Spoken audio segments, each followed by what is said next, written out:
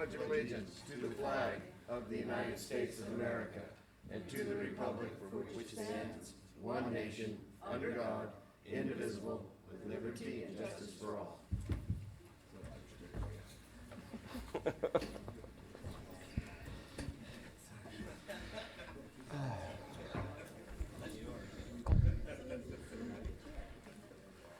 Good.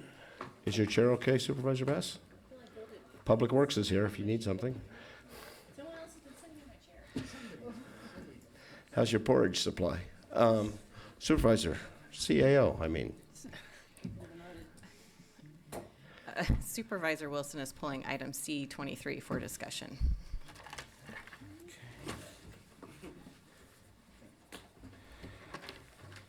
All right.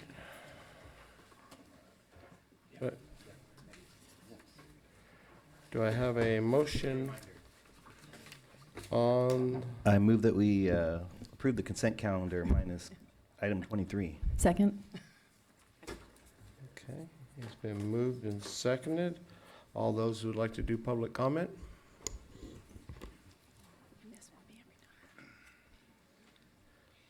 Ken Sawatsky, proclaim November 2019 as Adoption Awareness Month.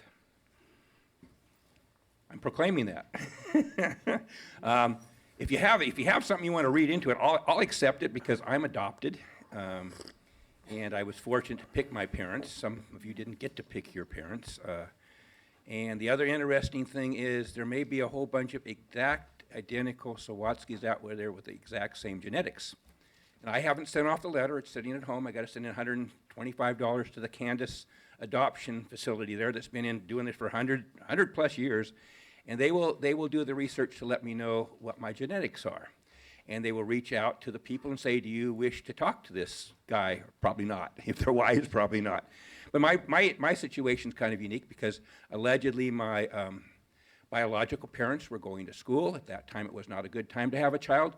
So they put me up for adoption. So they were, I believe, married. And so there's a very good chance that I have identical siblings, myself being the elder. So if I do, when I reach out, I'm going to probably bring them all here and line them up, and we'll speak one after each other at all these meetings. And I'm hoping I have 12 brothers and sisters. That's just payback, you know.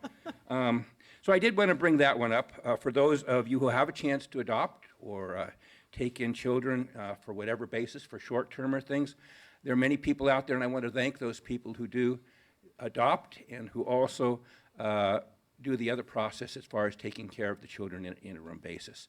Some of us turn out better than others, but it's something that our society, I think, owes these children a chance to live and a chance to be productive people. And I really want to appreciate many people. Some of them have 20 different kids during their life, you know, and they keep over and over and adopt some of them. So thank you for preserving us here. That's an important thing. So I also wanted to make mention here, there's something on Airbnb, and I'm not sure exactly what the repercussions of. I was at the meeting when that got removed, and I don't know if we're going to have. that item was pulled. But that item pulled, 22 is the one that was pulled. Okay, so I thought maybe 20 was. 22 plus 1, but. There we go. So well, anyway, I'll talk on that one a little while later. I guess I'll talk on, we have an annual truckers parade, and I don't know if you have a policy and procedure as far as different county things being used and those things. Not that I object to anything being used for these purposes, but if you have a policy and procedure and protocols for county equipment being used, I think that'd be a great thing. And then everybody knows what it is, and maybe you have it. Maybe I just haven't seen it in the 7 years I've been here. But all those things are important to all of us people. We like everybody to be treated the same, and I have no problem with good causes having access to county stuff if you all feel it's appropriate. Thank you. Great. Seeing no one else, I'll close public comment. And then I have, oh, wait. These are, Public comment? this is for the consent calendar. Wow, I got you guys excited quick. With that, I am going to close public comment, and Supervisor Madrone. Thank you, Mr. Chair. Yeah, I too appreciate this Adoption Awareness Month and want to encourage people in our community to consider adoption. I was adopted as a young boy, and my two daughters have adopted 3 foster kids each, so we've got 6 adopted foster kids in our family, and it's a joy. You know, it's a lot of work, but there are a lot of kids out there that need parents, so I encourage us to put the word out and try and step up and help out in the community. So, thank you. Okay. And with that, I will read, I have a proclamation for Adoption Awareness Month, and I don't know who's here from Department of Health and Human Services or the Arcata Regional Adoption. Is there anybody here to accept this? Okay. Come on up if you're here for this. Great. Thank you, guys.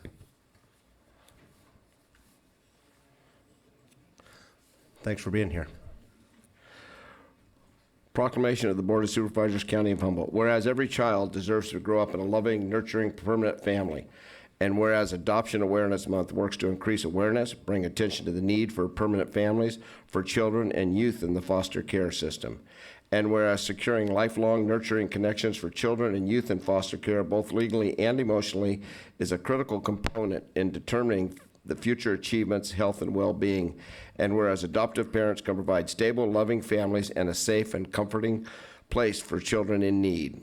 Whereas the Humboldt County Department of Health and Human Services, the Arcata Regional Adoption Office of the California Department of Social Services, and Adoption Horizons, through their collaboration, acknowledge and place great importance in keeping adopted children with their siblings whenever possible and on keeping them connected to their birth family, community, tribes, and culture. And whereas DHHS, in partnership with federally recognized tribes, welcome the incorporation of cultural responsiveness and local tribal values when facilitating tribal customary adoptions. Whereas approximately 405 Humboldt County children and youth are currently placed in foster care, and many of those children will need permanent adoptive homes, research shows improved outcomes for children provided with the stability and permanency that adoption can offer. And whereas DHHS has critical need for homes for children in foster care system, including adoptive and permanent caregivers willing to support sibling groups, older children, and teens. And whereas DHHS, CDSS, and Adoption Horizons partner to provide ongoing assistance and support both families who are willing to adopt children and families who have completed adoption by providing these families with guidance and education and support. Now, therefore, it be resolved that the Humboldt County Board of Supervisors hereby recognize November 2019 as Adoption Awareness Month and urges its citizens to celebrate and support the diversity, richness of our adoptive families who provide these children a place to call home.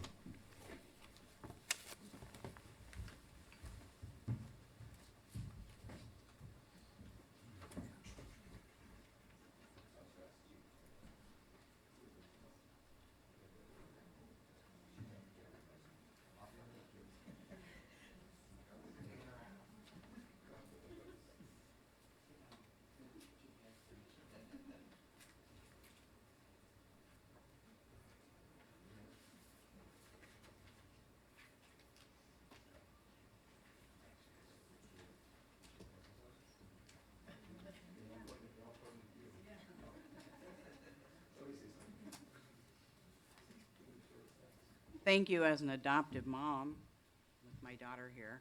Thank you for this recognition, and thank you for reading out loud today. Thanks for being here.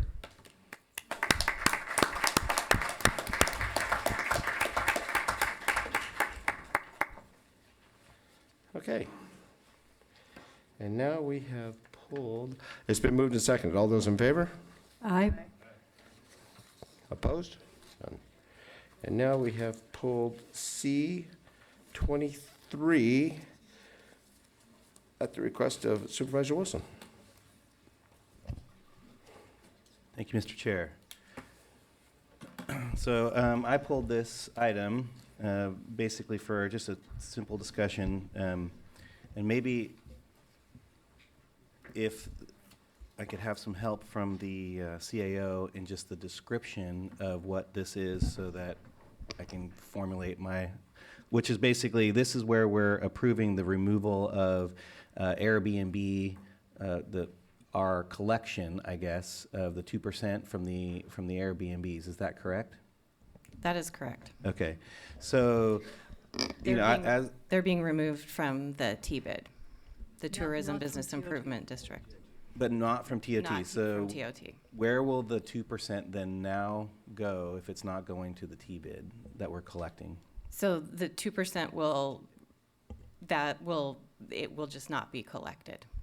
That's what I was getting at. So we're not collecting the 2% anymore for that. And from that, I would like to basically open up the conversation, or at least throw out the concept. If we're not collecting the 2% anymore from Airbnb for the T-bid, I think it would be a good time in the near future that we discuss reinstating that 2%, but maybe consider putting that towards our affordable housing fund. Because Airbnb and short-term rentals do have an impact on our housing stock and what's available, and we do have a need for a consistent flow for revenue for the Affordable Housing Fund, and this, I think, is a good place to do that. We wouldn't be the first community to do this or consider it, and so I'm asking the board if they would consider a proposal like that coming back to us, so that we have, because right now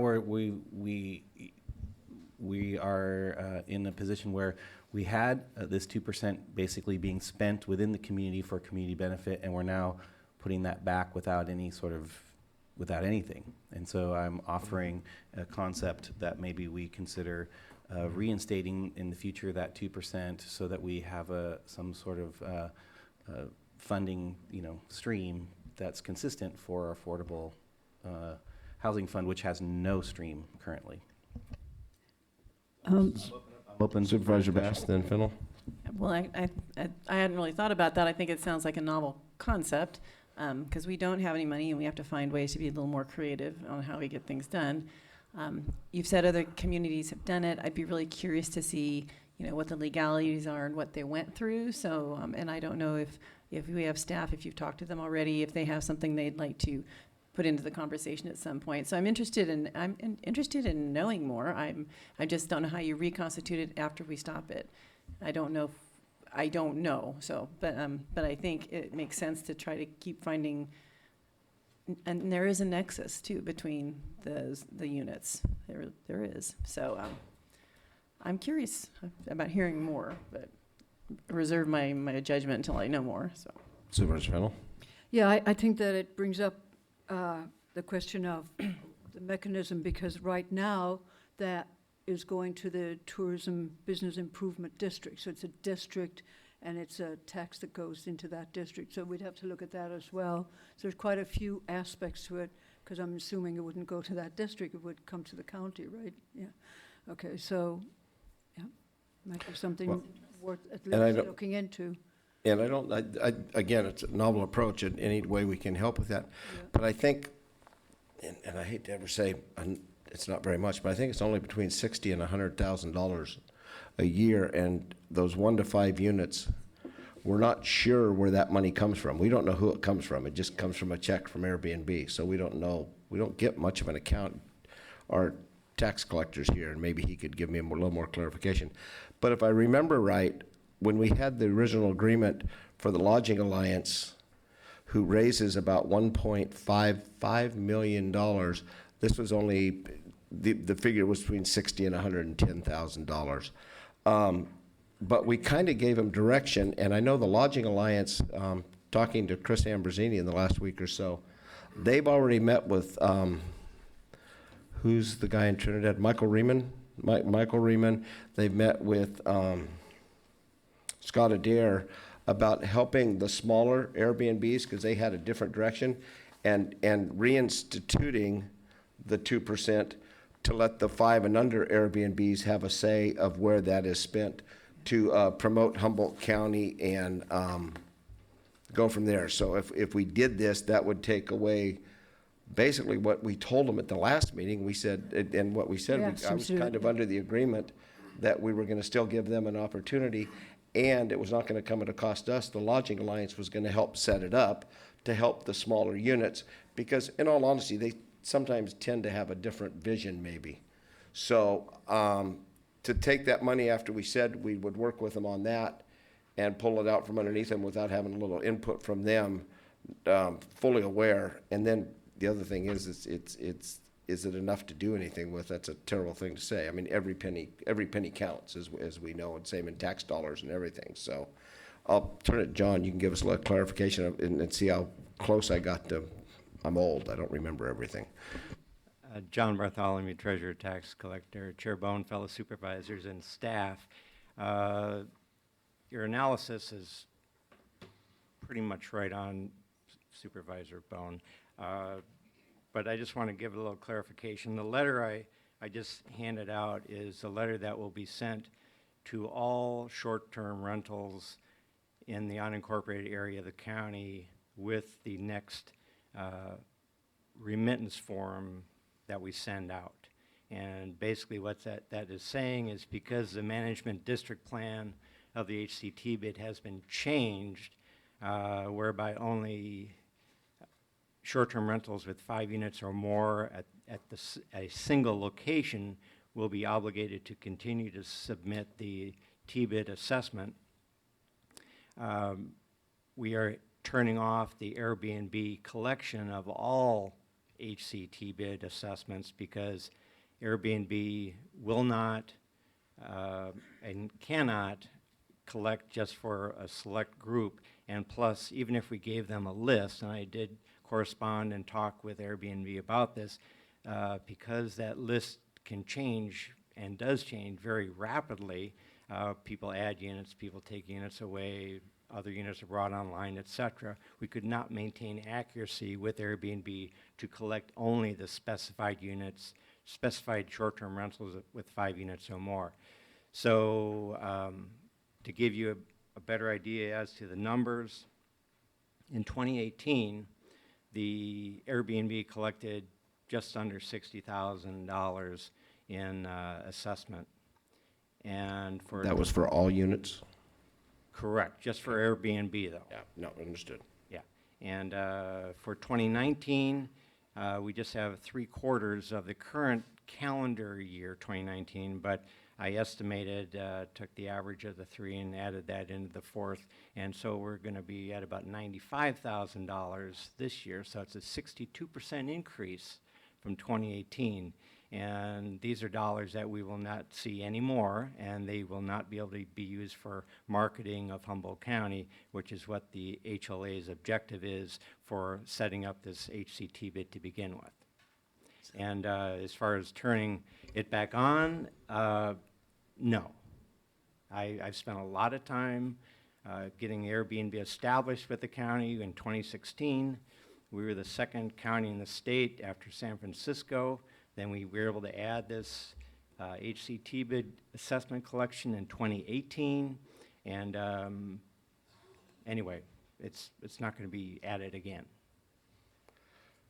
Let me get this straight, what you're saying. So you're saying if we turn this off, we're not turning it back on, there will be no collections from Airbnb into the future from any Airbnbs? For the HCT bid assessment, because they cannot determine the data is correct when you have separate types of requirements for different short-term rentals. 5 units or more continue to pay the assessment. 4 units or less are no longer obligated to do so. So Airbnb cannot reconcile data to split those different types of short-term rentals from each other. And, excuse me, and we have no idea, who has 5 units or more or 5 units or less, right? Well, we have a significant idea of that because we have all the hoteliers and we know which rentals have more than 5 units at the single location, and we could do the research to figure that out. Okay, so and my clarification, so if our estimate is 95,000 this year, this also includes the Airbnb that rent to the hotels and motels that advertise on Airbnb also, right? It is all the T-bid assessment collected by Airbnb. I do not know whether it's for units with 5 or more units at a single location or 40 units or less. hoteliers typically do not use Airbnb to the same degree that if you'll forget the But they forget the use term, it. mom and pop type rentals, because they advertise on their own, they work through, the hotel, Their franchise agreement, et whatever. cetera, et cetera. What total do we get from Airbnb on our TOT tax? TOT tax, 600,000? it's in that range this year. I estimate it'll probably be about a little over 500,000 this year. Okay. For TOT. Supervisor Fennell, then Madrone. Yeah, so two things that, Chair Bohn, you are correct. At our last meeting, when we were making this decision, we encouraged Airbnb to get together to see if they can form their own group. And we actually asked them to, I think, come back in 3 months. So maybe what we want to do is see what happens with that and see if they're successful in that endeavor. And at that point, make a decision as to whether or not we want to create a separate tax that would go to help the homeless. And Mr. Bartholomew is saying, no, Airbnb is not going to help. Well, again, they cannot Why not? parse their data. Well, I can, And right now, the short-term rentals that they help facilitate their rentals through are not required to say whether they have 4 units or 5 units more at a single location. And that is not data that Airbnb is going to go out specifically for Humboldt County to try to collect and then maintain and manage over time for accuracy. Supervisor Madrone. Thank you, Mr. Chair. The timing of the remittance forms, do those go out monthly, quarterly? How's that work? It's a quarterly requirement, so every quarter we send out those remittance forms. And we've made changes to the remittance form also, and trying to be as explicit as possible to show that the 5-unit and more group still need to collect those assessments. Right. And if their rents are facilitated through Airbnb, then they are obligated separately to submit that HCT bid directly to our department and not through Airbnb, and that is laid out in that letter that I gave you. And so the timing on that remittance form right now would be to go out soon, December? It's going to go out in the next week. In the next week. That would be the normal timing on that. Correct. Yeah, I like what Supervisor Wilson is suggesting, and others seem to be interested in, will Airbnb come back to us? What might be a good way to utilize these funds? I think if we also look at it from the point of view of the Airbnbs, part of why they started doing this voluntary collection of tax was because they were working outside the bounds of what everybody else had done before. It's kind of like Uber and Lyft, these new systems that have been created outside of our traditional hoteling and things like that. So, I've heard often that they want to be responsible players in this industry, and therefore they voluntarily stepped up to tax themselves and provide this. So I'd like to see them be able to continue to do that, and I'd like to... Excuse me, Supervisor Madrone, they did not voluntarily. Oh, they did step- not? No. I thought it was a voluntary tax, that's what we're calling it. Well, it is a tax, but Airbnb was not going to collect it on behalf of their hosts until we pressured them. We actually sent them a letter in 2015 to Brian Chesky, the president of Airbnb, and we did not get any response until we sent a letter that was legally going to challenge what they were doing. Yeah. And is this true in every county across the whole country, or is it just here, or a few places, or where they pay in? Well, I don't know the numbers anymore, but when we were the 8th or 9th jurisdiction to get this agreement set up with Airbnb. And when I started corresponding with them, they said there's roughly 5,000 jurisdictions across the U.S. only that they are potentially dealing with. Wow, okay, so it's not everywhere. No, and just historically, because John and I worked on this actually started with a B&B operator that was holding her TOT tax because she thought she would eventually have to pay it because a friend of hers had one in San Francisco who was the first county. And then we found out how they did it, and there was no, it wasn't voluntary, but Okay. they are getting the rewards of our advertising in our area and creating. So it's worked out pretty well.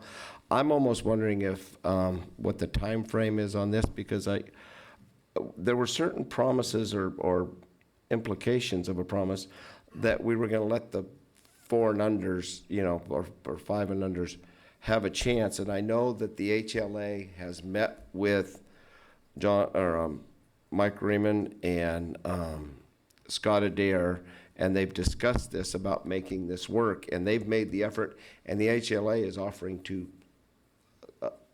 with no cost to any of us, to make that happen. So they will be able to advocate, spend that money locally on marketing and everything else. So I would hate to, if you're not going to go, if you don't want to go back through the effort of starting it back up, and Airbnb does not want us back. I mean, anytime Airbnb, they're going to be really happy. They don't want us to begin with. So if could we just put this off till we know exactly, or are they going to say, no, we don't have the wherewithal or the time to do it, and then revisit this? And if I might just interject, I should not say never regarding Airbnb collecting.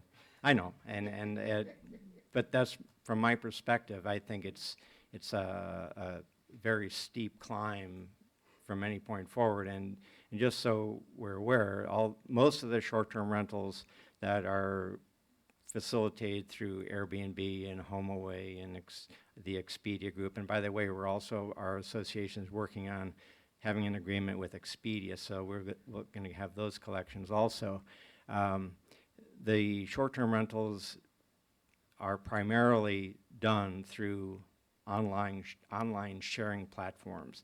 So whether the 4-unit or less group is able to establish a tourism business improvement district or not in Humboldt County, I think that the lion's share of revenue that would be collected would need to go through these online sharing platforms. And if that is no longer available, I don't really have high prospects for a significant revenue stream going to the 4-unit or less group for their marketing purposes.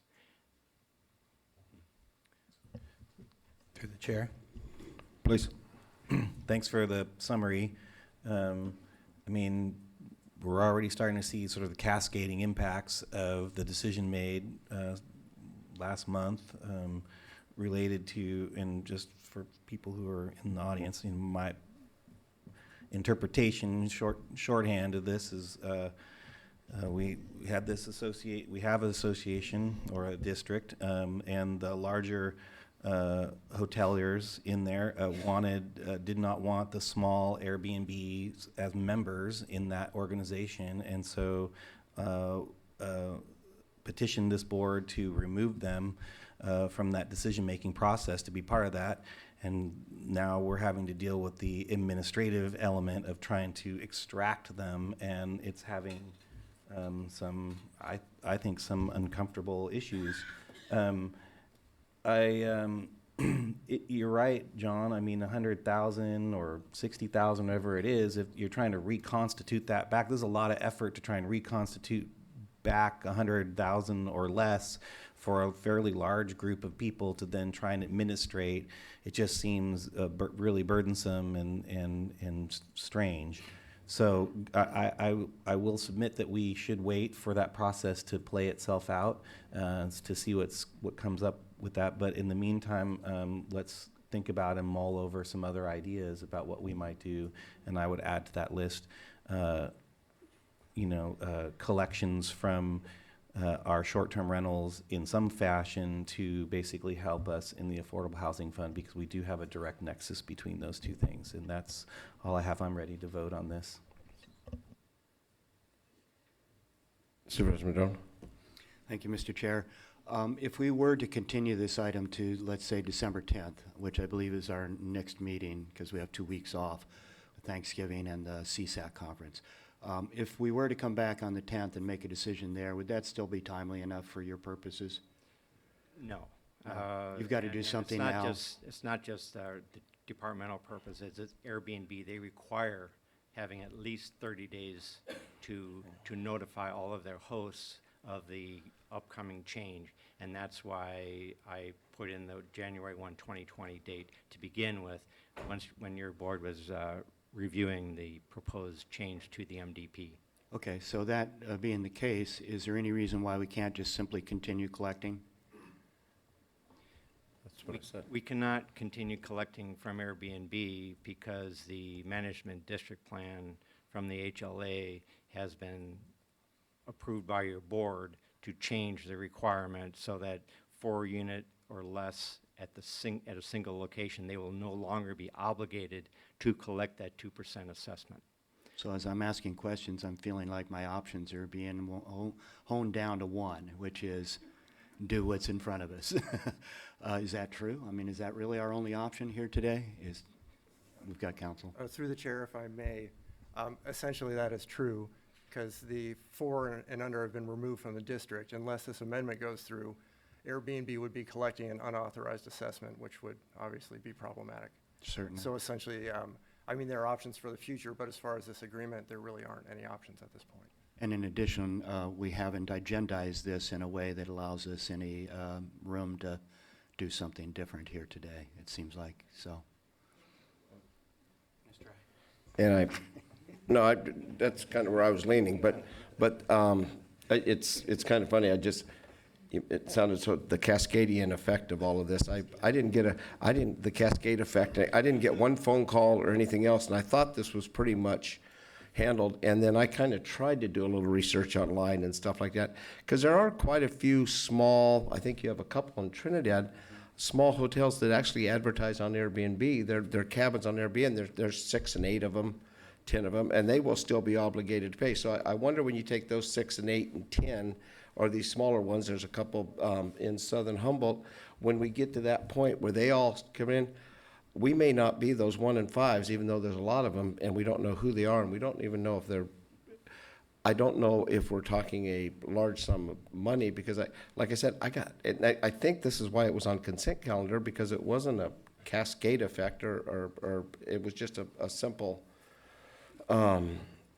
filling in and finishing out of our meeting originally with the agreement. Now, I would guess the HLA is still working with the smaller ones to help them, but I think, if I remember right, if I hear right, that the larger units have professional advertising. They've got some ideas, and it was easier if they went, I understood, promoting like they do, and they've been doing a pretty good job. So I don't know. I don't know how much we're talking about here. When you take all the other ones out, because the numbers from 60 to 100, and then take out the over 5s and. Well, if I may chime in, the HCT bid collection was just initiated by Airbnb as of April 1st of 2018.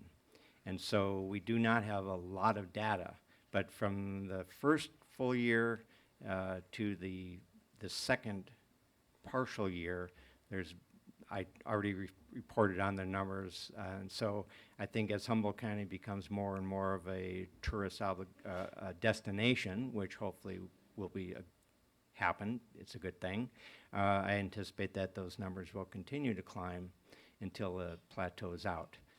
So again, whatever your board decides is fine by me, and I will implement it, and this agenda item before you today is just to allow me to do my job and to get the assessments collected by only the required group of 5 units or more at a single location going forward.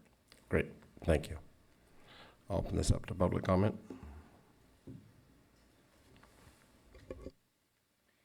I hope the audience thought this was entertaining. This is what I put up with every single Tuesday.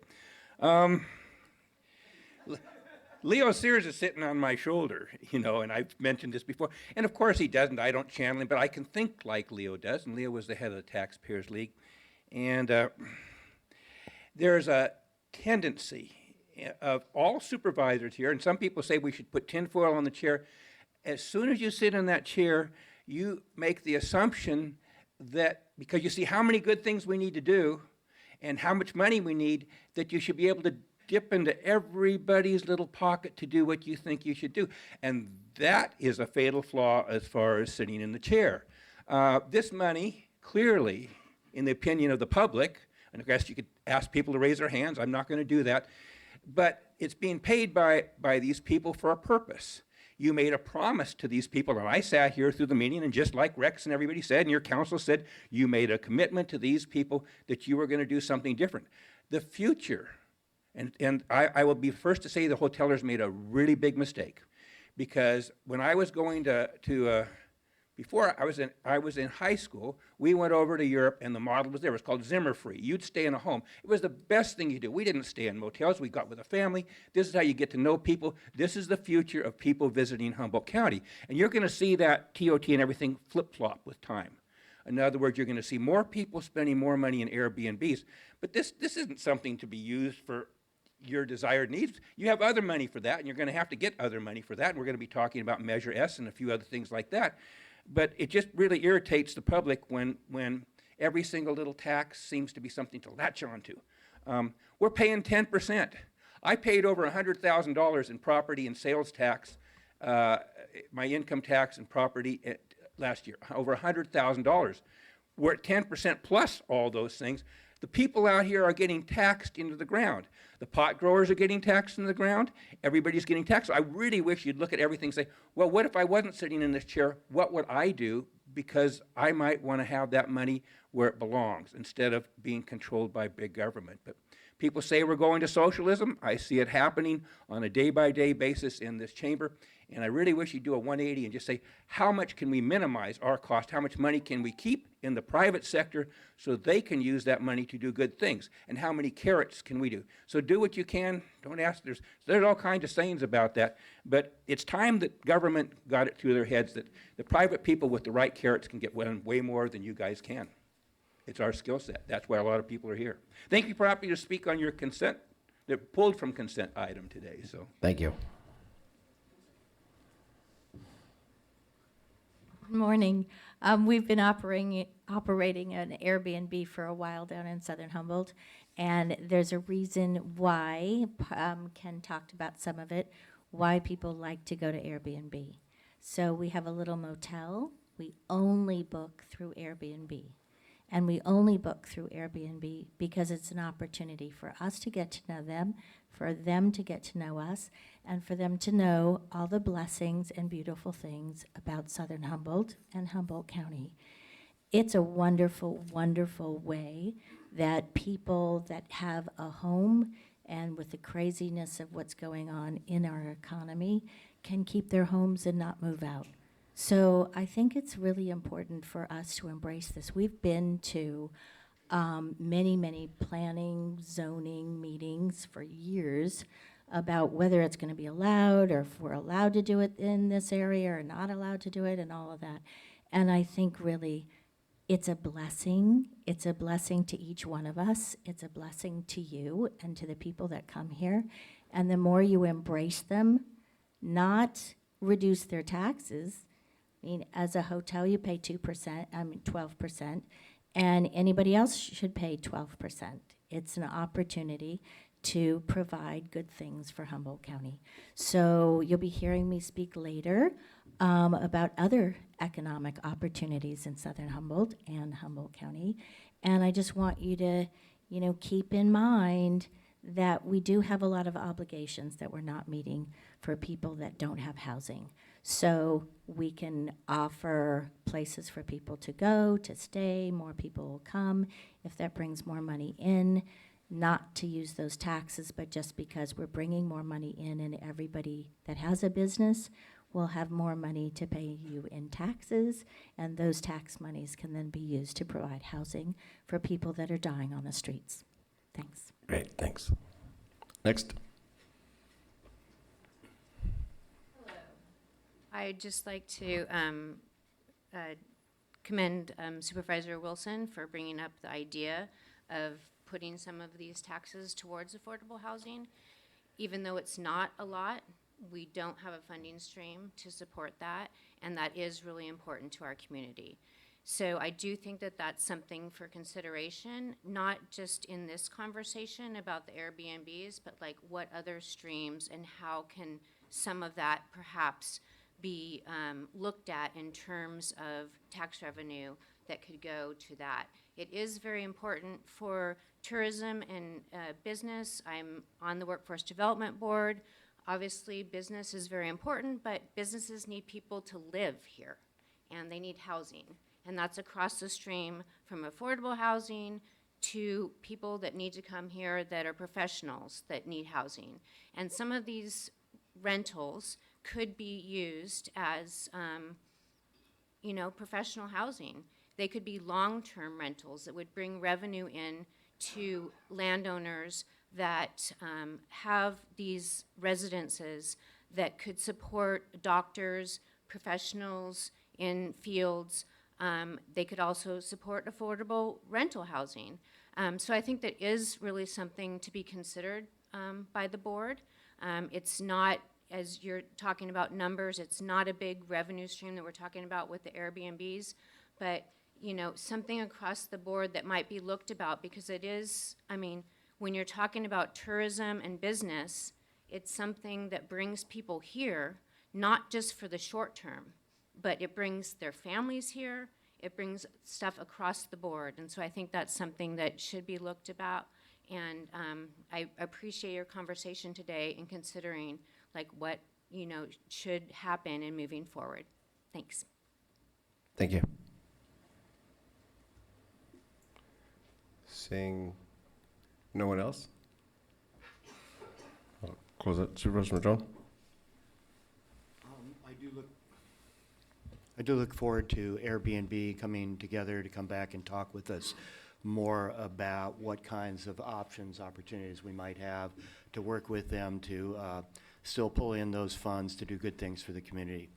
But aside from that, I will move that we approve and authorize the chair of the board to execute a second amendment to the voluntary collection agreement with Airbnb Incorporated to stop the collection of Humboldt County Tourism Business Improvement District assessments.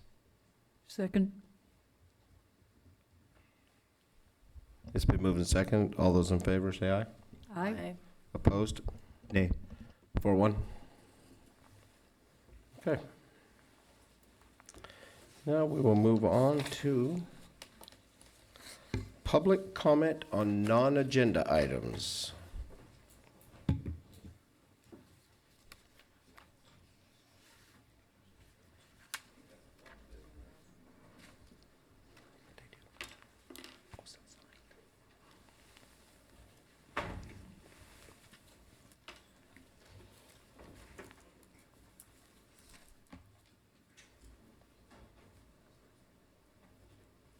Sorry. Okay. First speaker, Barbara Kennedy.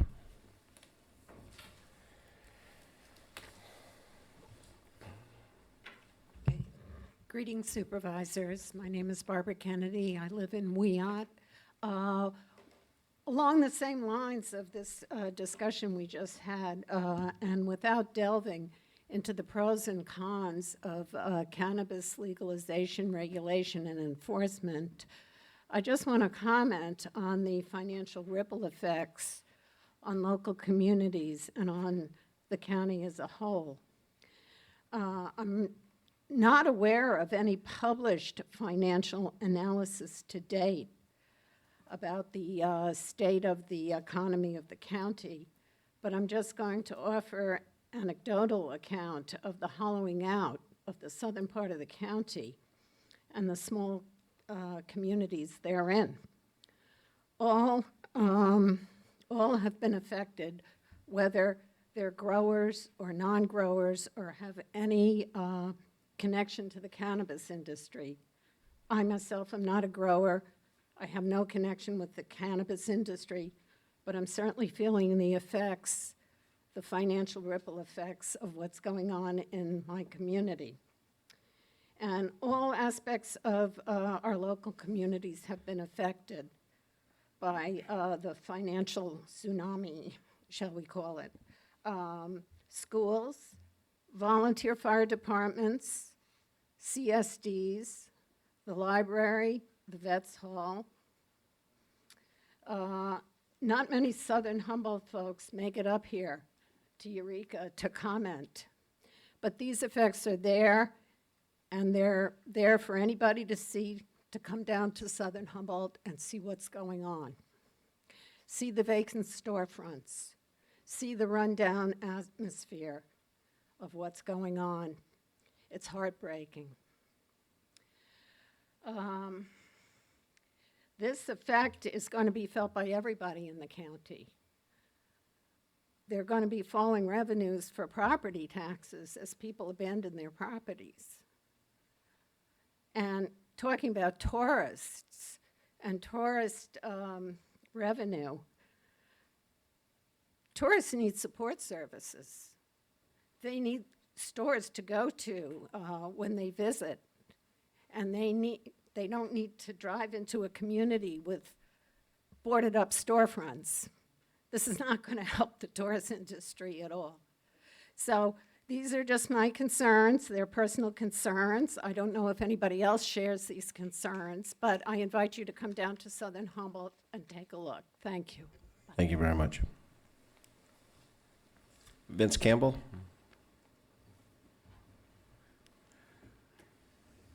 Thank you, Rex.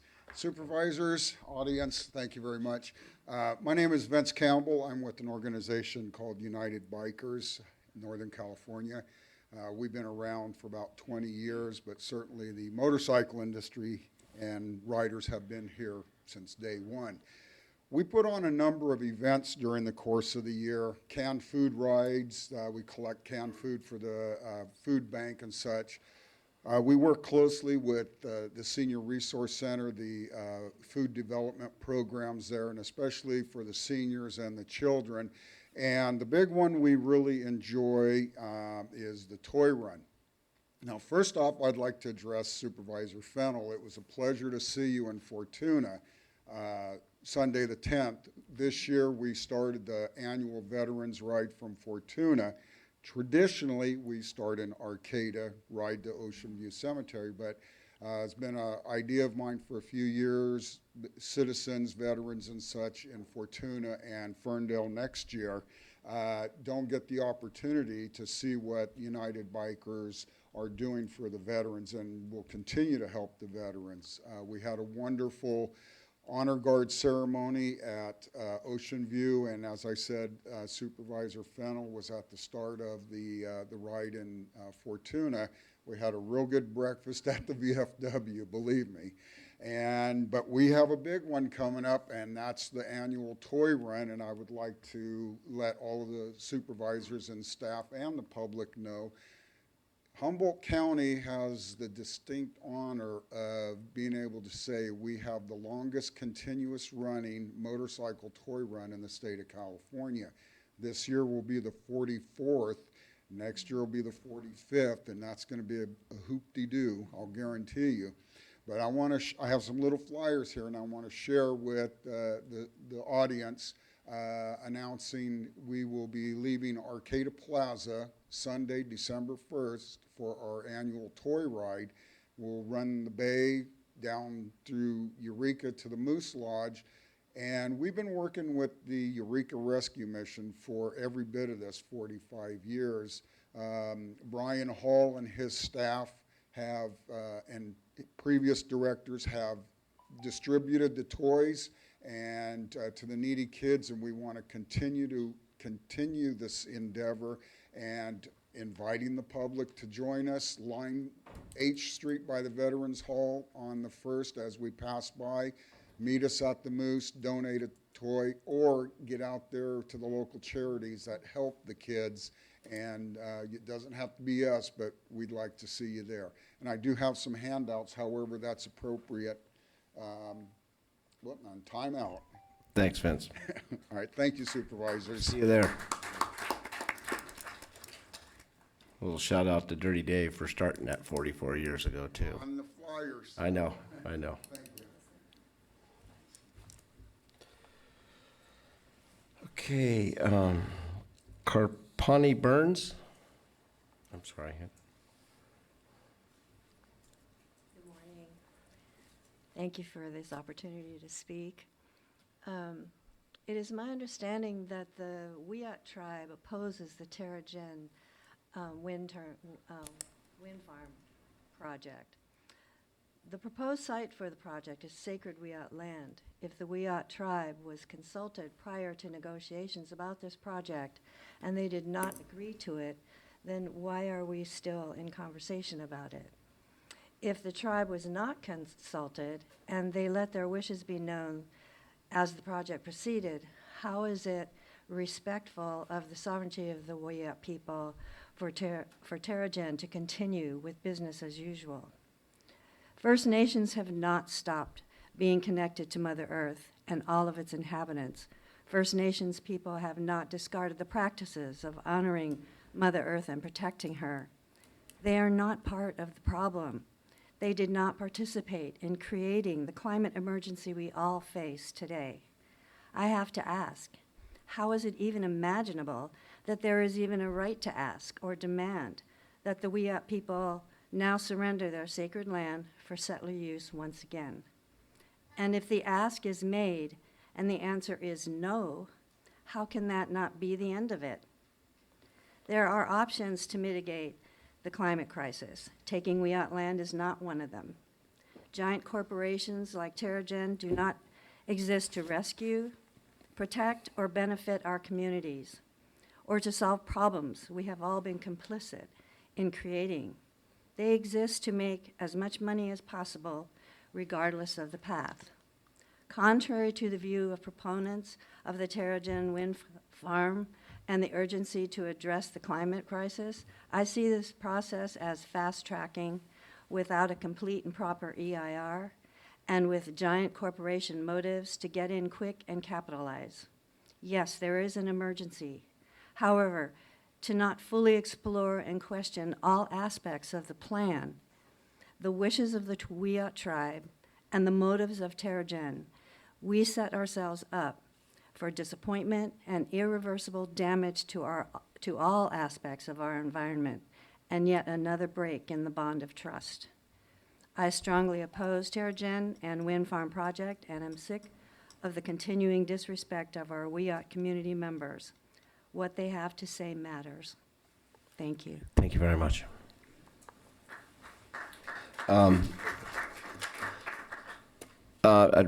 We need to avoid the applause, so all speakers will have the same courtesy to speak. Cynthia Savage?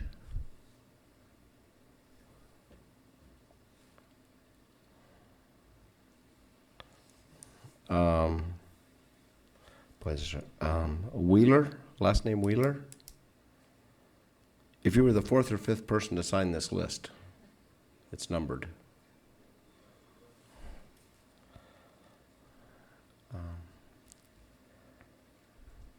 Last name Kramer, number 6? Gone? Decline? Okay, thank you. Number 7, Sean DeVries.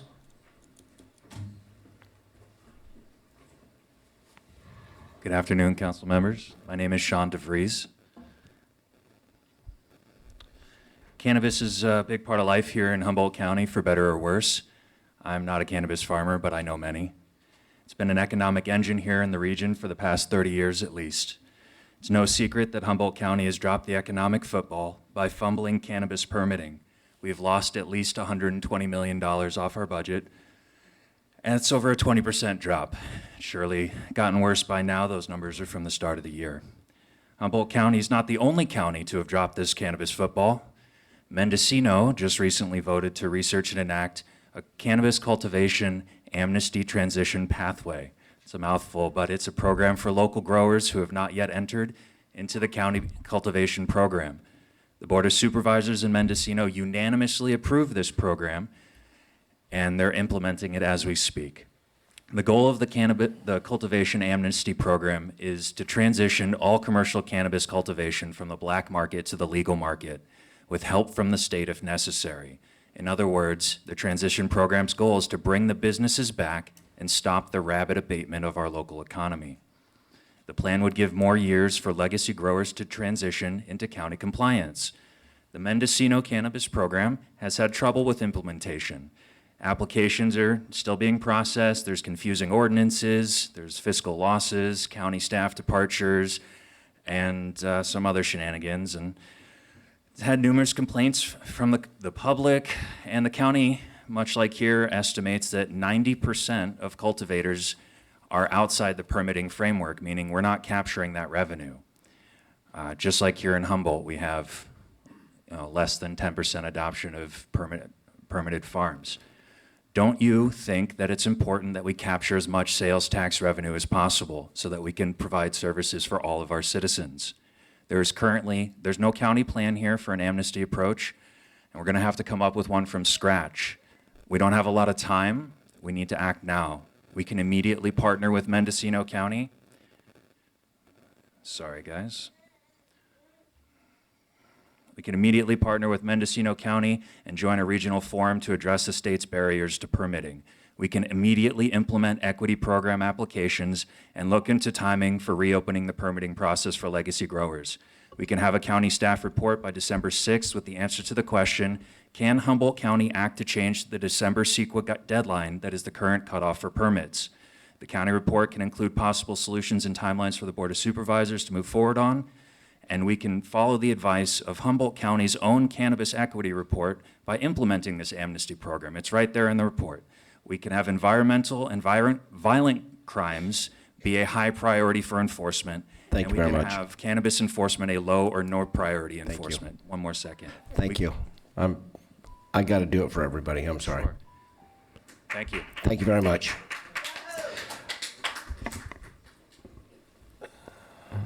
Patricia Lai?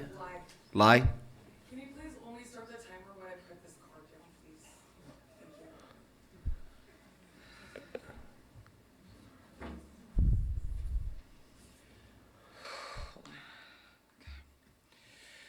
Thank you. IAQUI Supervisors, Patricia Lai. This message is dedicated to OG Doug Fur. OG cannabis farmers, get up, stand up for your right. Get up, stand up, cannabis farming is our right.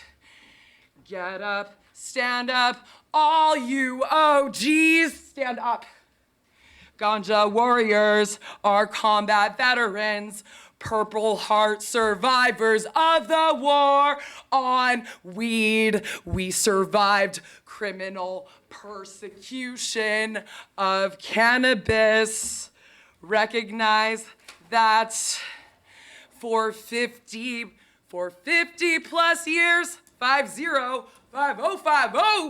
Humboldt farmers been up on the hill, growing the best ganja girls to spread one love all across the world. We believed and our day has finally come. One love, one life, one world, just one. That's why we're here to get up, stand up for our grandfathered firstborn patent OG cannabis business and farming rights. Humboldt's government and policemen, your actions show thinking way too small, 'cause this be a worldwide plan. It's been 4 legal years of unjust taxation with 0 representation. Quit wasting our time and our money. Time's up, stop the insanity. It's our turn now, 'cause weed is free. All Humboldt County growers, get up, stand up for your rights. First place, number 1 in the cannabis industry is our right. We earned the title. Thank you. Please. Moment of silence for the fallen. Meg Stofsky, please. Meg Stofsky.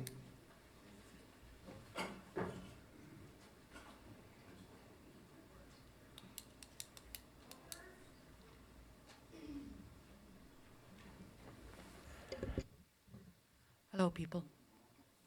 My name is Meg Stofsky, and I live in Eureka on Wiyot territory. I'm here today to voice solidarity with the Wiyot tribe against Terragen Humboldt Wind Energy project on the particular site that has been proposed. I'm here to ask the Board of Supervisors to vote no when it comes before you. I urge you to study the final review and read and listen to media coverage of the discussions and meetings.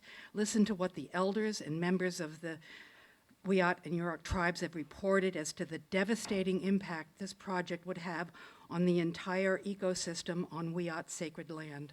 Numerous scientists have testified that the research is woefully inadequate and incomplete. California Fish and Wildlife rated it as a 4, number 4, totally inappropriate for the site.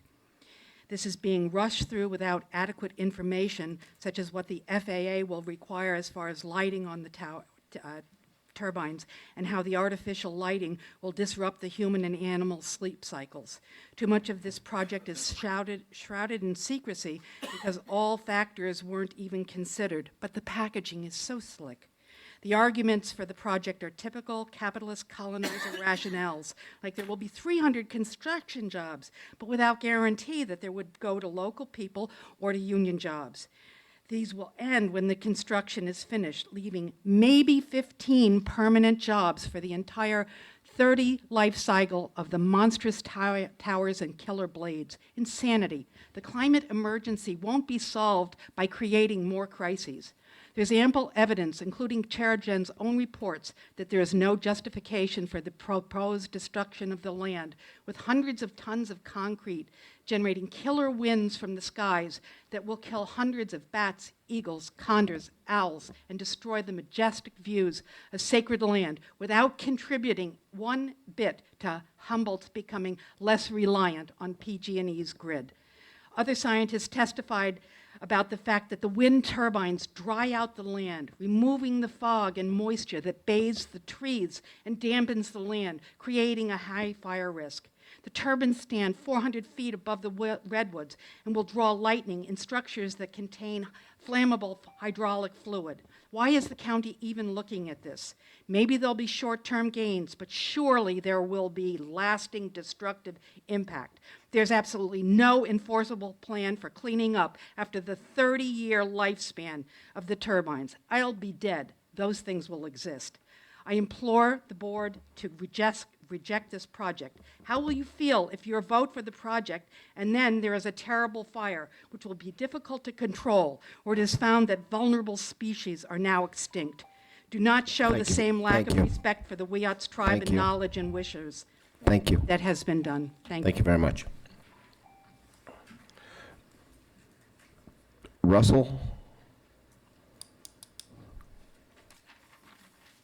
Dottie, okay.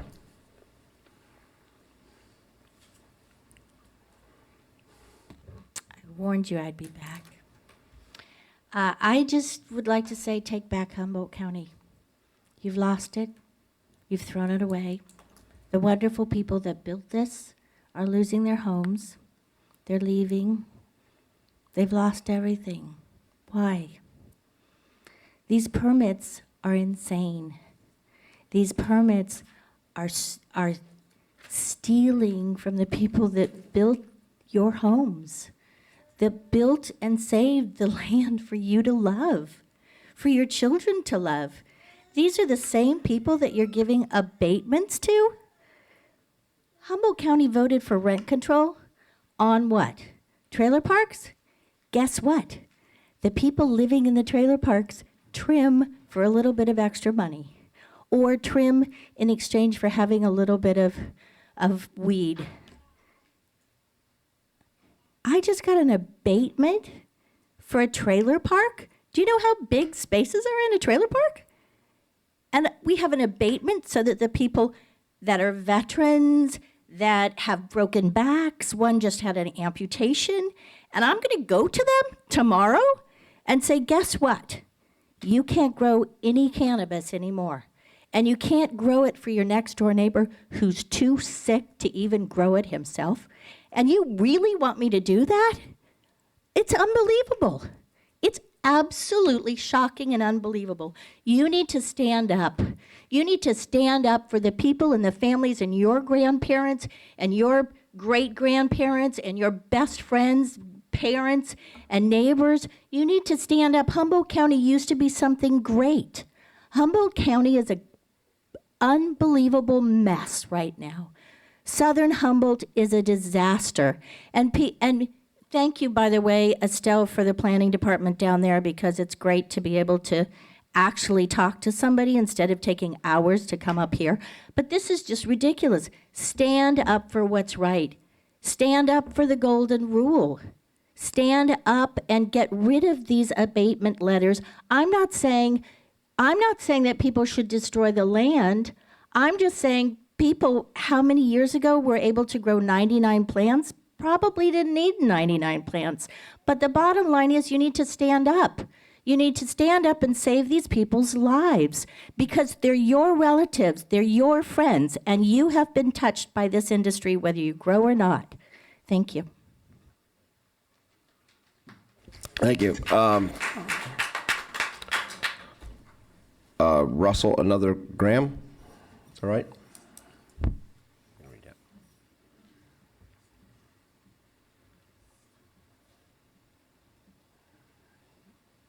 Good morning. I'm Graham Russell from Miranda, Southern Humboldt. Dottie just covered a lot of what I was going to say, but I wanted to explain our confusion as to getting a abatement letter or a pre-abatement letter, whatever we call it these days, on our trailer park.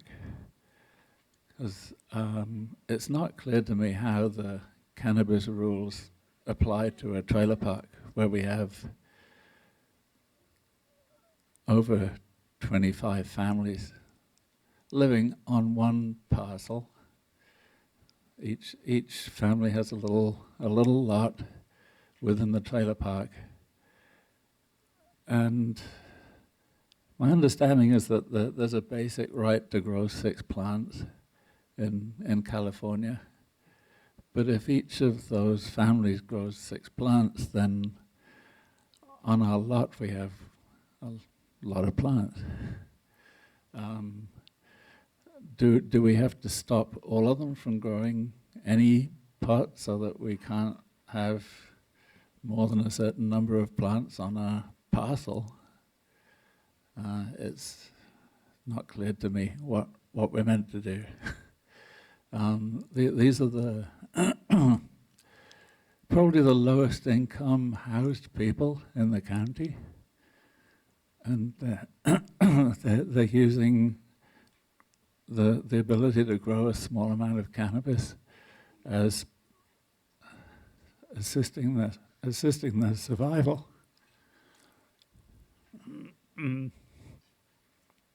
I don't think it's your intention to contribute yet more to the housing problem by having these people not be able to rent spaces in a trailer park. Anyway, that's all I have to say. Thank you. Vega? Hi. Hi. What is your first name? Shakti. Shakti. I was going to say shaky, but I knew it wasn't shaky, so okay. Maybe a little bit. I'm just here to speak on behalf of folks that can't be here. I'm from Southern Humboldt as well. It's quite a drive and early.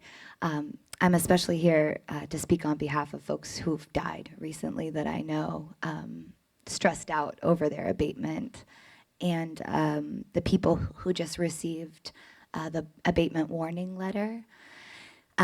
This abatement program is only necessary because the permit process is so expensive and impossible to navigate for your average person. Almost every farmer I know would get a permit if it were accessible to them. I've done extensive research on this topic. Public records or whatever they're called, information requests, that's right. I found that only 4% of permits were for people with 3,000 square feet or less in this county. As far as I'm aware, this whole culture was built on people who had a few plants out back and supported their families and grew their food. I tried to permit my greenhouse for vegetables and fruit only. I was told by the planning and building department that that would be thousands of dollars. I'm a health nut. I only eat organic food, and I want my son to eat only organic food, and I can't grow food in the winter now because my greenhouse is so expensive to permit. It's teeny. Also, the schools here, there's a school in my community that had 30 to 40 students, and it's completely closed its doors because Salmon Creek was wiped out with abatements last year, and families can't afford to live there anymore. There's not a single child group that I can find in Southern Humboldt because families are fleeing. I feel nervous to stay living there because there's no future. The future feels like one that's hopeless and dangerous, really, because these policies, the permit process, and these policies with abatements are widespread. Even if you don't grow cannabis, the violence is increasing, the stress.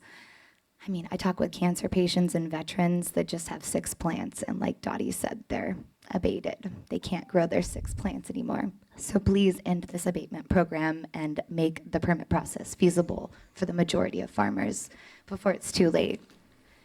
Okay, thank you.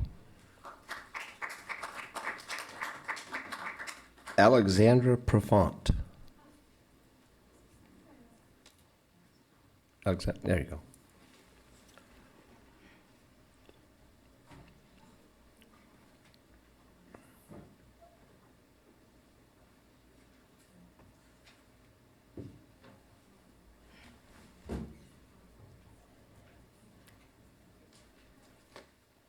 Thank you.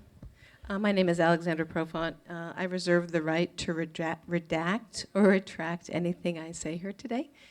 I don't know if you guys are getting tired of seeing me. I wish I didn't have to keep coming here to try to explain to you everything that's going on, because it would take me a lot longer than 3 minutes, which is actually one of the first things I'd like to actually ask about. Is I would like to actually get an agenda item set on behalf of addressing a lot of these issues, which just for everyone's general public knowledge and information, a lot of this would be addressed under Section 106 Historic Resources Surveys about land use and planning, which John Ford is not upholding.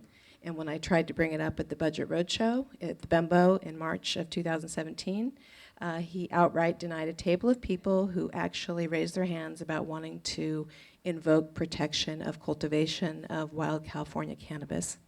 So aside from that, I'm also here to let you know that our right to possession of both of our properties on Wilder Ridge and at 367 Shaw Avenue in Ferndale, our rights, which are constitutional under Section 1, Article 1 of the Declaration of Rights, have been invoked in front of the City Council of Ferndale with this body of government, with the sheriff, as well as in court under a filing in a civil case, DR 150158.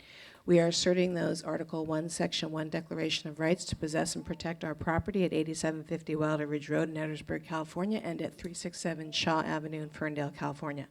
Those constitutional rights have been skipped over, wherein the sheriffs have alleged that the title is actually taking a precedent over our right to possess and protect our property. In California law, there is settled law that says equity abhors forfeitures. The settled law that backs that up is Diluso versus Bohn, 1969, 71 C2D 484 78 CR 707, as well as Carp versus Margolis, 1958, 159 California 2D 69323 P2D 557. Those are the two cases that command that Article 1, Section 1, and an owner's vesting in equity take precedent over the police's unlawful use and help for alleged new owners to perpetrate a self-help eviction. Furthermore, at both of our properties, we had an order, which I'm serving you today, SEC versus Option 1. The case that's filed in Humboldt County right now is Profons versus Option 1. On the second page of this order, it states, it is hereby ordered, adjudged, and decreed the defendant and agents, servants, employees, attorneys, and all persons in active concert or participation with them who receive actual notice of this final judgment by personal service or otherwise are permanently restrained and enjoined from violating sections of the Securities Act. Thank you very much. I'm going to give this to your clerk. That'd be great.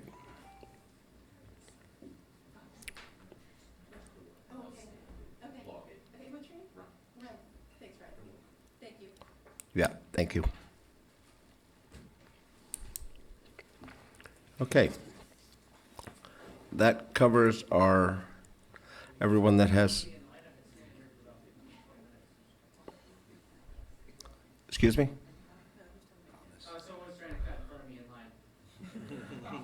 It happens to me at the ice cream shop all the time. Please step up in an orderly fashion, please. Good morning. Thomas Mulder, CEO of Humboldt Redwood Healing, also an active community member, and also a licensed contractor. So I'm going to start my 3 minutes. I'm here to talk to you about a couple of different agenda items later on. But as a licensed contractor, illegal water diversion. Humboldt County has done a lot of things to fight illegal water diversion. They're trying to protect our environment, especially with cannabis. Right now, or actually just last week, there's video evidence of the Director of Public Works authorizing water to be used in a Humboldt County water truck that wasn't roadworthy, that comes from an unmetered fire hydrant in Garberville, California. That water comes directly from the Eel River. Right now, the Eel River is kind of down in the flow. Right across the river, there's some great rainwater catchment services where the county could purchase water that was properly harvested and stored in the rainy season and wouldn't be taking water out of our Eel River. I know that there was water needed for construction on the old Bryceland Road, although that was not an emergency construction project, that portion of it. As a licensed contractor, if I was taking water illegally diverting from the Eel River, I would be in jail right now. I wouldn't be able to come forward and speak to you. So I want the county to hold itself to the same standards it holds everyone in this community to. Another portion, I know the Bryceland Road is a touchy subject, worried about the road being closed down, all those kind of things, but with the proposed plan in place where they're digging that culvert out and they're gonna pour concrete in there, everybody who's dealing with LSAs right now, cannabis related, they have to remove all concrete from waterways, especially that concrete's right down there near Redwood Creek, so that's a salmon spawning habitat. So I don't see how we're changing the rules when it comes to government officials. Also, with the plastic liner in there, I personally removed culverts that were totally fine on my property. They were put in a logging practice in 2001 before I owned it. Because they weren't metal, I had to change them out. And actually, the biologist from DFW said it was more environmentally degrading to change those culverts than to leave them in. But I was forced to change them and put in metal. So if the county can use plastic inserts that's fire hazard, I just want the county to think about holding itself to the same standards. It's unfortunate that Mr. Mattson left the room first. It'd be good for him to hear that. It would be great for him to be held to the same standards every single community member here in this county is held to. Thank you for the time. Great, thank you very much. Again, Swatsky, I want to apologize if Mr. Mulder saw me moving forward, because if nobody moves up here, Rex says we're closed and I don't get to speak. So I had a good conversation the other day with Roy O'Connor, and Roy and I agree on something. We both ate at OH Bass's with Virginia there, and we both ate the end cut of the prime rib and the onion rings. And Roy basically gave me the name of somebody. His name is Charles Reed. He's with the Water Board, and he's the one who will have the determination made what's going to happen with Terrigen's water on that site. So hopefully that will be forthcoming. Leo Sears sits on my shoulder today. This is one of the last things Leo did when he wrote this, as far as politically involved, and he wrote it with me. He was dressed in his underwear at the time, and we were working at the computer for about 2 or 3 hours to get this out. It's the argument against Measure S, which is the cannabis tax. This tax goes in the county's general fund with no sunset and is sure to be spent on other categories, including ongoing raises for the supervisors and all the county's staff. There are no provisions for sharing of funds with the cities or other entities impacted by marijuana cannabis. It should have said there are no provisions for sharing it with the growers themselves. That didn't get in there. I apologize. This tax is untimely and should parallel state marijuana tax measures when enacted, and there is no provision for citizen oversight, as has become standard practices for such measures. My understanding there's supposed to be ongoing audits. I've never seen a report out of an audit on how that tax has been done. Maybe I missed it. The tax falls on the backs of a small minority of marijuana farmers that are willing to comply, not the estimated 12,000 black market growers, and actually encourages mega growers. These were the words of Leo Sears. And I don't channel Leo, but I can think like Leo. And that's, people say, well, is that a skill? Of course it's a skill. If you can think like someone, you can work with them and get along with them and deal with situations. This is angst. This is currently in litigation. We're going to talk about this a little bit later during the meeting. I believe there's some major changes being done, and I will be putting on my taxpayer's hat at that time. You can't change the initiative. This should go back to the public. This should be repealed. If you have something better to bring forward, bring it forward. The voters put this enacted this particular measure. Some of them regret it now, I believe, and it's time to fix it, to change it, but take it to the voters, repeal and replace. You don't lose anything by attempting to, and that's your job to do. It's not the voters' thing to repeal this. I mean, it's not for me to get all these people to sign on who want to get rid of that tax. It's your job to bring that back to the voters. I hope you'll do so in a timely manner. Thank you for my opportunity to speak today. Great, thank you. Next. Sure.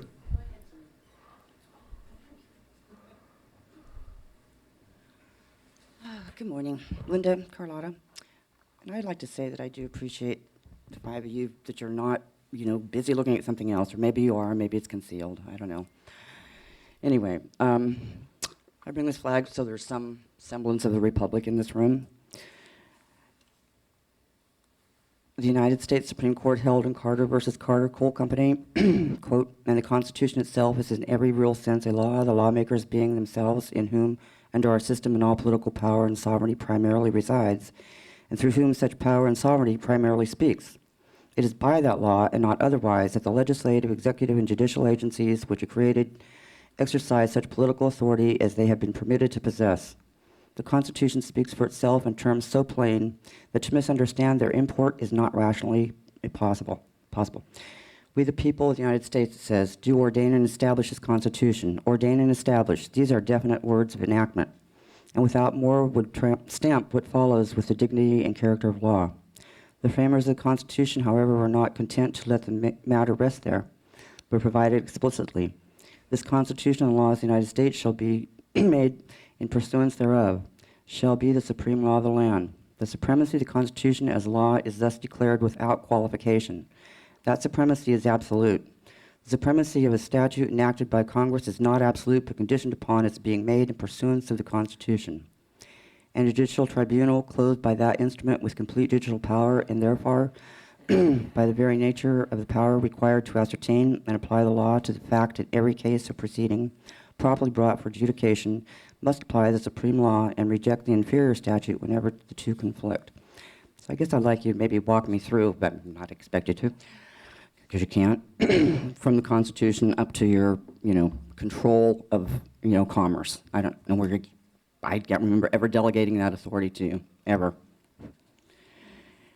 And, these are Supreme Court case decisions. Marbury versus Madison, all laws which are repugnant to the Constitution are null and void. Miranda versus Arizona, where rights secured by the Constitution are involved, there can be no rulemaking legislation which would abrogate them. Norton versus Shelby County, an unconstitutional act is not law, it confers no rights, it imposes no duties, affords no protection, and creates no office, is in legal contemplation as an operative as though it had never been passed. Murdoch versus Pennsylvania, no state can convert a right into a privilege, issue a license, and charge a fee. You guys are just so, disconnected from the whole scene. No citizen can be punished for exercising a right. Shuttlesworth versus Birmingham. Owen versus City of Independence, the court held that a municipality has no immunity from liability under Title 42 USA Section 1983, flowing from its constitutional violations, may not assert the good faith of its officers Thank as you. a defense to such Thank you. liability. You're welcome. If you want to Appreciate go it. for Amendment 1 violation, you've violated all the other ones. Okay. Hi. Yes? Yes, I just have a real short thing to say. Okay. My name is Michelle Perkins, and I'm from Southern Humboldt. And I want to say thank you for coming today, and thank you for trying to help us. Right now, however, in Southern Humboldt, you're killing us. You're killing us. And my friends, there's too much tax. It's impossible to get a license. You're hurting people that I've lived with for 30 years. My husband loved the herb. He loved it, and he wanted it legal. I guarantee you that we would have lost our house by now because he wasn't very good at making money. And it seems to me that the only people who are allowed to grow anymore are wealthy people. I wish they would leave a little space for the people who clean out their toilets. Thank you for your time. Thank you. Please.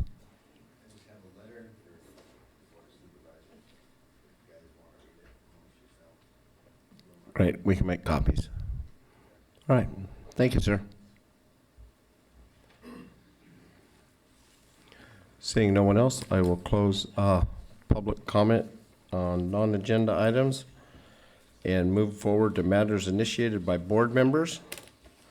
First one is brought to us by Supervisor Madrone. I don't have a proclamation. It's a resolution. I don't have anything. Okay, it's just a resolution, yes.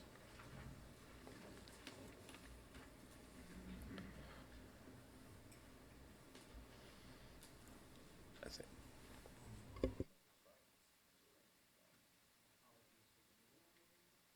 Turn on my mic. Okay, so we have a resolution that I want to read into the record here. I'm looking to county council. I think we have to vote on it because it is a change before you can read it into the, maybe I'm wrong, but. Certainly.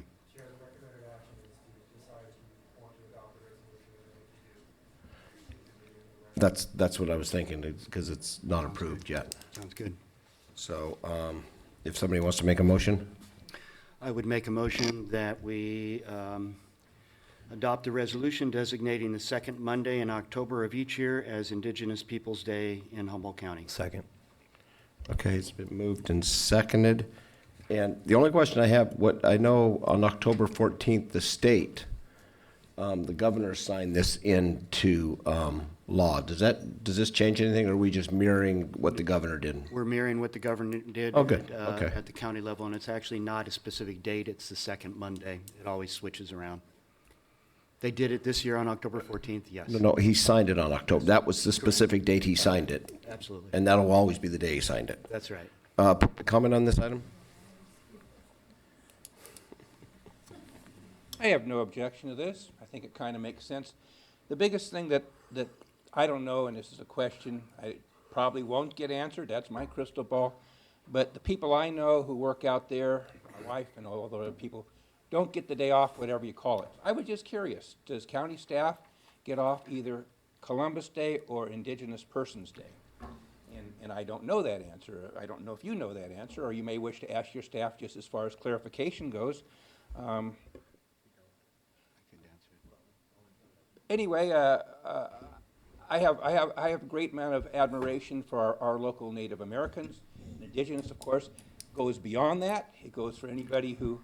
I've always felt I have a heart that's not my own. I seem to relate better to the tribes and their local interests than I do to the white man's desires, trying to avoid greed, trying to work with the small people, trying to treat everybody kind of like, well, people say I mirror them. If I'm treated poorly, I treat them the same way back. that's the negativity in my life. I'm able to allow myself to do that. On the other hand, if I'm treated on a straightforward basis, that usually is how I perceive how I treat people back. And it's important that all of us treat these people locally all over, and no matter how indigenous you are, we're all here now, and we all should be treated the same. So I will be celebrating people treating each other equal on those days, and celebrating the great amount of depth and knowledge and responsibility for our local environment for the people who are here before us. Seem to have learned a lot of lessons that we seem to be unwinding at the moment, and I just hope that everybody's heart and everybody's mind can try and think like they do. Try and put yourself in their shoes and walk with how they walk for generations on this planet with very soft feet. And that's kind of a little bit of where I'm at on this particular topic. Thank you for changing this thing, and I think it'll be great for us to commemorate this day in whatever manner we feel is appropriate. Thank you. Please. Hi again. I hadn't intended to do this, but since you have brought this up, I would again urge the board members and the members of this community to not just make it a day, a hollow, empty day of honoring Indigenous people, but to put that into practice every day in every way, honoring the wisdom, the knowledge, and the sovereignty of the Indigenous peoples, and not be hypocritical in just having it once and then ignoring their wishes, desires, and sovereign rights on the rest of the time, for instance, like for Terrigen. Thanks. Please. There was just a movie that was shown on Wounded Knee. If you didn't have an opportunity to see that, I really encourage you to do that. Some local people were involved. They were there. It was a really fascinating evening, hearing from these people and seeing the movie. So I encourage you to do that. I think that the Indigenous people were celebrated for a week instead of a day. I think a week is the very least that we can give these people that gave up their lives for us, not necessarily on purpose. Okay, it's a very sad, terrible thing that we actually murdered more people than any other event in the history of the world. So I encourage you to think about that every day, and think about that in terms of the cannabis as well, because some of these people suffer greatly from having their families shot in the back. So I really encourage you to put the whole picture together. Let's be one people. Let's care about each other. Let's live by the golden rule. Thanks. Thank you. And this plays real well into, I think on September 17th, we actually recognized the 52nd Annual California Native American Day as a board, so of September 27th, and they had a celebration on the steps of the Capitol. So with that, with 109 tribes in California, 8 of them being here, so we have about 7.5% of all the tribes in California in our little burg, and we hope to work with them well. It's been moved and seconded. All those in favor? I have a. Aye. Whoa, I'm sorry. Sorry. It's okay. I think Supervisor Bass had volunteered to explain what our employees do on this day. Yeah, actually, I had spoken to Mr. Swatsky yesterday, but apparently I must not have been persuasive enough. From my best recollection, we actually have, there's a different holiday that the county takes off, which would be Cesar Chavez Day, if I recall, and what we do now on has been called Columbus Day, but on whatever, we'll soon, yes, we will do that. We will continue doing this. We do all hands training, which basically means all of our staff is expected to attend all day training. And so it's well, some people may think it's a holiday and people are off. We, I think, are all doing our best to keep with our commitment to take the training. And so maybe it doesn't sound like a day off, but I guess if the courthouse isn't open, some people might think it's a day off. I would say that the county offices are closed. Yes. And but so we're here. No one can expect to come in and have services from the county directly, but all the staff is, and supervisors are having all of the annual trainings that are required of all of us, including everything from harassment training to defensive driving to administrative processes to it's the gamut, and it's necessary, and so that's the day we do that. So there you go. Great. Thank you. Thanks. I hope he believes me now. Again, it's been moved and seconded. All those in favor say aye. Aye. Aye. Opposed, none. All right, great. Thank you, guys. May I read it now? Oh, do you want to read it into the record? Please. Thank you, Mr. Chair. It's official. And I absolutely agree with the comments that this really ought to be not just a week, but it ought to be every day. We ought to be considering these things at all times. And for Indian Island to start coming back to the Native people and taking this step, these are small steps, but really what it is to try and signify for all of us in the community to recognize the importance of our Indigenous community and to give thanks that we do have such a vibrant community in the area. I was lucky enough to go to some of the dances this summer, and it was just a remarkable experience to be invited to those.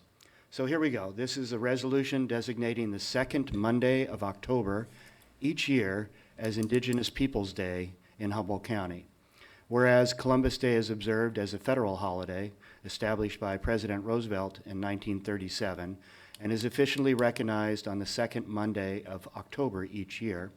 And whereas Columbus Day provided an opportunity to reflect on the colonization of North America by Europeans and the development over the past 500 plus years of the diverse and complex civilization, unlike that of other parts of the world. And whereas the European colonization of North America also led to the suppression, forced assimilation, and often genocide of indigenous peoples and their culture. And whereas the celebration of Columbus Day represents only a part of the history of this county's evolution, and whereas Indigenous Peoples Day was first proposed in 1977 by a delegation of Native Americans to the United Nations, sponsored International Conference on Discrimination Against Indigenous Populations in the Americas, and whereas officially recognizing Indigenous peoples on the second Monday of October and the rest of the year, I'm adding that, would help provide a more balanced representation of our counties and regional's cultural history, and whereas recognizing Indigenous Peoples Day would constitute an act of restitution for the hardships endured by Indigenous peoples since the onset of European colonization of the Americas, and whereas the Humboldt County Board of Supervisors recognizes and values the vast contributions made to our community to Indigenous peoples' knowledge, science, philosophy, arts, and culture, and whereas Humboldt County fosters inclusivity, racial equality, and justice for all people, and opposes systemic practices that perpetuate the oppression of Indigenous peoples. And the last whereas, Humboldt County recognizes its shared responsibility to honor our nation's Indigenous roots, history, traditions, and cultural contributions to contemporary society. Now, therefore, be it resolved that the Humboldt County Board of Supervisors recognizes that the second Monday in October is Indigenous Peoples Day in Humboldt County. Further, be it resolved that the County of Humboldt will encourage and support local events that celebrate and honor Indigenous peoples, their traditions, culture, and our shared history. And that is that. So. Great. Thank you. Yeah. All right. And now we will move on to a letter to, we just voted. That's why I got to read the letter. Well, we can vote again. All those in favor? Okay, we're all there.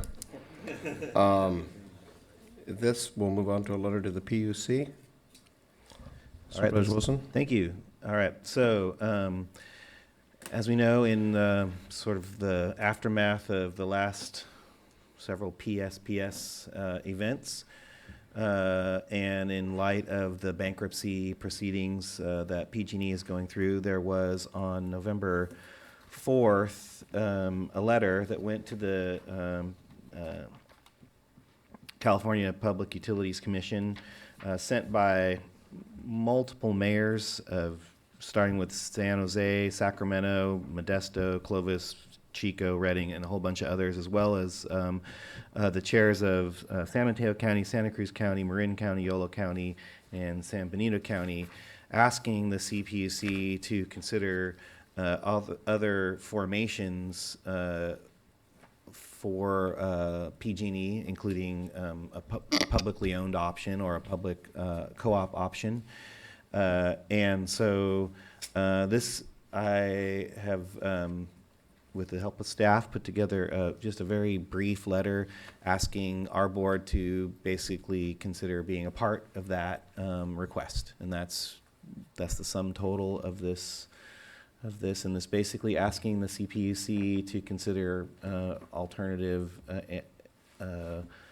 creations or recreations of what PG&E could be in the future that better serves the public as a whole. It's an interesting construction as it is now. It's basically what I think people call, what some call a benevolent monopoly.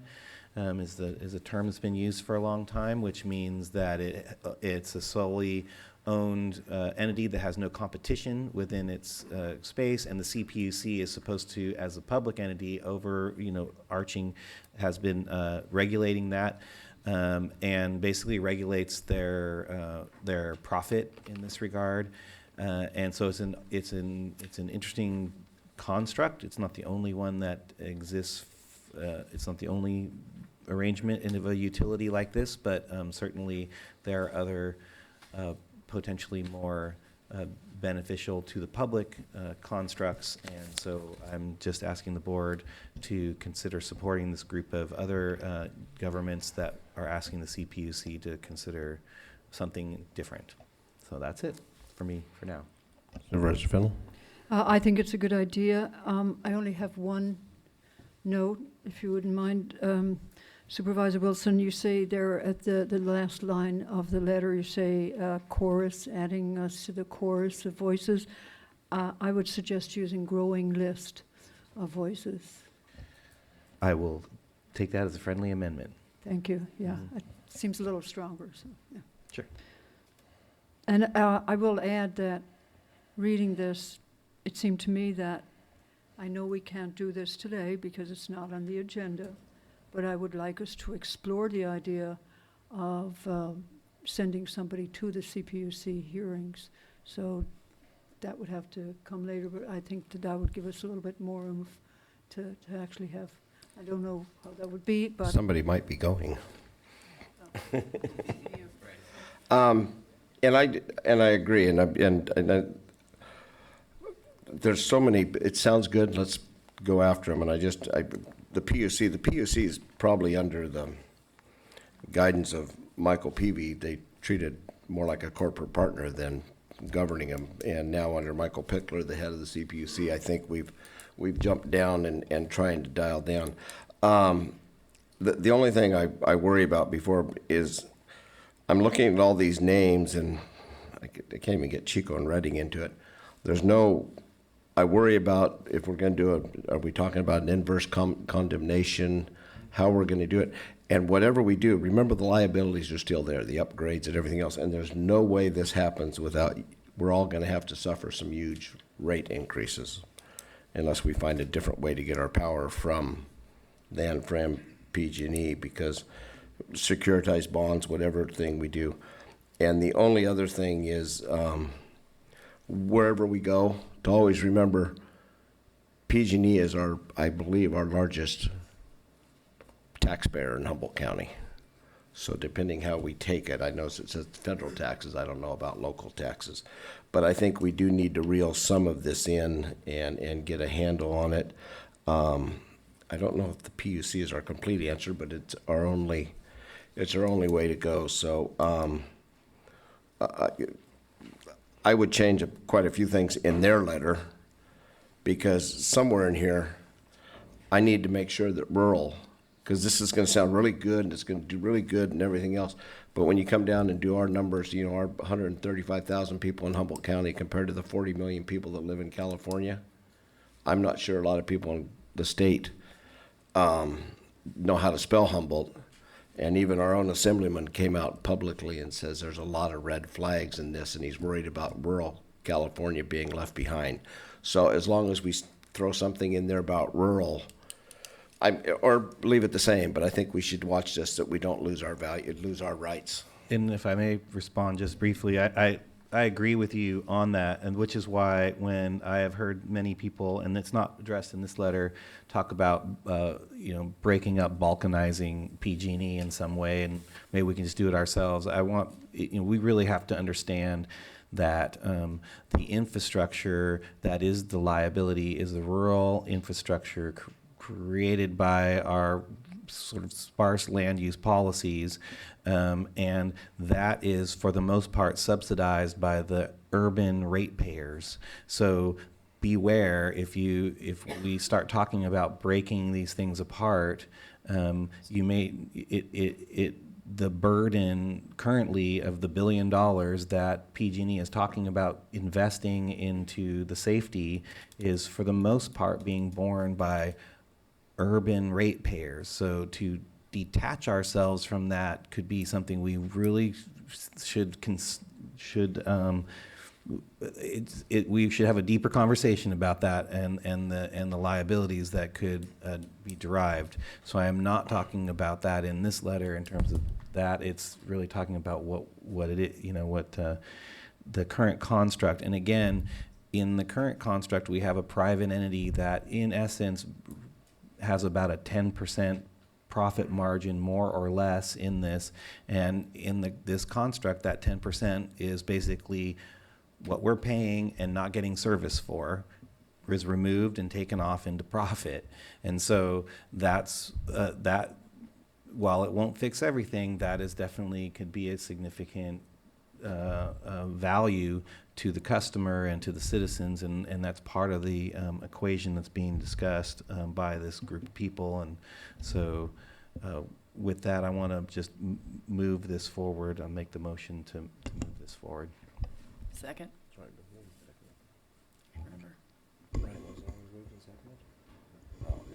All right, it's been moved and seconded. Yeah, and I agree, and I don't want to detach necessarily. My biggest fear is being rural is being detached and finding out.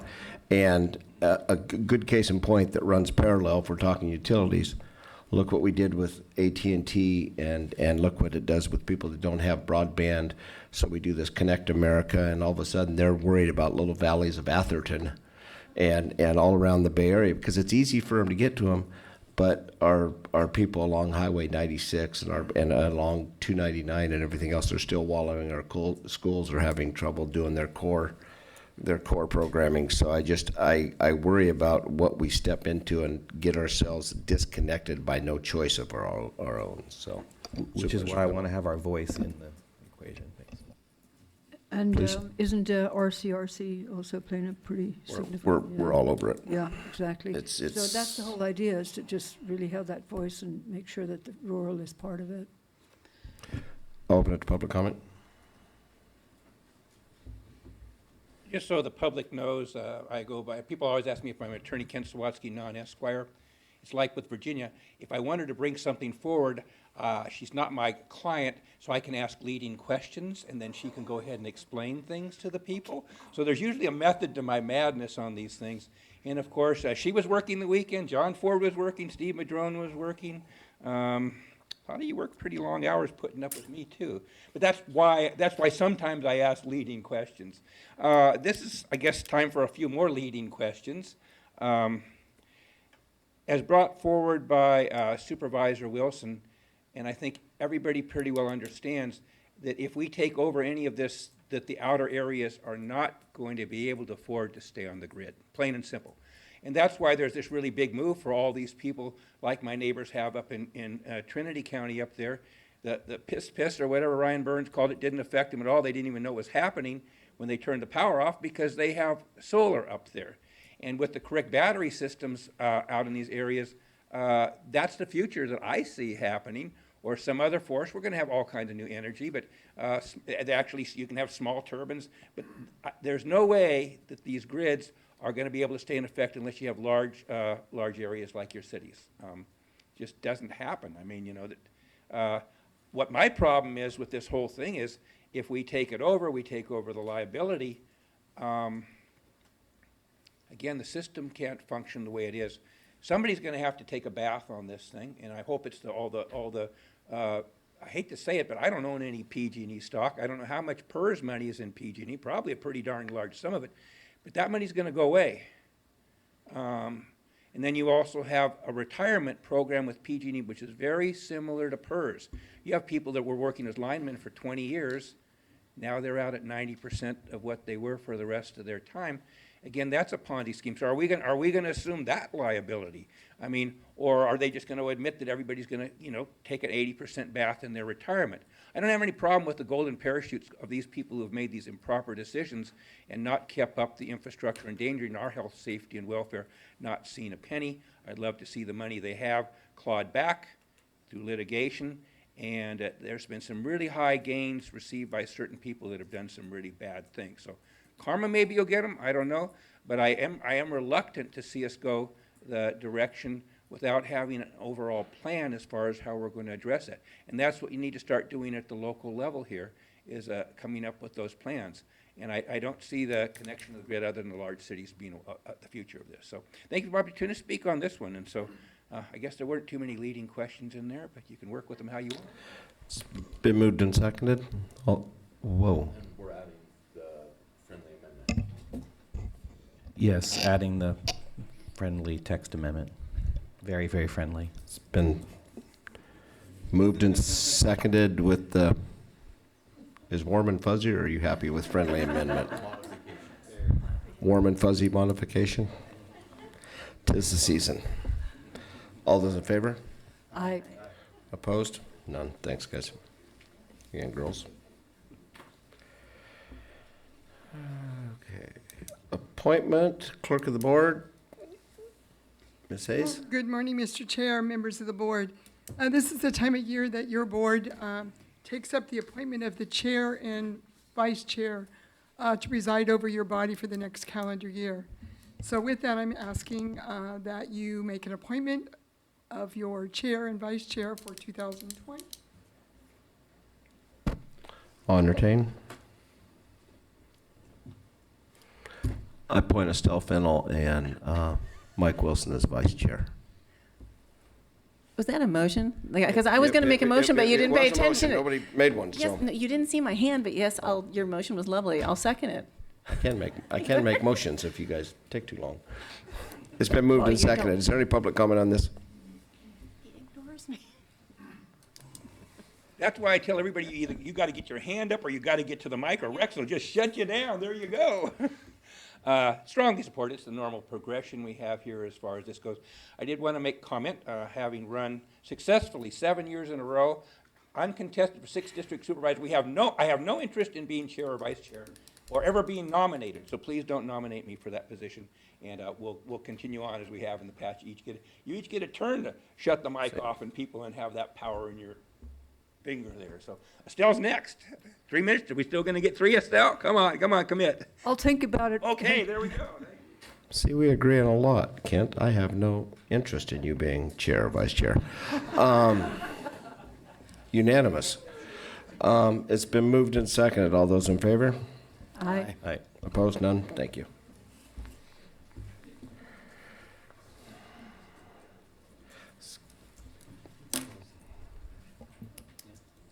Hello. How are you?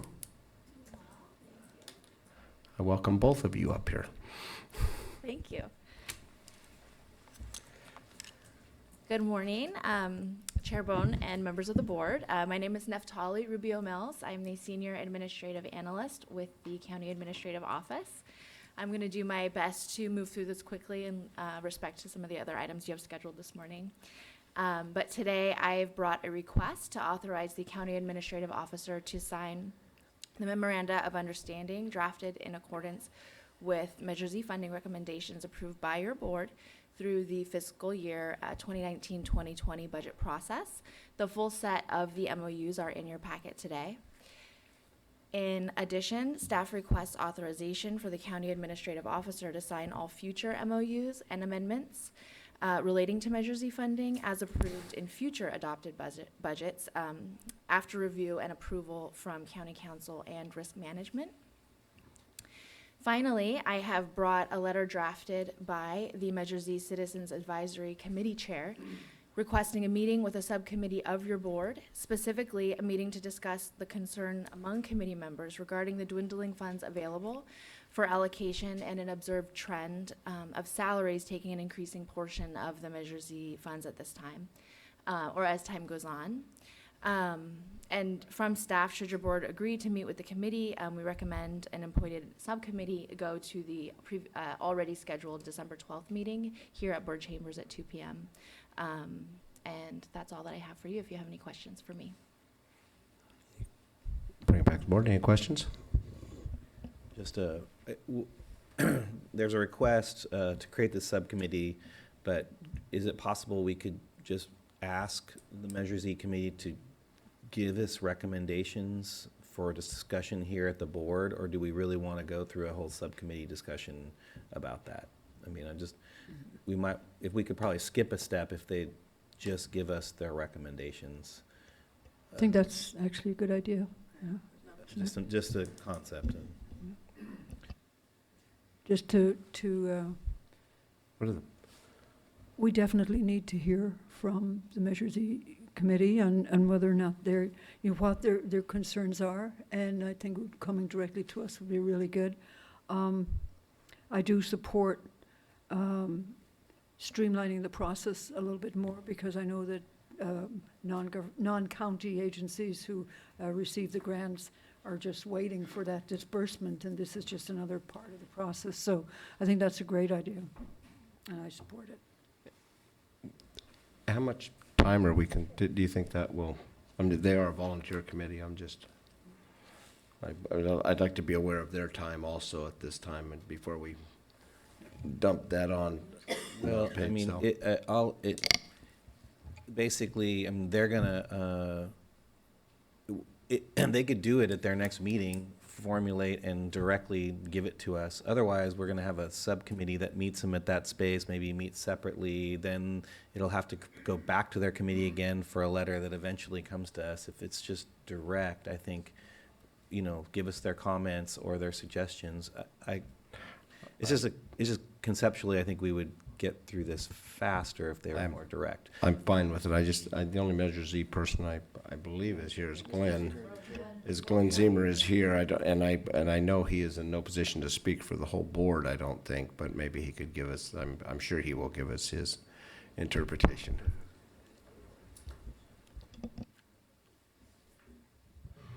Chairman Bohn, members of the board, staff.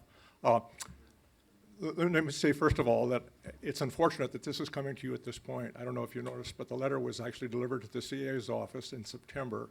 So we envisioned when we made the request that there would be a timeline that would allow us to move forward. Unfortunately, it's only coming to your attention today, so that presents a logistics problem and a temporal problem as well. So it may not be as germane just as a result of that factor, but let me give you maybe a 1-minute summary of our concern. Over the course of the existence of the fund and the process, there's been the informal but respected practice that we carry forward the personnel positions that are funded by the revenue. That's done for consistency, obviously from a public perception point of view, but it's obviously also from a personnel perspective very appropriate. So there isn't a constant yo-yoing of personnel from different positions and so on. The problem that we see and the trend that we see that's discouraging to us is that in the current year, we're spending 77% of the fund on ongoing recurrent salary expenses in the law enforcement community. So in this current year, just to quantify it, you're just 100,000 short of $8 million going to county and non-county law enforcement related positions and so on. You have about 3.5 or 3.2 million left that you can call quote unquote discretionary. We find ourselves every year with obviously 10 to 20 times the request as the available revenue. So we're not uncomfortable with the process of narrowing these down, but there is, I think, a consistent or relatively consistent belief on the committee's part, the committee members' part, that we are going to have to take some action very, very soon, or otherwise just the normal inflationary pressures on the personnel side will completely devour the fund, and there in a sense will be no discretionary money. It'll all just be another line in the county's personnel budget. And I don't think that's the sense that the measure was presented to the community. And I can say, I think with some confidence, that it is certainly not the interest of the current committee structure to have that occur.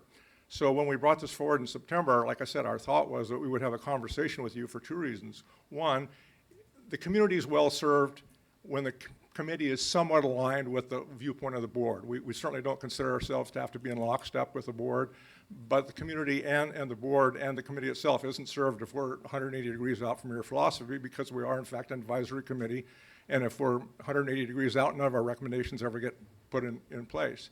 The second part of it is, this is going to have some general fund impact on you, a decision that we make, because simply unless the positions are reduced or eliminated over time, the inflationary pressures are going to make it impossible to maintain the level of staffing that we currently enjoy. So our hope was that this discussion would let us understand a little bit the board's philosophy going forward. At the CEO's level, or at least at the staff level that we interact with the CEO, there is a fairly substantial level of concern that some promises were made to the community that this would never have a general fund impact. And that may have been a naive promise to the community, quite frankly, because it was fairly inevitable somewhere down the road that the inflationary pressures were going to catch up. And unfortunately, we've had the complicating factor of the revenue being actually declining over the last couple of years. So I don't object at all to Supervisor Wilson's suggestion that we come forward with some practices and some ideas. From a practical point of view, we'll have the 12th of December meeting during which we will finalize the application for the 2020 process. My expectation would be that it's not at all far-fetched to assume the committee would probably put some limitations on applications for the 2020 period, trying to at least cap the percentage of funding that's going to these personnel positions and so on. Again, that policy decision is one that's going to be a little touchy with some of your county departments, quite frankly, and it may be, politically touchy for you as representatives. And we didn't want this to sneak up on you and have the staff come to you and say, well, yeah, back in December, the committee came forward with these limitations or co-pays or however it ends up being structured, and not have an understanding that, in fact, this is a long-term, powerful policy decision. The committee feels that's necessary for a couple of reasons. One is community faith. We feel like we need to keep faith with the spirit of the process and the spirit of the measure as it was promoted initially. And secondly, we just think the county benefits from a diversity of approaches. I certainly, Mr. Hansel sits to my left at the meeting, we get along well and everything, but the fact of the matter is I don't think the fund would be well served to be 100% spent on his department or the DA's office or the public defender or any other project. So our hope is that we can come up with a mechanism that will at the very least cap and perhaps actually lower the percentage that is going to direct law enforcement personnel costs, and encourage the community to come forward with the diversity and kind of innovative ideas that we've seen in the past. We think that's a valuable construct in the community. We think it's valuable to us as a committee and valuable to you as a board. So that was kind of where we were trying to go. That was a good minute. Thank you very much, Mr. Zimmer. I really wanted to say that I appreciate the committee very much for being so vigilant as to look at that potential out into the future. It is one of the things we've talked about in terms of allocation of funds. Everybody thinks that their project is related to safety, and one of the things we've said over the last few years is we need to be careful about how much goes to personnel-related expenses, because they can cut down the funds for other granting programs. And so I just have to say a really big thank you to your committee for being so vigilant as to bring it forward to us, and really appreciate your thoughts on how we can address that. I'm sorry that I agree with Supervisor Wilson, it's just kind of too late and time consuming at this point to get into a back and forth, but definitely will respect what you bring forward. Thank you. Through the chair. Supervisor Wilson. I am so glad that you are the president of or the chair of the Measure Z committee, because I think you've been a wonderful advocate in kind of all directions and for the diversity of those voices. If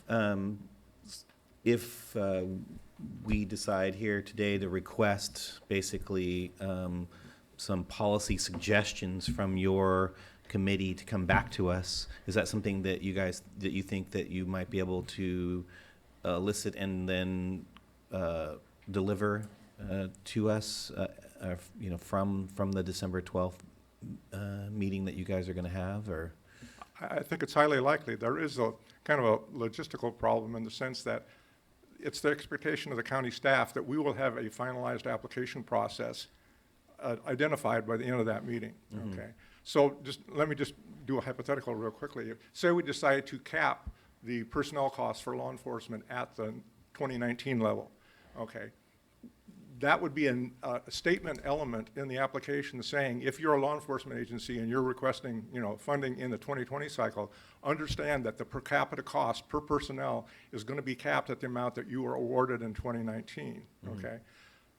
We can make that declaration as a committee on the application and so on. But it has pretty profound influence on your internal employees, and it also has a profound influence on the external employees and so on. So at that point, by the declaration of the application, we're essentially making the policy decision. Again, we could go through that entire process under our assumption that that policy is consistent and appreciated by your board, and find out down the road that it's not. So I'm happy to, we certainly will agendize it and discuss it. There is a little bit of a time crunch in the sense of getting the application finalized and out to the community, and also communicating back to see if our approach is acceptable to your board. Okay, so then this kind of goes to the timeline question, and maybe I'm getting more clarification. Was it the expectation of the committee that we would send 2 board members that would then help formulate that policy in the moment, and then it would just come out of there without coming back to this board, which I would be okay with, but was that sort of the expectation? As I mentioned, unfortunately, if you note, the letter was sent the 10th of September. Yeah, yeah. So we anticipated that there would be sufficient time for a back and forth. Our assumption was that we would meet with the subcommittee. There would be a laundry list of potential items brought forward, and that the board subcommittee would then report that back to the full board for their determination. That was our expectation in September. I clearly understand why that's not a viable course of action now. Right, and just sort of put into the record, and you and I have had a conversation in the past about the potential for smaller grant opportunities for community groups to engage, in the $5,000 to $10,000 to $15,000 range, so in terms of being leveraged and having basically a set aside of some amount, maybe 100,000 of Measure Z or something. Just using numbers very roundly, so as to encourage a greater diversity of groups and institutions to avail of these monies and leverage them for smaller projects within their community, and really feel a part of that process. That potential policy discussion could also happen here at the board or at your level, but I think you brought it up with your committee, and they wanted to punt it back to us, is the message I got from you. I don't have that sense, quite frankly. Okay. It came to us and it was agendized for discussion in the September meeting. At that time, the staff was showing us essentially the haircut that virtually every applicant was taking, trying to meet the revised downward revenue target and so on. Right. So I think it was a victim to some degree of timing, in the sense that we're having to go through and make pretty serious changes based on a revenue downfall, essentially. I think the concept of it was applicable and appropriate for the committee, and you can determine whether it's appropriate at the board level. But it was difficult to sit and have a discussion where every applicant was taking a haircut already and say, now we want to take and allocate this portion of the fund for essentially a new program. I appreciate that. Whatever you guys want to do. Supervisor Madrone, then Fennell. Thank you, Mr. Chair. Thank you, Chair, for coming and speaking with us today. It sounds like the timeline thing has kind of been shortcutted at this point, and really what you need is feedback from us, if that's going to be timely for your December 12th deadline. So I'll just give you my 2 cents. I don't speak for the board, obviously. I just speak for myself. I think that that's a good option to consider, the capping of salaries within some of the departments. But I probably would take it further. Now, I want to be really clear that I fully support our Sheriff's Department, our DA's Department, and the rest of it, and them getting all the funding they need to protect our communities and do all the work that the voters hoped for out of Measure Z.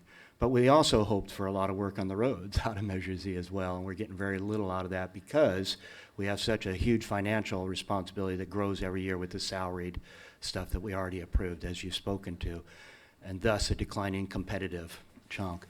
I would actually take it further and look at it and say, on an ongoing basis with Measure Z, the Sheriff's Department has been down 15 or 20 positions that are funded, fully funded through Measure Z, but the money's not spent. So at the end of each year, that money rolls over to the next year because it's unspent.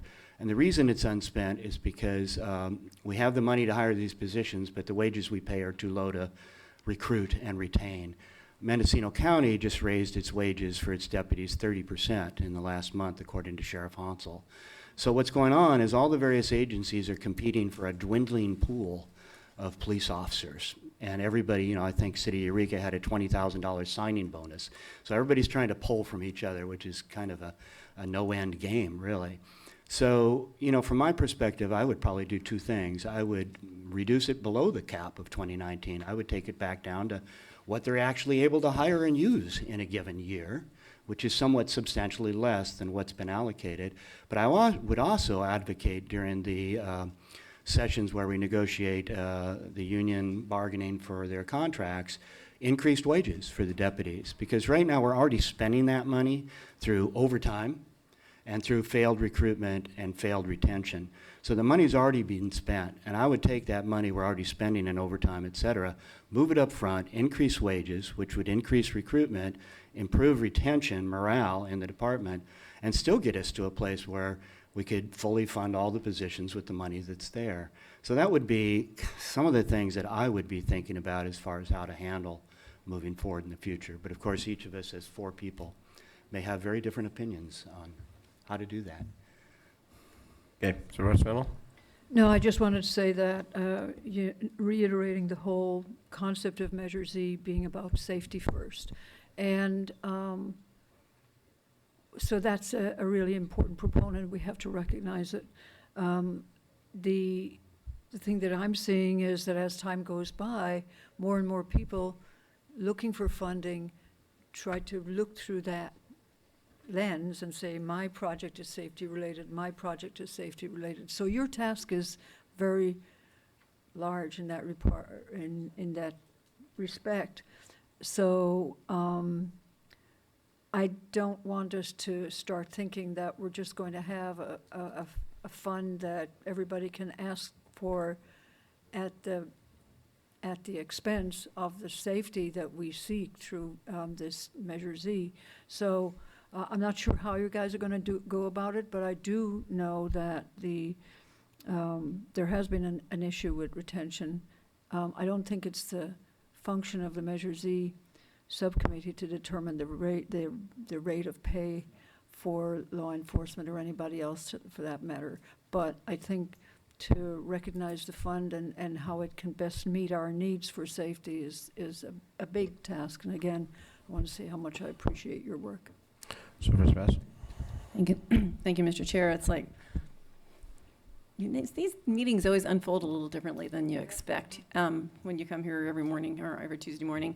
I'm wondering, in hearing the conversation, I mean, it's a really important conversation, and I know we have a time set at 11:30. We're kind of, just throwing things in the air. Would there be any value, and I know all of our meetings through the next several months, or 1 month, 1.5 months, are really busy. Could this fit, would it make sense for us to actually have that discussion on the 10th? And I don't know if it would. I'm just saying, because you're asking them to give us their feedback, which is fine, but you were also putting you guys in a really difficult position, I think, because you're trying to guess what's going to work. And, here we have one supervisor mentioned what they wanted to do, and it's like, I don't know the best way to resolve this, but I don't think we're giving you a whole lot of help other than, we'd be thrilled if you did want to go back and bring it back to us, but if you do, then we have to be prepared to accept what you bring back, because we are handing it to you to make that decision, like you're saying, and we are the ones who are supposed to make the policy decisions. So I don't know the best way to go about it. I think a subcommittee that would only end up going, to that meeting would also be at a disadvantage. So it was just a thought of trying to find some other way to add to the conversation in the future. Don't know. Well, I appreciate everything you do. I just appreciate everything Mr. Flyer did, and now you've stepped up and are doing the same thing, so thanks. I know they bring stuff back to us, and I know we have differed in the past by a little bit, not very much, but I think they put in a lot of time, and it's very thoughtful, and it's very in depth what they give us. So, and are all of us happy? No, because I'm voted against it because I am I get on the worst roads in the county, and I think the first district, gets the least amount of money from Measure Z. Have the same amount of people, but I'm pretty sure we get the least amount of money directly. I think, As a trial balloon, just let me make a suggestion, see if it floats or sinks quickly. My thought would be, as chair, I would bring the item forward as an agenda item at our December 12th meeting, okay? We would come up with, say, 3 or 4 options for addressing this problem. Then we would ask the staff to take that particular option A, B, C, and D and apply option A to our existing circumstance in 2019 and say, if we were to enact this in the future, what is the quantifiable result of it, both in dollars and in personnel positions and so on. Do the same for, say, the 4 other options. That would give you more substantial information on which you could act. We might be able to include a disclaimer statement basically on our application for 2020 saying there is an ongoing discussion regarding, funding of personnel positions that has yet to be resolved, and applicants should be aware that based on decisions by the board, we may find ourselves in a position where we are not able for the first time to fund fully at the total cost level of each position. That way the applicants would know that this potential exists. After our meeting on the 12th, you could have some quantitative feedback about options and what the real world results of them were. And the applicants would be aware of the fact that in the 2020 process, they may not ultimately be the recipient of 100% of their personnel cost. and that's something to consider. I just know when this originally came up 7 years ago,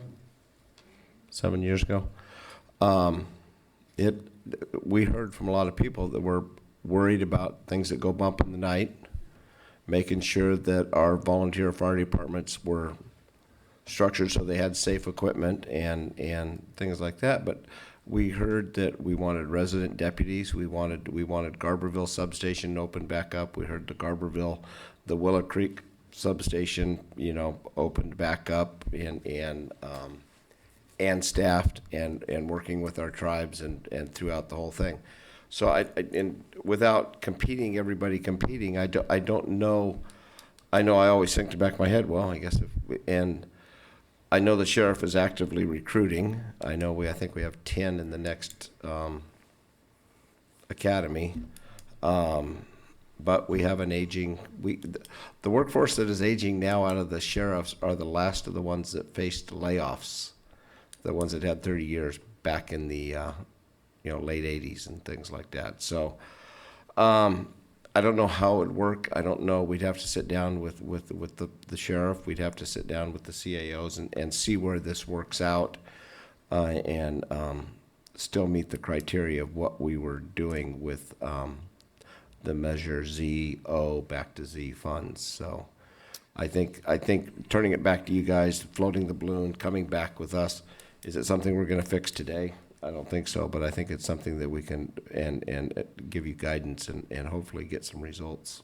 Or, We will agendize the discussion then to try to present, say, at least 3 options to you, and we'll ask the staff, quantify those options in absolute terms for you.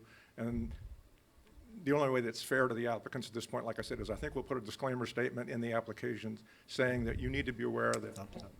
What's that?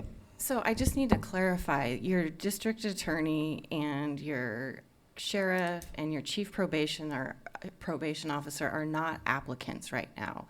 They automatically receive those funds. So anything that's sort of added to that application is a bit of a moot point. That's for the outside entities that are receiving funds or for additional services that those department heads would be requesting. the policy decision is a little bit different. It's not really about the application. It's about whether your board wants to not automatically fund those positions that are already allocated to those respective departments. So maybe in that respect, it is better to come back on the 10th and have this discussion about that particular policy consideration.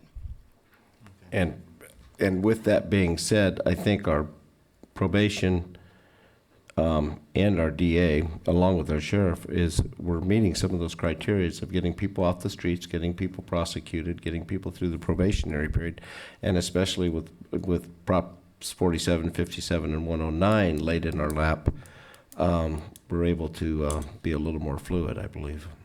So I'll bring it back to the pleasure of the board on this. I think the suggestion from the CAO is good. I just want to put this in the framework that I put a lot of trust into the Measures E committee,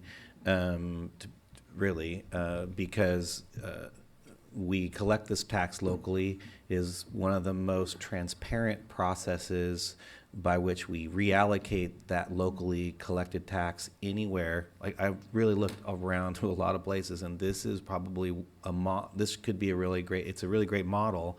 The allocation is very transparent. The processes are very robust in terms of the reallocation. So from that perspective, I respect it a lot. There are things we all disagree with, and the committee disagree with in the sausage making that creates those allocations, but I would say that I'm very happy with local taxation and this very transparent reallocation to the services that the community is asking for.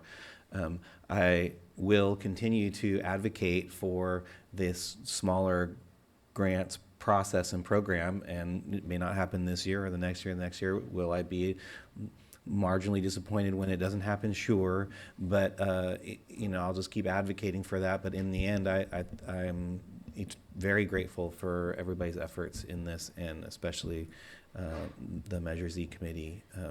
So I'm happy to have this discussion on, as you say, on the 10th. Is that when you wanted to have that? Your next meeting is December 10th. Which for me personally may be cut short due to travel, but that's okay. I want to, I just want to move this forward, and I guess I will make the motion that what's the motion here? Approve and authorize, well, basically, it's a very long motion in here, so move staff recommendations, just move staff recommendations, which is to approve these applications. And to return with a report on December 10th about modifying the allocation process of Measures E funds. Perfect. Exactly what she said. Did you get that, Ryan? Supervisor Bass. Thank you, Mr. Chair. And given the conversation about travel issues, because we all know many of us face that, we sometimes have the latitude to start a meeting at 8 o'clock, don't we? Or we've done closed session at 8 in the morning before. Yes, we can start a meeting early. So we can find, I know, thank you for reminding us you had to leave, so I think we should try it at 7 o'clock. She said it was too early, but no. All right, so we can potentially do that. And I seconded the motion. And we could probably start at 7:30 because there has been schedule changes, so.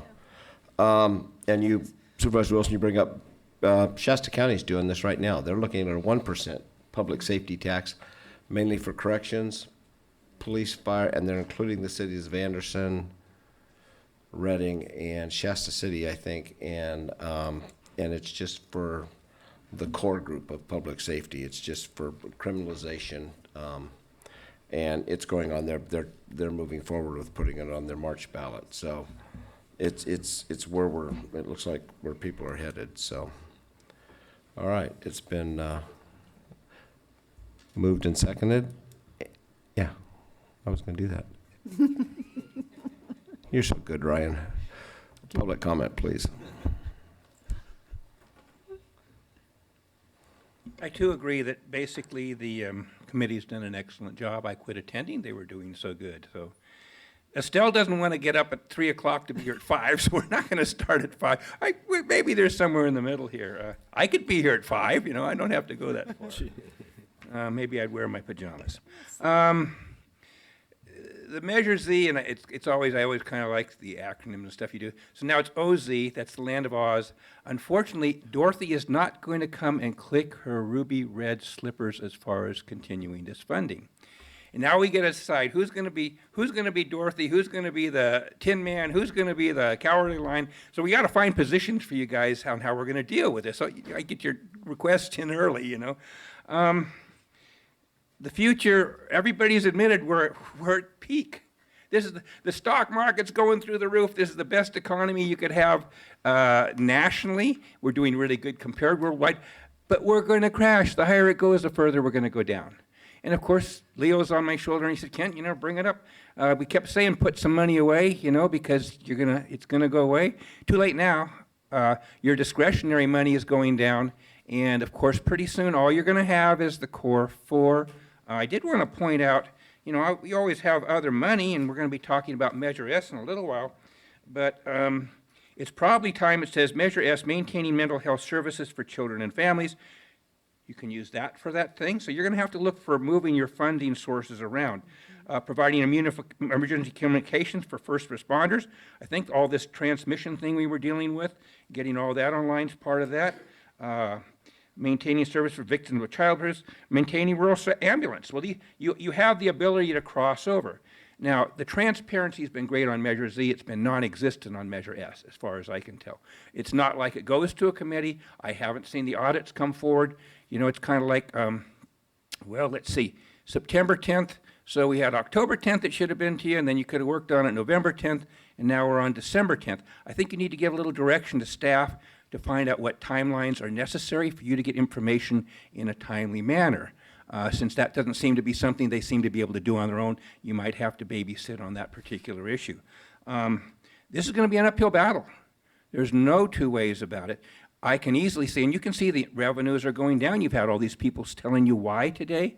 The more money you take out of the private sector, the less times we can go ahead and bring that time 10 times over by leveraging it. We're the ones who can leverage money. You can't. You have to pay it for payroll, PERS, PARs, and those kind of things. I guess those PARs and the Measure S we'll be talking about a little while later. So I get another 3 or 6 minutes, plus closed session in just a minute, right?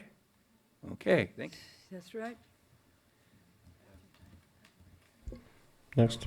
I wanted to bring a different perspective to the reason why some people are leaving Humboldt County that work for the Sheriff's Department. I have an opportunity to talk to them frequently, okay? And a number of the young folks that are coming to work here are really disenchanted with Humboldt County.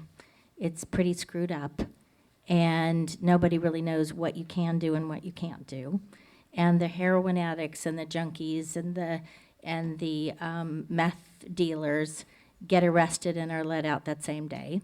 And they're pretty discouraged. They want to go someplace and have some point to their life and their risk that they're taking. And it's really hard. I mean, you know, they arrest somebody or ticket somebody and they're like, it's not going to make any difference. And so why am I doing that? So I've had a number of conversations with folks with children that have just talked about, I don't want my children growing up in this environment. I don't want them to not know what rules are. I don't want them to be sitting in somebody's house where they're smoking pot and they're all 10 years old. That's one of the reasons why people voted for the legalization, so that we would know what's safe for children, what isn't safe for children, what kind of environment is safe, if people are going to have guns or bank accounts.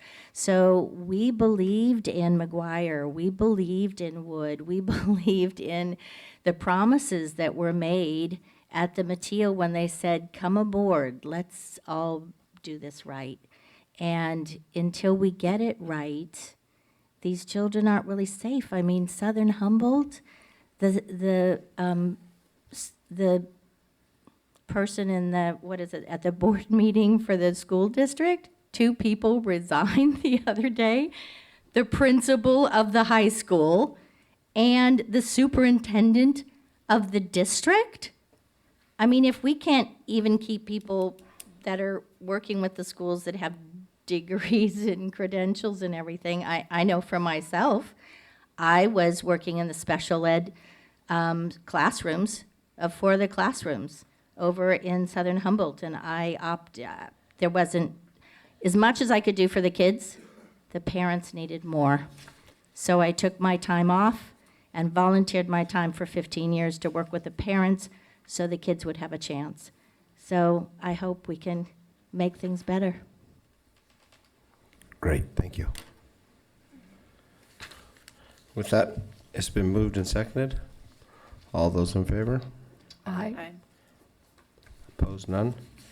And now we have a time set for 11:30 for a closed session. We have 5 of them. I will return this over to the County Council. Yes, Chair. It's the intention of the board to meet in closed session on 5 items.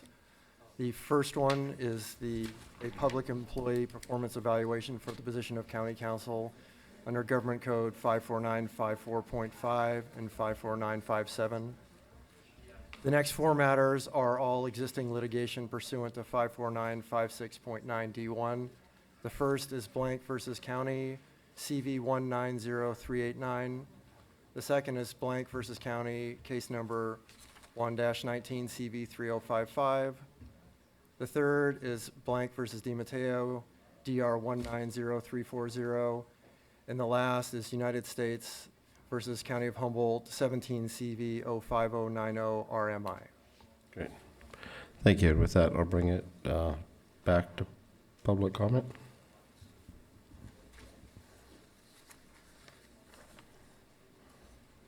Well, Amy Gate goes on. I have a public records request. She'll go back there and get it. As far as all the expenditures were done on the liability account, then I can speak, and that was the one that was run through HR, so I can speak how that money was used or not used correctly, and maybe I've been misspeaking. So until I get my facts straight, I guess I like to have my facts straight. That's something I like. So again, I mentioned you folks were working. You're gonna check and see, you know, who was working on the weekend, and Jeffrey Blank was working.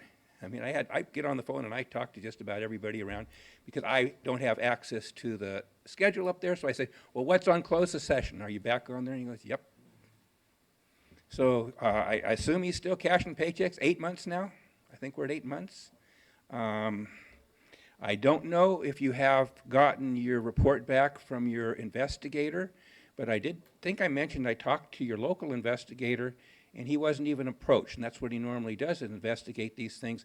And he said if he had to interview 30 or 40 people, it could be 6 months to do an investigation on a case. But I don't believe that's what this was, and if you'd use your local investigator back in March, I would assume you would have had something that I don't feel should be that large done within probably a month, and we would have been past all this as far as paid administrative leave, and we would have not been costing the county so much money, time, and effort. I don't guess the litigation going away. I guess that probably pretty soon there's going to be discovery and deposition schedules done, and usually a case like this before the federal court gets there within about a 9 or 10 month time period, and I don't really think you guys want to go there. That's the worst thing that anybody who's in a political position wants to be in, where they're being asked questions, the questions you don't want to be asked that are relevant to a case, and of course, those are what they are. So I would settle with the man. I mean, I don't think anything's improved in the last 10 months that it's been going on. I can't see any major steps being done, if anything backwards, and appeal after appeal and cost after cost. Your attorneys, if you're talking to them, are coming from out of the area, I believe, on some of these issues, and you got 4 of them going all at once here. You got one other case, and I don't know what that one is. It appeared to be a minor child or something. It's that the U.S. had something. I don't know. I probably can't even access that because it was a Jane Doe or something like that in the thing. you're going to have to really watch this, because your budget money that you don't have for a whole bunch of reasons is locked up. We'll talk about Measure S, that's in litigation. You've got them up there stacked up like cordwood with all this litigation, and of course that Measure S one still could remove that completely from your funding stream. So I'd settle all those. Great, thank you. I think I'm probably speaking out of turn. I came to speak out against the moratorium on growing medicinal hemp. That's coming in later this afternoon. I can't come back. I'm a psychotherapist. I have to see people. That's fine. Can I drop off my thoughts? Sure, that'll be fine. Thank you. We can take public printed input. Thank you very much. I appreciate you. Thank you. You bet. Thank you. That was scheduled for 2:30. It wasn't pushed back, it was scheduled for 2:30. No, I didn't say push back. I didn't say push back. That's okay. Yeah. Thank you. Okay. I'll be quick. Just a point of clarification. You have a couple matters set for time certain, and there's a couple of agenda items that haven't been clarified. Are you going to come back from closed session and hear that when you're done with closed session? As soon as I close this public comment, we're going to discuss that, yes. Okay. And then, ethics is strong. I don't know the particulars in the cases that you're going for, but ethics is really, really strong. And if you believe as a board what you're doing is right, continue on doing what you're doing. I walked out of a meeting last week because of an ethics issue. So I strongly advise you and support you to do what's right. So thank you. Perfect. Thank you. Okay. With that, we will resign into closed session, but beforehand, I am planning on coming back. You can tell me at 1 o'clock. That should cover our closed and hopefully give us enough time to the things we haven't hit. We have 3 hearings, and then we have 2 time certain, so maybe we. Fully understand. Hearings aren't too long. We could fit them in between 1 and 1. I'm going to bring us back at 1. That'll give you, because I can bring it back at 12:30, but we're just barely going to get done. And I haven't seen any of these guys melt down like other people for not eating, but I'm sure you guys would say something. So, but yeah, and I just soon not see it. So we will resume back at 1 o'clock after our, excuse me, our CEO. Is that okay? Thank you. Thank you. See you back at 1 o'clock. We're going into closed session immediately.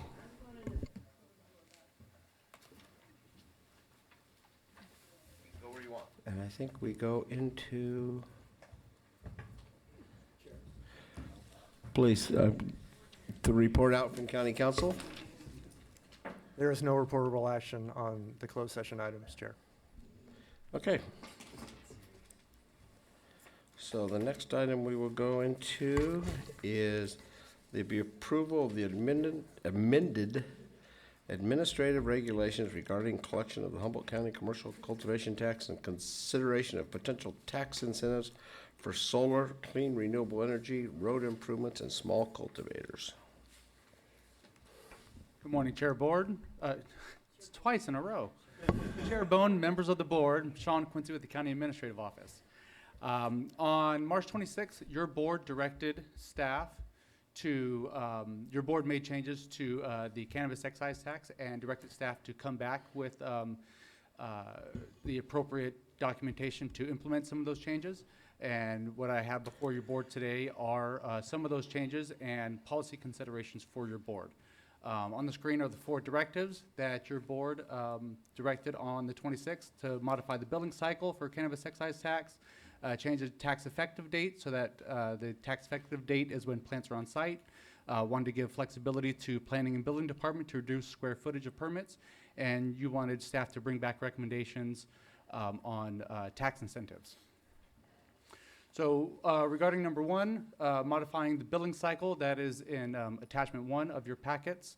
That is the amended administrative regulations. That document shows that bills will be sent by January 31st for the prior year's permit, and installment payments are due March 15th and October 15th, after which date bills will become delinquent. Number 2, the tax effective date. Right now, we haven't come back to your board yet with documentation to implement this. Staff is considering amending either the Measure S, the Cannabis Excise Tax Ordinance, or the ordinance 1.0 or 2.0, see the commercial medical marijuana land use ordinance or the commercial cannabis land use ordinance. We may also be able to get through making this effective by amending the administrative regulations. So we will return to your board with that action when it is ready. Board Directive number 3, to reduce the square footage. Right now, permits under Ordinance 2.0, the Commercial Cannabis Land Use Ordinance, allows cultivators to submit documentation to Planning and Building Department to reduce their square footage. That documentation needs to be submitted by January 31st. Staff proposing that both ordinances change that date to May 1st so that people can declare by May 1st what they intend to do with their permits. And we will return to your board with amendments to that ordinance as well, if that is the pleasure of the board. The meat of the presentation here is regarding tax incentives. So again, your board directed staff to come back with recommendations for tax incentives around water storage, solar and clean renewable energy, water storage, and solar and clean renewable energy. And as we discussed the staff recommended incentive package, staff made a distinction between offering incentives for performing additional actions and distinctions between that and subsidizing permit requirements. The incentive package before you is just that. It incentivizes behavior that is not already a condition of what an individual must do as a condition of their permit. To offer tax relief for required activity would be likely closer to a subsidy, so that's not included here. Therefore, staff is recommending that these incentives be intended for individuals who go above and beyond the conditions of their permit, or for those who choose to keep their operations smaller than most. Your board will notice that staff recommendations do not incentivize the purchase or installation of additional water storage. This is because cultivators already have to store specific amounts of water as a requirement of their permit, and encouraging storage above those requirements could have negative effects on the environment and other unintended negative consequences. Staff recognized that the best opportunity to incentivize behavior was to bring cultivation that is under Ordinance 1.0 up to the standards of Ordinance 2.0. Staff estimates that roughly 90% of permits are under 1.0, which is much less stringent in terms of renewable energy and roads especially. Regulations around those two especially. Altogether, the package before your board could cost as much as $12.4 million, about $12 million of which would be one-time costs based on the current number of permits. That figure is less than the figure represented in the staff report due to a calculation error, and I'll explain more when I get to discussing small farms. The first tax incentive is reserved for 1.0 permittees who adopt 2.0 renewable energy standards. The Commercial Cannabis Land Use Ordinance requires that all cultivation... Can you go back one, Sean? Sure. So those solar panels there, those are just for the only thing they're doing is the small fans, right? They're not doing lights or anything like that, right? Okay. All right. So those would be incentivized, or would those just be required to run their operation? So permits that are issued under 1.0, as I understand it, are not required to have solar. They're not required, they don't have renewable energy standards for... No, I understand, but they all need ventilation. So what I'm saying is they're gonna come back, we're gonna incentivize something that they need anyway, right? Is what, I'm just clarification. Okay, all right. Okay. Can I ask Director Ford to clarify that, please? They're not gonna run a generator for their fans. No one does.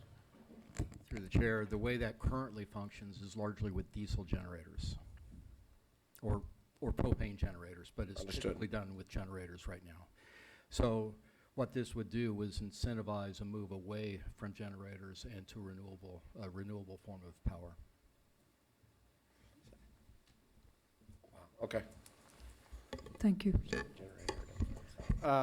There's a federal tax credit for solar that is largely going away in 2022, and while California doesn't offer tax credits except for property tax exemption for solar energy, it does offer rebates. Those rebates are based either on capacity for electrical generation or type of product purchased. County staff wouldn't be able to offer similar incentives without significant investment of time and staff resources. Therefore, staff are recommending a straightforward one-time tax incentive of $1,000 or 10% off an individual's tax bill up to $5,000. The incentive would be credited according to the year the cultivator adopted these standards, verified by the Planning and Building Department. As of mid-November, there are 1,275 permitted cultivation sites, including interim permits, and if all eligible permittees took advantage of this tax incentive at a maximum value, staff estimates that we could see a reduction of $5.74 million in cannabis excise tax. Tax incentive number 2 is around road improvements. Similar to the prior tax incentive, those permitted under Ordinance 1.0 have different standards to meet when it comes to road improvements, particularly as it relates to private roads. In 2010, the board adopted the 5-county Salmonid Conservation Road Manual, which provides a user-friendly, fish-friendly framework for the implementation of improved road maintenance practices. All 2.0 permittees are required to adopt these practices, majority of which focus on runoff considerations. In addition, keeping with the idea of incentivizing behavior that is beyond the scope of an individual's permit, staff are recommending that this incentive apply to 2.0 permittees as well, who perform permitted road improvement projects that can show a demonstrable improvement to the environment above and beyond the standards laid out in their permit. Staff is again recommending a one-time tax incentive of $1,000 or 10% of their tax bill up to $5,000. As all permittees would be eligible for this incentive, the maximum value is estimated at $6.375 million. And the final incentive is pretty straightforward. For outdoor mixed light cultivation that is 5,000 square feet or below, staff recommends offering a tax incentive of $1,000 or 15% of the permittee's tax bill. Roughly half of all permits currently issued are 10,000 square feet or larger, and around 300 permits are 5,000 square feet or smaller. By keeping cultivation small, this incentivizes less water storage and less use of energy, which seems to work towards the goals of the board's direction. Staff recommends this as an ongoing incentive to be applied each year a permittee designates that they will cultivate 5,000 square feet or less. So, excuse me, very quickly, here's where you will see the discrepancy in the financial impact estimates. The staff report reads that $1.4 million will be the total impact for this incentive. However, that is the estimated total tax paid of small farmers if they were all cultivating at 5,000 square feet. Our revised estimated financial impact is $325,000, and that amount could be reached if all eligible cultivators permitted at 5,000 square feet or less took maximum advantage of this tax proposal. Is there, and I don't know if there's anybody else. Why are we considering 5,000? Because doesn't the water board consider 2,500 a small cultivator? So the ease of the process, and it looks like we're setting up we can make it as easy as possible. I mean, we could actually just all hand them the permit like some of the other counties done, and then they can go fight with the Fish and Wildlife and the water board, and that's where they seem to get held up. So should there be some continuity between, because we're gonna ease up or give them incentives at 5,000, but are we gonna try to get the state on board or change things with the state or to incentivize or make it easier for the smaller grower? Yeah, this was purely kind of a staff consideration. We were just looking at basically the numbers of the permits, and we saw that, most growers are about 10,000 square feet, and if we incentivize 10,000, then that would be more closer to a subsidy because that's a large portion of people. And so we looked at 5,000 square feet and saw that there were about 300 people there, 300 permits there.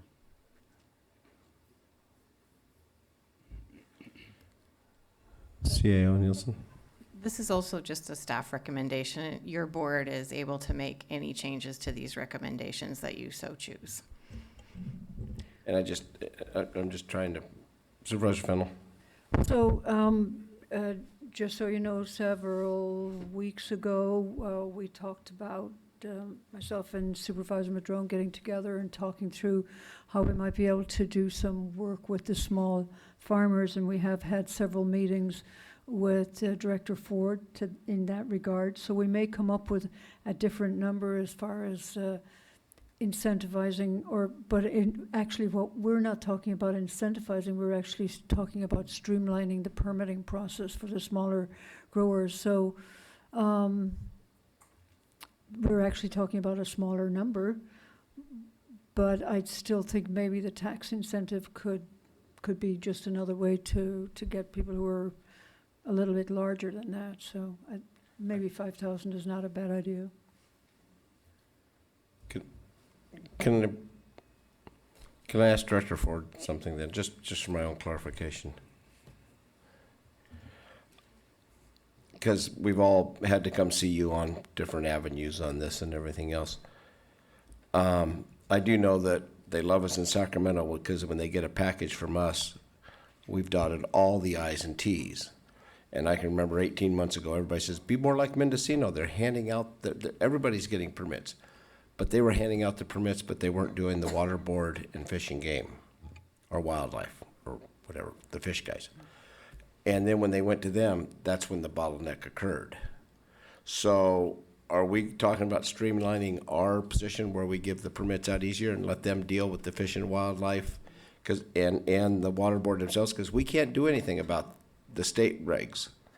We can only do our regs. So how are we going to actually streamline when we have no effect over the two biggest elephants in the room, the fish and wildlife and the water board? That's a really important question, and something that Supervisor Fennell and Supervisor Madrone and I have been talking about. And that is why, as you mentioned, the number 2,500 becomes a really critical number, because that is the point of exemption for water board purposes. And then the other thoughts are, if we can do something that takes out lights, takes out fans, takes out generators, it really greatly reduces the impacts to wildlife resources, which is CDFW's primary concerns. So what we've been talking about is trying to find a very tightly knit path where there are some very strict performance standards that would allow a small cultivator, if they followed those standards, to come through and with, I'm going to say, relative ease, obtain a permit. We do not want to lose the reputation that we hold in Sacramento as preparing people for being able to get their state licenses. And we frankly do want to continue to set the standard for the rest of the state in terms of what it looks like to do good permitting. Okay, I just trying to figure out how we're gonna, there's so many guys, how many places we're gonna be at. Well, mentioning Mendocino, as I understand it, actually Mendocino is checking with Humboldt County to see how they can go forward, so. Yeah. Through the board, or chair, sorry, the board Supervisor. chair. Board chair. Rex. Chair board? Rex works really well. I think this is a reasonable effort, maybe first step. On the parts which have to do with the solar and the road improvements, I personally would like to see a sunset date on that, to at least to begin with, so that we can assess where things are at, whether we want to change it, improve it, get rid of it. And I would recommend a year, the next calendar year, that we institute this for just a year for that purpose. That'd be my suggestion. On the the part where incentivizing smaller farms, I don't think that results in less environmental impact, because two 5,000 square foot farms discrete from one another with all their own roads and their separate water sources and all of the things is basically more fragmentation into the landscape than one 10,000 square foot. I'm just saying that's basically what we would be incentivizing sprawl from that perspective. So, and I'm not saying people shouldn't grow small farms, and I'm not saying that that's not a valuable space to get into from a host of reasons related to the product itself and just the capacity of the landscape in those discrete locations. But I don't think, incentivizing this fragmentation is not an environmental benefit. It might have other benefits and that are worthy of support, but from a landscape perspective, it's like it's saying we're going to incentivize small houses, but we're going to put them all in different locations all over the place and call that environmentally friendly. It's sprawl still. So. And that's why I support the first two items in this, because it's improving one on what already exists versus incentivizing something that doesn't necessarily exist, unless this is only to reduce existing farms. Is that what I'm getting? No. Well, if I could, through the chair. Two different things. I think one of the things we're talking about is I would not anticipate that this encourages cultivators to get permits. This is really a matter of, since we are collecting this Measure S tax, how can that be used then to incentivize environmental improvements? So this would really apply to existing cultivators that already have their permits, and maybe the decision on sprawl has already been made. And so what this would then do is take into account the fact that those decisions have been made, and how can we use economic incentives to make that better? And so to revise my comment then, basically, if this is to incentivize a small, reducing a footprint of an existing facility, then I think, yes, this would incentivize environmental. If it is incentivizing fragmentation, then no, it's not an environmentally positive result. I think the sprawl, fragmentation, and everything else has already happened. I think we're trying to incentivize what they're doing on their properties that they own now. They're I like to consider them as homesteads, and they're sprawling homesteads, I guess. Chairperson Madrone? Thank you, Mr. Chair. Yeah, I agree. I mean, whether or not we wanted that sprawl to happen is always something that comes up here at the board. I tend to be more of a rural guy, and I actually like that people are living out in the hills. And I see the future of forestry management as needing a large workforce of people living in the hills to help tend to things. So I think, Supervisor Wilson and I disagree on those things a bit, but I respect his opinion on that, and I certainly don't want to incentivize additional sprawl. And I do believe that many of the subdivisions were built on old ranch roads that probably should have never been the main road system for those subdivisions, knowing what we know today. With the 5-county Coho Salmonid project and other things, we've learned that you need to build the roads on ridges, not up the inner canyons of creeks and things like that. So that being said, I do think it'd be great to try and improve some of those roads, and this is one of those avenues to try and do that. So I absolutely agree with what you said, Director Ford, that this is a way to try and incentivize the 1.0 to get up to the same standards as 2.0 or in that direction. So I fully support that. I agree that ultimately we're going to need to have the state involved and maybe even the feds. And, I've talked about this before, that in the long run, I'd love to see incentives tied to income like the solar tax credit program, where if you're doing good stewardship practices, spending money to protect public trust values of fish, wildlife, water, et cetera, let people write that off their income. That's what put solar panels on roofs all over our country. So I think that's another layer, and we're going to want to continue to work that way. But I've been appreciating work with Supervisor Fennell and John on trying to figure out, is there a sweet spot somewhere for the small farmers that aren't currently in the permit system or compliant? And I absolutely believe that 2,500 is that place, because it tiers to the water board's exemption, which then means you suddenly have much less consultant fees for all these plans and all these things that have really been driving the cost of compliance through the roof. So I guess I would generally support what's been put in front of us. I would make two changes. One, I would make it 2,500 rather than 5,000. And I would also replace if you go back, or don't have to, but the 5-county coho manual is outdated at this point. What you want to use is the Mendocino County RCD Ranch Roads Manual that has just been republished and reprinted, so it is state-of-the-art. And it can be purchased, well, it's online for free, but you can also purchase it through the RCD. And this manual was created by Pacific Watershed Associates, some of the premier experts in our area of how to take care of your roads and stuff. It's an incredible Bible manual of everything you ever wanted to know about roads. So I would use that as the reference for people rather than the 5-county one, which is old. But with that, I'd be prepared to support this. I think incentives are great. I really appreciate staff's work and coming back from the CAO's office and from planning to help us figure out what kinds of incentives we might be able to put into place for all these things. So I had one question on the timing of the tax bills.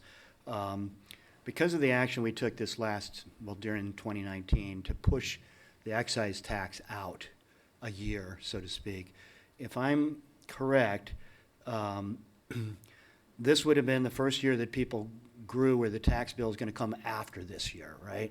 So people were not billed in January and October of this year. Notices will go out in January of 2020 for bills for 2019. For whatever people actually did in 2019, they'll get a bill in January due in March and October of 2020. Is that the way this is lined up? Yeah. Okay, great. So just wanted that clarification. But with those minor changes, I would be ready to support this. If I may, Supervisor Madrone, this tax incentive, in the staff report, we talked about these credits wouldn't be applied until the bills that were delivered in 2021. Understood. Yeah, you got to tier things in. Thank you. And Mr. Fennell?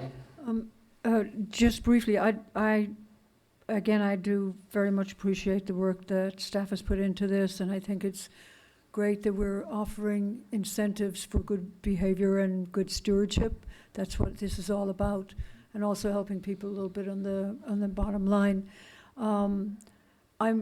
I'd like to hear from others on this. I'm still not 100% sure that I'd want to drop down that small cultivation thing with regard to the tax incentives. Not anything else, but with regard to this tax incentives, because I know, for instance, that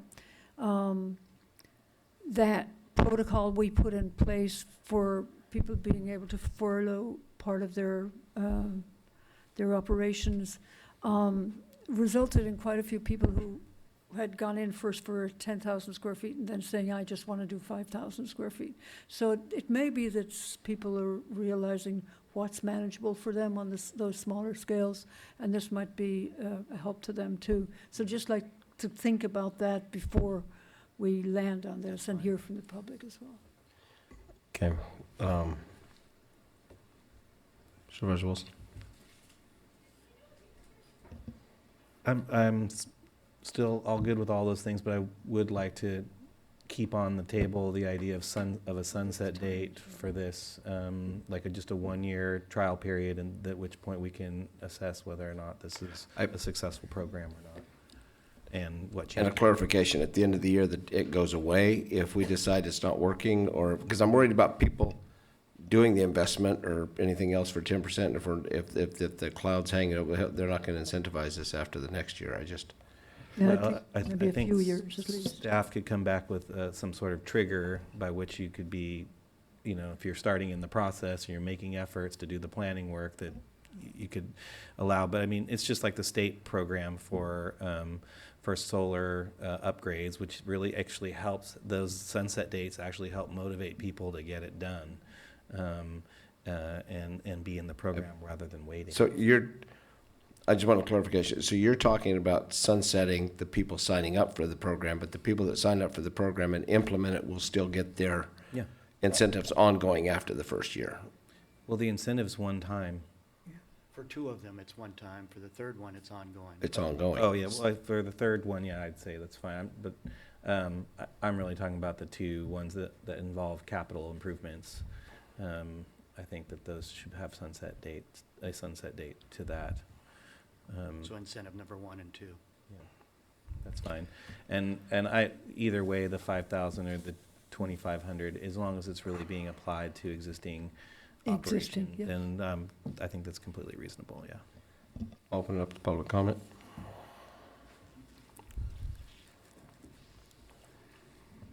Good afternoon, Supervisors. Tara Carver, Executive Director, Humboldt County Growers Alliance. Once again, Humboldt County is leading the way in considering incentivizing best management practices. This hasn't been done ever for cannabis anywhere in the history of cannabis.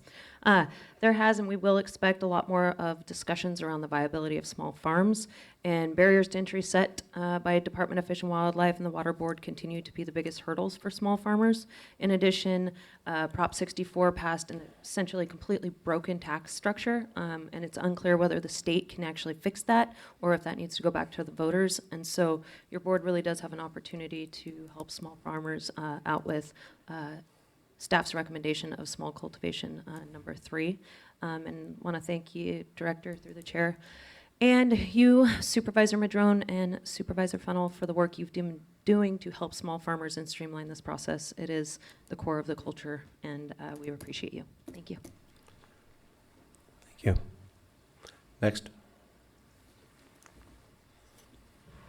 So Thomas Mulder again. I appreciate you guys listening to the community and bringing this forward. I know it takes time with anything in the government. It takes time to make changes to policy or anything like that, but this is something I heard a lot of community members saying over the last couple years, and it's good to actually see this.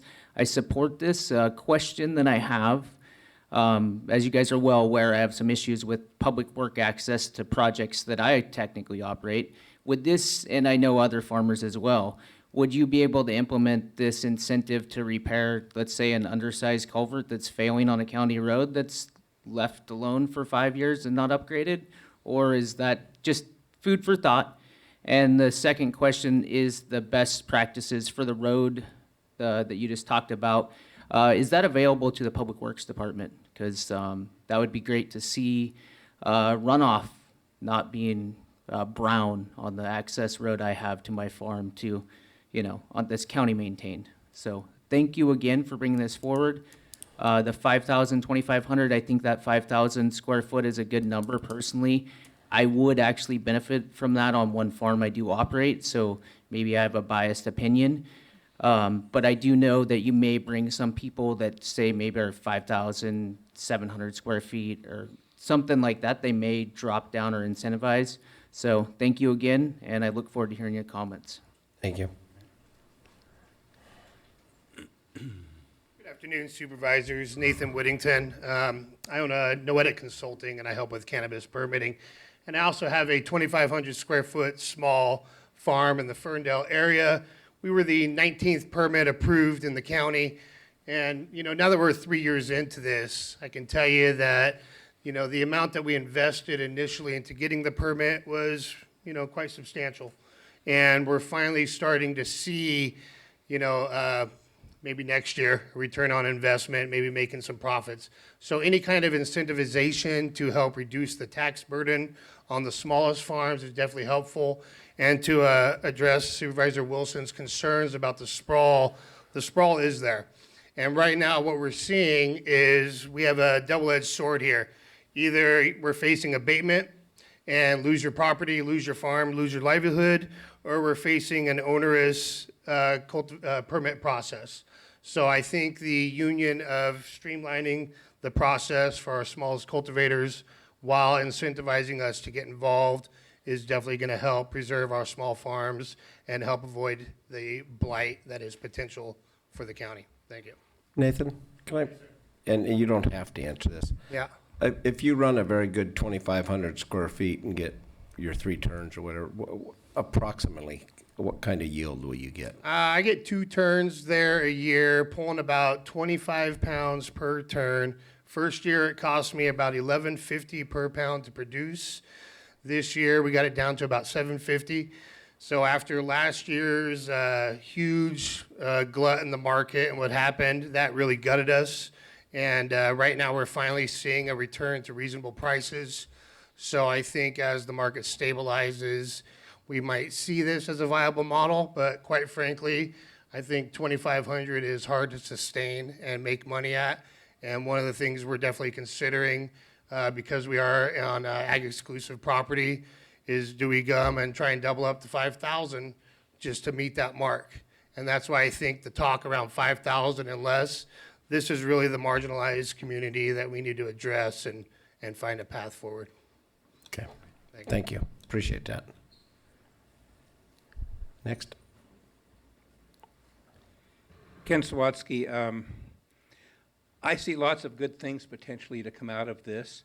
I think you may need to change your verbiage here a little bit. The voters voted for Measure S, and according to the language from November 8th, 2016, to maintain and improve essential services, including public safety, job creation, crime investigation, prosecution, environmental cleanup, restoration, children, family, mental health, drug rehabilitation, other county services, you can use it for anything you want, shall establish a 1 to 3 per square foot based upon type of grow annual commercial marijuana cultivation tax, generating approximately $7.3 million. We go on to page 2 for just a couple more words here. Annually until ended by voters with all revenue for the county, none for the state, annual audits. I don't know if we've seen the annual audits, and public review. I don't know if we've seen public review. The voters did not vote for something where you can give tax incentives. You can put this in your general fund and have some kind of a general fund rebate plan. But technically, I think you'd be leaving yourself up to challenge if you try and make a substantive change to what the voters voted for. And I believe that might be found to be substantial. I'm just trying to give you a heads up. Of course, there's just a little way that you just change one word up there and make it mechanically a little bit different. And I think you can make this work for everybody. That's my suggestion to consider. Run this by competent counsel. Instead of waiting like we have something a little while with PARs and things, take these to someone who's an expert in taxation and says, this is what you can do without going beyond what the voters say. You get that rubber stamped, and I may have no problems with that. But unless you're actually taking this to an expert on taxation, you're leaving yourself open to troubles, and I want to protect us from that. But I strongly support that. These people need all the help they can get. The question here is you've got 12.437 million. That's if everybody does it. I would, if I were you, I'd like to see a EWAG, educated wild ass guess, as far as how many people you think actually are going to do that. Because if you're looking at taking a $12.437 million hit on this, I don't think you can afford it with what's actually going to be coming in. The other concern I have, and it has always been out there, is you have an awful lot of these permits that have not been brought to fruition. Still, over 50% of your people are out there. I don't know, did the state shut those down December 31st? You shut them down? When are those people going to come into the fold and actually do the environmental things you're talking about here? Lastly, being a member of a corporation, and we're general engineering contractors, not contractors, we do use concrete when we put in culverts. It's a very common practice. A lot of the heavier wings have to be done in concrete. You go to any large culvert and we use concrete. So just so you're aware of the processes and when concrete is used. A comment was made a little earlier and I think it was erroneous. Thank you for the opportunity to speak. Thank you. When I looked at the CAO, where at the bottom where it says total estimated max value, if everybody signed up, we could afford the $12,437,000 if everybody signed up.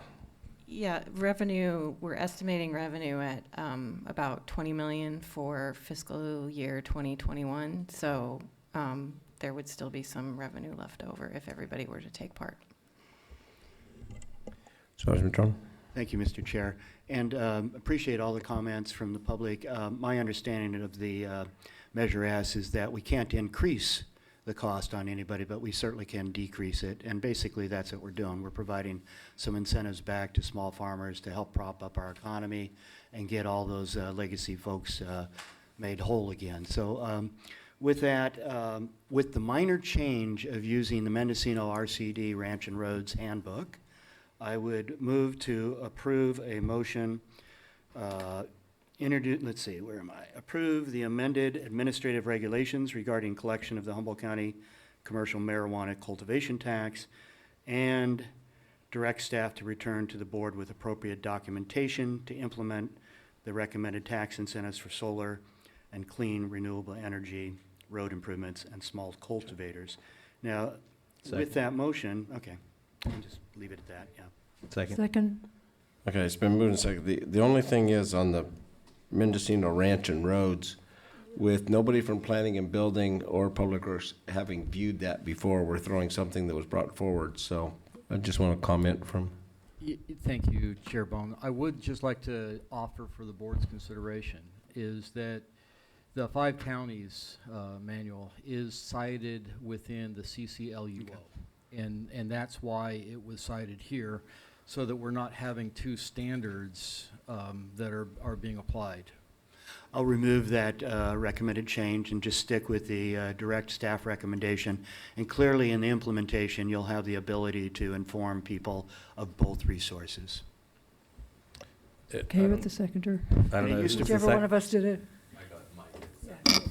And I will say that when the 5-county program started about 15 years ago, for the first 10 years, it was incredibly well funded by all kinds of state and federal grants.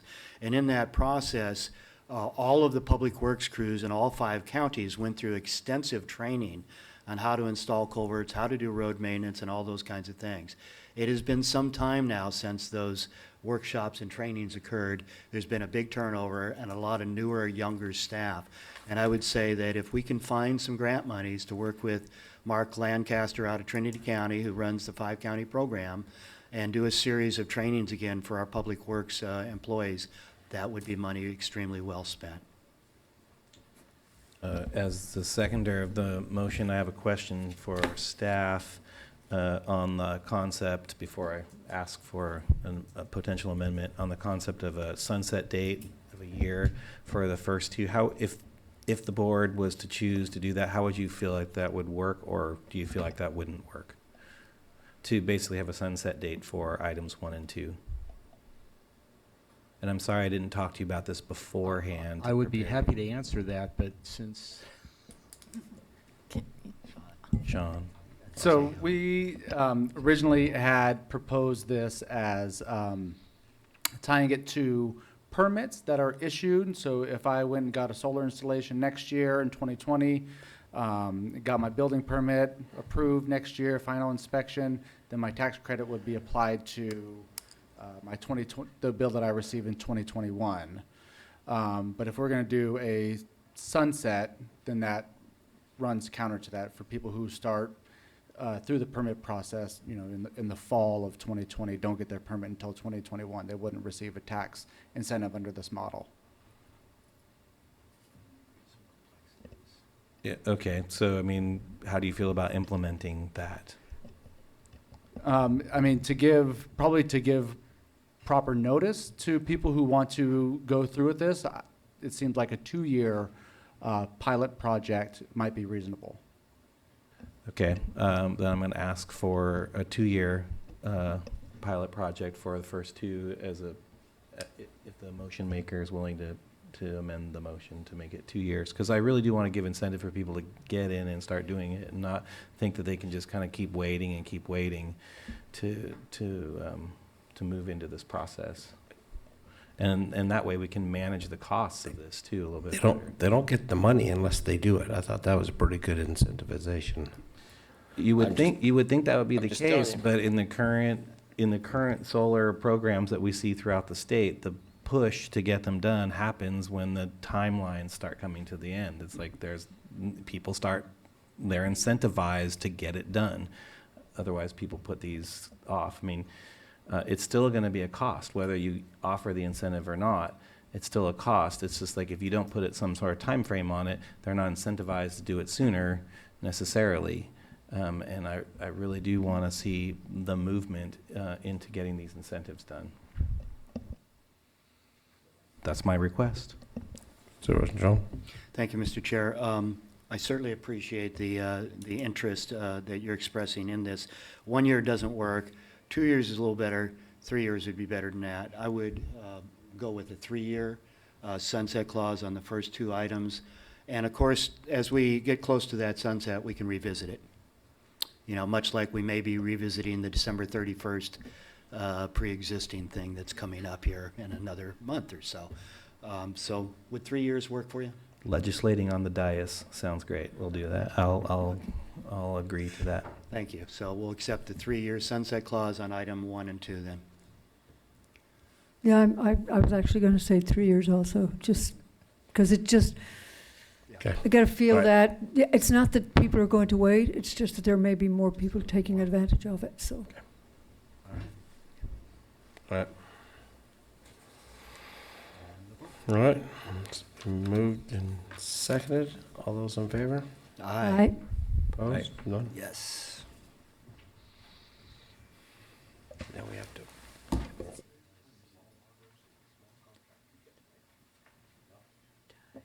I'm certain.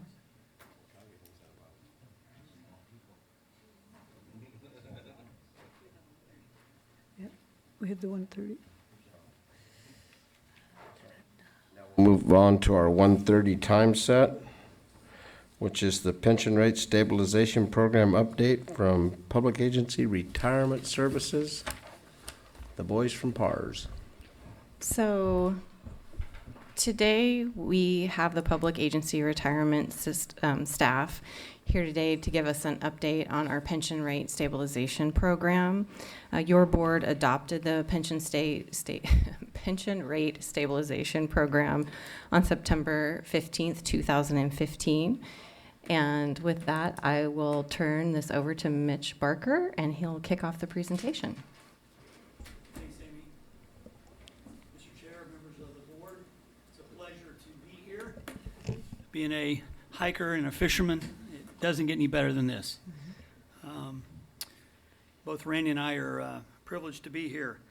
We're going to give you an overview of your trust account as indicated by Amy. We're going to keep it at the proverbial 30,000-foot level for brevity, but if you have any questions, please let us know. We're here to answer all of them today. We have our contact information on page 2. Andrew Brown has been up here before. He was detained by jury duty, civic responsibility, so Randy is here to pinch hit in his place, and we'll do a fine job. On page 3, we get into an overview of the 3 business entities that are bringing you this program. PARs were known as trust administrators. What does a trust administrator do? We do the record keeping. The term is called sub-trust accounting. Why sub-trust? Because it's one trust called a 115 trust. It's been approved by the IRS. We don't operate any program that the IRS has not approved. And we were the first to get this in the nation. We're very proud of that. But we monitor all the money coming in and certainly going out. Since there's over 400 agencies in this trust, we have to make sure that the money goes into the right bucket all the time, because there's some very, very close sounding names among the agencies. We also coordinate disbursements when it's time to take the money out. So that's what we do, and we've been doing that for 35 years, trust administration. We have over 900 public agency clients and over 500,000 participants in our program, and over $4 billion assets under administration. Our trustee is U.S. Bank. I see they've got several branches in town, which is always a good thing. They're the nation's 5th largest commercial bank, often highly rated as the most admirable. They have $5 trillion under administration, and they safeguard the plan assets. Why is that important? Well, you want these assets to be there for the beneficiary of the county and the participants in the future. And being the custodian, it's their job. It's a walled-off trust. Investment manager is Highmark Capital, represented by Randy. We've been working with Highmark for 20 years. They're a subsidiary of Union Bank, highly respected. 2 key things there under that bottom right block. Investment policy assistance. There's an investment policy in place, has been since 2015. That's very important. It says, what's the risk tolerance level? What's the target rate of return? What's allowable to be invested in? And arguably just as important, what's not allowable? Our office, and I live in Orange County. What happened in 1994? You went belly up. File for bankruptcy. The sky is falling. Largest municipal bankruptcy in the history of the United States at that point, because our treasurer arguably went off into the weeds. So one of the sections of that investment policy that was put into place and updated over time with Amy's assistance is what assets we cannot invest in. Like Orange County, can't do derivatives, no raw land, no precious metals, no commodities. All those things are speculative, cannot go there. So that gives the board some peace of mind that we're going to go about this the right way. Using a football term, we're going to stick to blocking and tackling, the fundamentals. And they've done a very good job, in my opinion. They also have an open architecture platform, which simply means they can choose any fund out there in the proverbial fund universe. There's 14,000.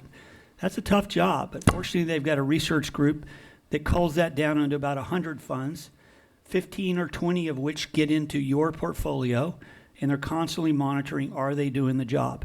If not, they will make a change, and they did that back in February. Highly respected fund, but the fund manager left, and they made a move and got into a better fund, in their opinion.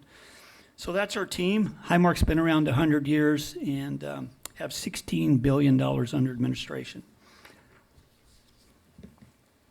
Just as a reminder, this is an IRS-approved trust. That's very important. Why do we need IRS approval? Because we wanted a tax-exempt pre-funding vehicle.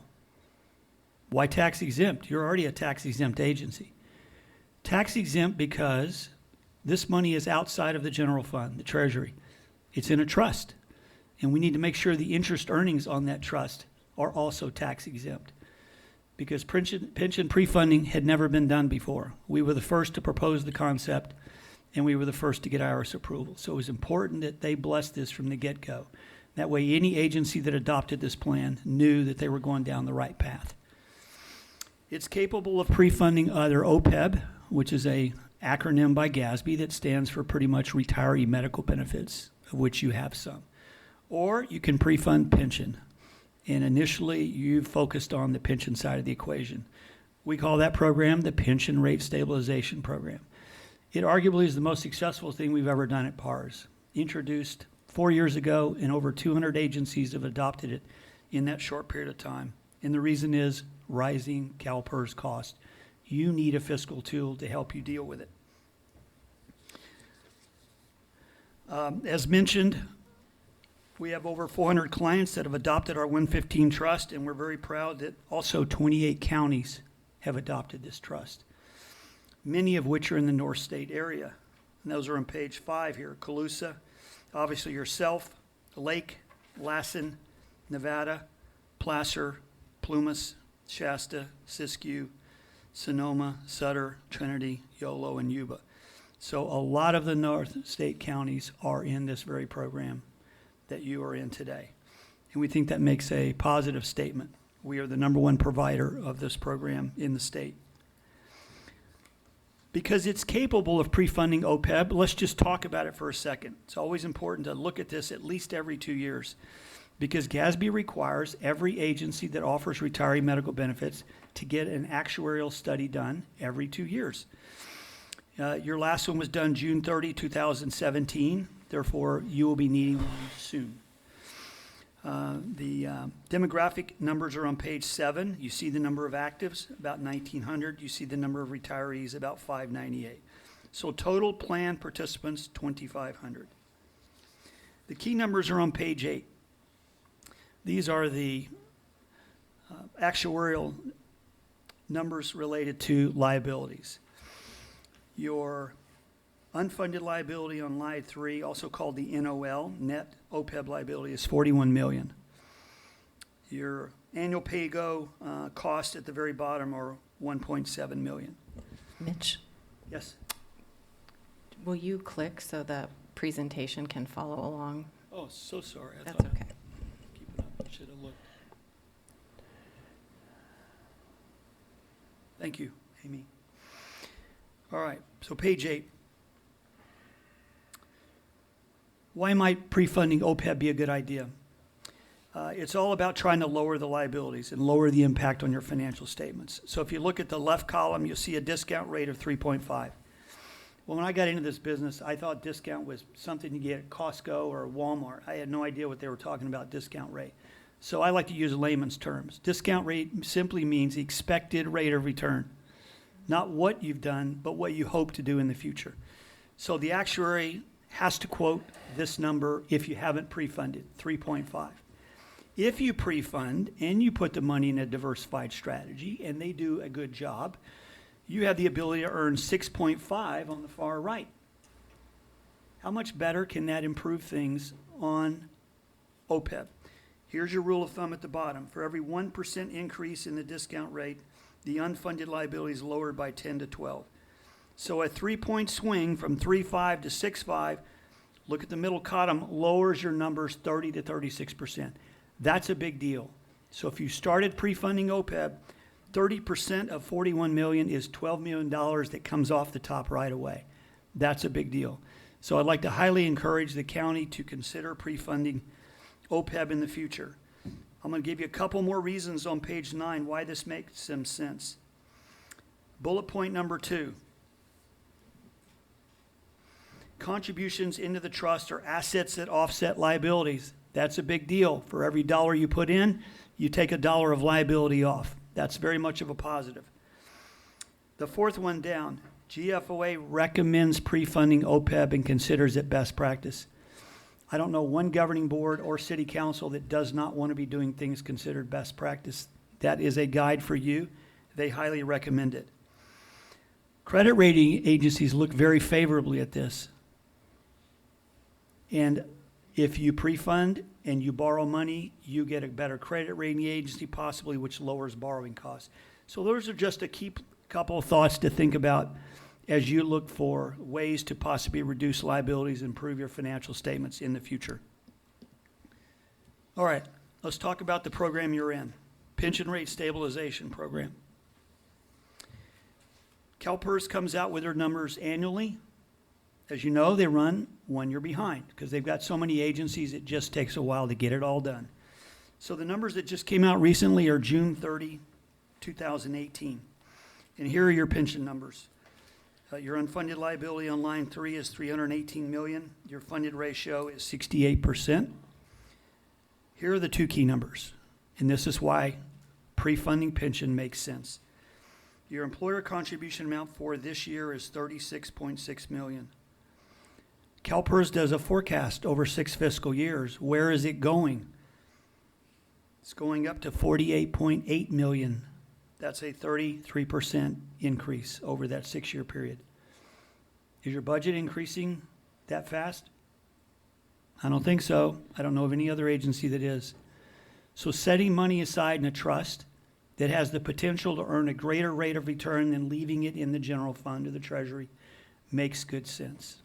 It's very much of a smart fiscal tool in your overall toolbox. Graphically, I've got these same numbers broken out. First one is miscellaneous on page 12. Your projected contribution costs go from 28.9 to 38.1 over this fiscal period of time. It starts to finally come down in year 6. Gosh, that's a good thing. Safety on page 13 goes from 7.6 million to 10.7. That's a 40% increase. Starts to level out about year 6. So what we hear agencies are saying, including counties, we don't need the money in the trust right now, but year 6, when our costs have really gone up, that may be where we're having a budget crunch time and we may want to go to your trust to help make up the difference. And I think that's smart to look at it that way. So let's summarize your plan to date.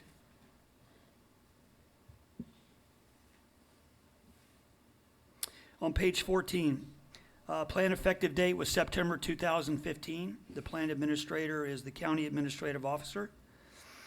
The current investment strategy is moderately conservative. We have 5 steps on the risk tolerance scale. The most conservative is called conservative. The next one up is moderately conservative. So are you either on the second most conservative of the investment strategies? Randy will talk more about that. You're in an active strategy. Remember I talked about active and passive. Active means there's mutual funds in your portfolio that have the chance to outperform the market. That's the most common choice among our agencies. So as of September 30th, 2019, these are your numbers. You had an initial contribution of $187,000 early on. You put an additional $5.2 million in for total contributions of $5.4. The investment earnings to date through September 30th are $545,000. It's fantastic. So the account balance today, as of September 30th, $5.9 million. We also like to give a graphical representation over time of the money coming in. Thank you, Randy. So you see the fiscal years ending 16, 17, 18, 19, and the one we're currently in, 20. So you put an additional $300,000 in for this current fiscal year, correct, Amy?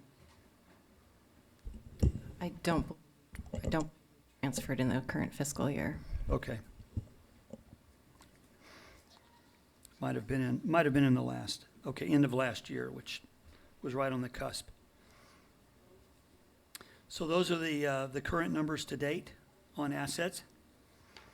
And one final thing I will tell you that could not be more important at PARS, because we are the trust administrator of record, is on page 16, and that's about GASB reporting. As you know, government accounting is all about acronyms, so GASB is our leading authority on what to do. So we send to each county client an individual trust statement, both monthly and at the end of the year, keeping them informed on a monthly basis as to what their account activity is. At the end of the year, we send a trust-wide audit, the whole trust, all 400 clients. And we send an audit of your specific account. And we send a audit of PARS so that you know we are doing things the right way. That's called a SOC 1 audit, Strategic Organizational Control.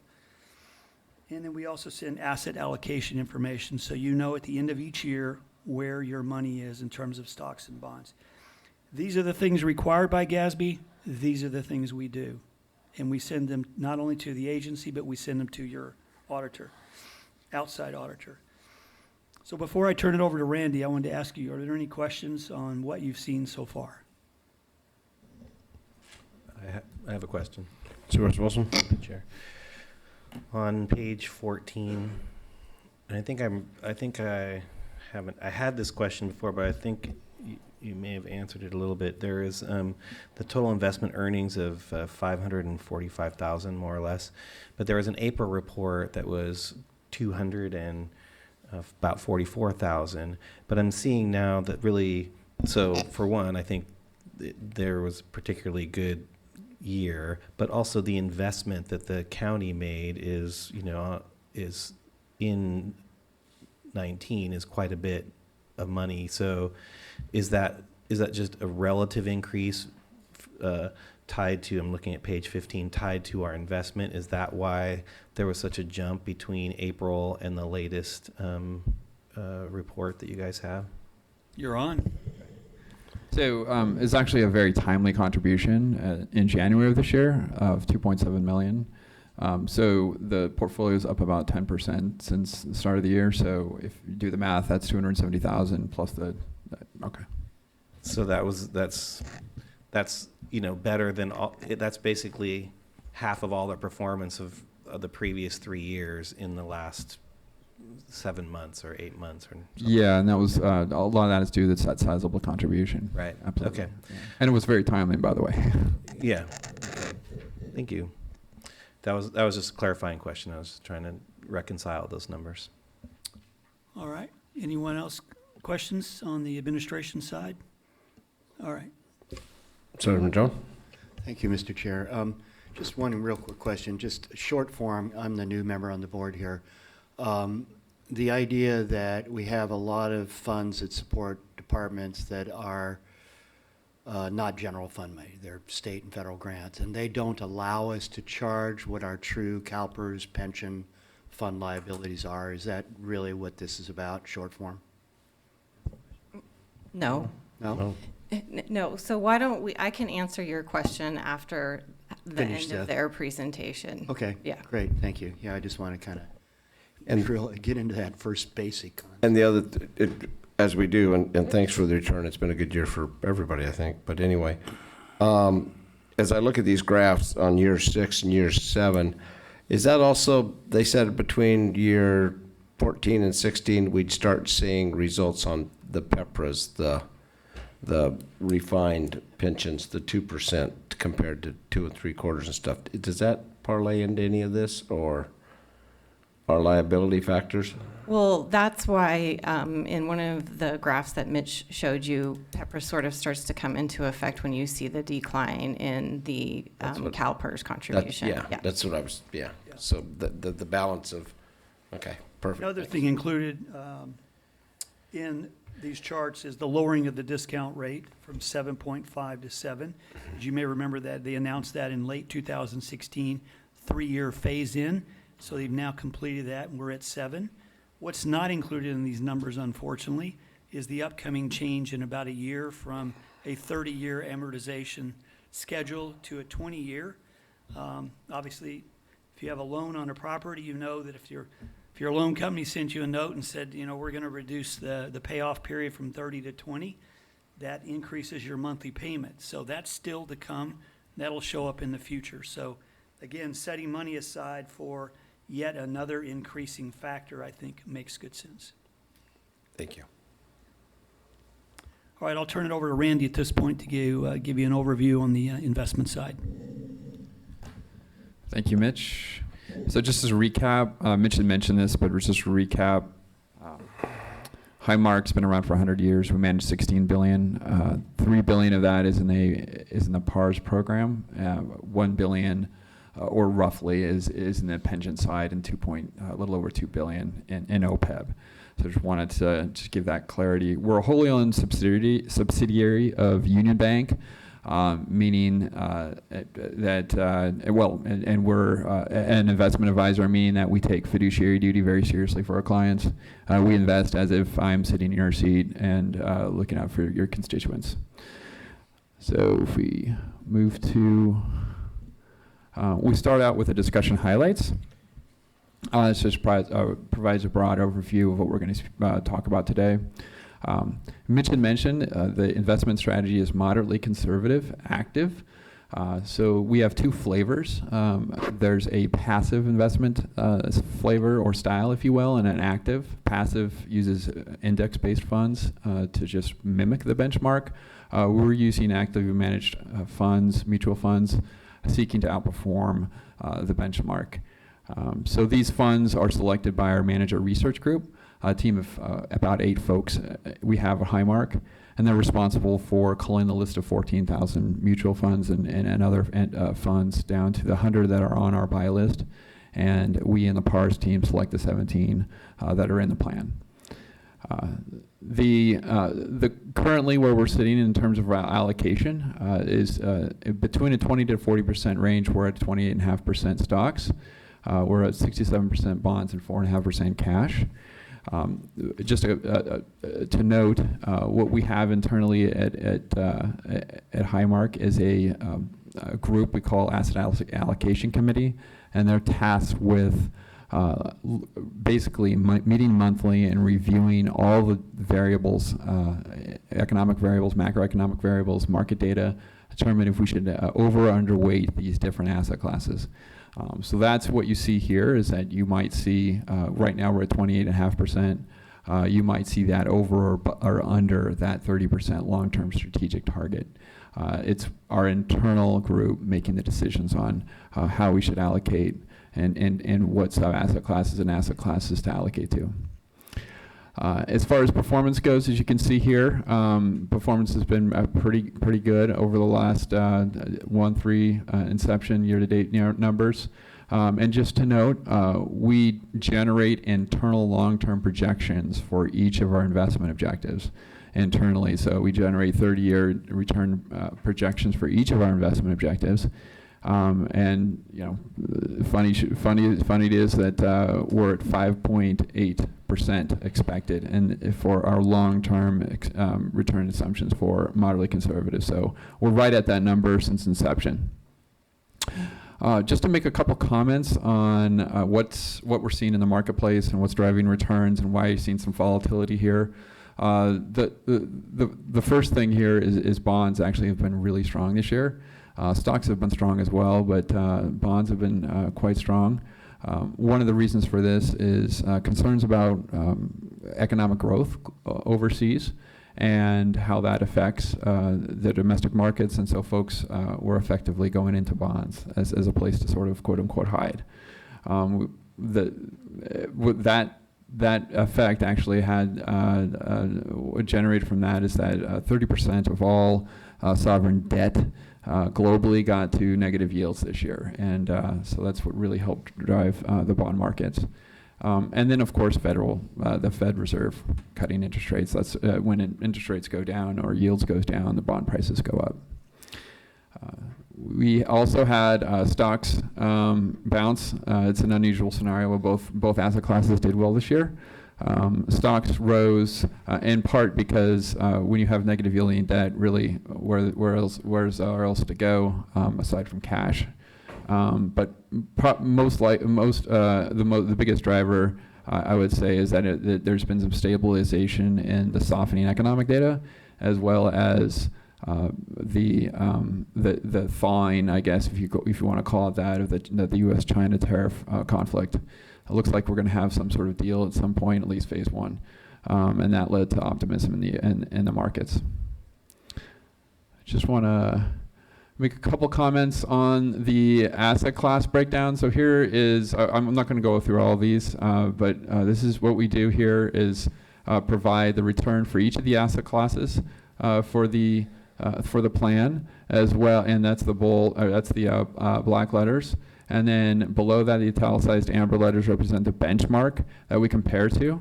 And just as a note, again, this is an active strategy, so we want to outperform these benchmarks, which are below an italicized letter, over time. One point to make is the large cap funds. If you look at that category, it doesn't look great over the entire time frame. Two reasons for this. We were overweight an area in which that underperformed our market, which is value. I would say we're very prudent investors as a philosophy for the firm, and we had this huge disparity in value versus growth valuation levels that we thought would compress. They didn't quite do that. We're actually back to equal weight between the two, value versus growth. And then secondly, the two other areas that did very well this year. On a relative basis, small caps, as you can see, it's outperformed the benchmark quite well since inception, as well as the last year. But the REIT funds, the REITs are sort of a blend between stocks and bonds. They have bond-like characteristics with their yields. REITs, yeah, the REIT funds, real estate investment trusts, but they are equity. Given that both bonds and stocks did well, REITs have performed quite strongly. So Mitch had mentioned one of the funds that we use. We actually rotated out of that fund into a new one. If you look at the small cap growth category here, the Victory RS Small Cap Growth Fund, that's a relatively new addition to the portfolio. We made the switch in February. The prior investment manager we used was T. Rowe Price New Horizons Fund. What happened was in February, it was announced that the lead portfolio managers and two assistant portfolio managers was leaving to start their own fund. That represented 75% of all the portfolio managers of the fund. There was one left who didn't quite have the skill set they were looking for in terms of the background, I would say, that we're looking for this fund. So we made the switch in a matter of weeks. That's really, and the great thing about it is our manager research group had already identified another manager to rotate into. So it's a testament to how, if we need to, we can make a decision relatively quickly. This slide just shows the performance of our managers and over trailing history. What I want to just point out here, under the rank column for each of these time frames, is they rank relative to the relevant benchmark of each of the funds. So for instance, Columbian Contrarian at the top there has a 33% rank for the year-to-date period. That's beaten the S&P 500, but over the 1 year rank period at 3.85%, it's still 41%. So 41 means lower is a better number. So 41, they ranked 41 percentile in their category versus their peer group. So lower, better. The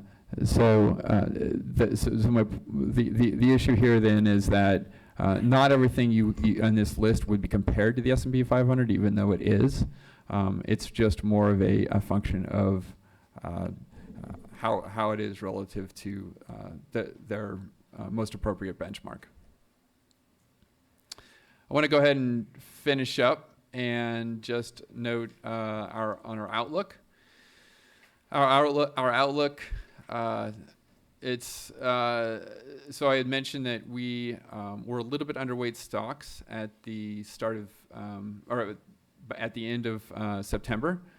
We actually rotated slowly out of stocks in the summer, given a lot of uncertainty in the markets. But we actually have just rotated back to equal weight.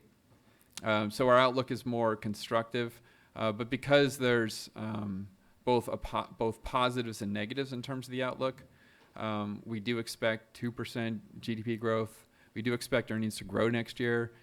We do expect unemployment to remain relatively stable, but we do have the uncertainties with the election, so that does factor into our analysis when we actually allocate the funds. So we're on the equal weight side right now. Yep. Questions on investments? Any questions? I have questions related to investments. A lot of municipalities are trying to divest from fossil fuel investments.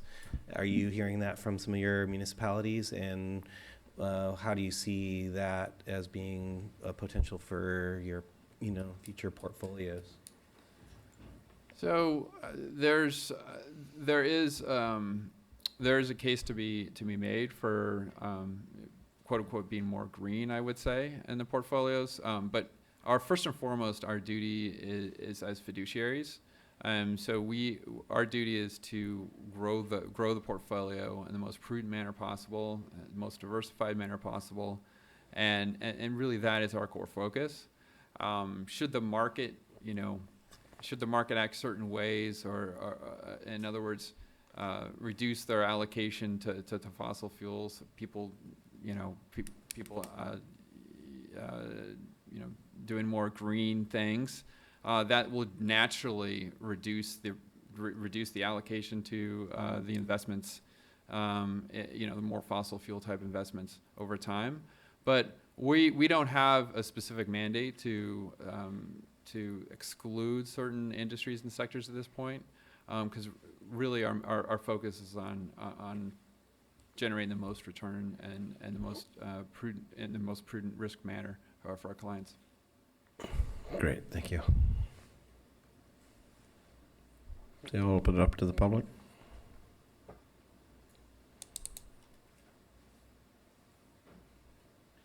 Ken Sawatsky, well, where's U.S. Bank?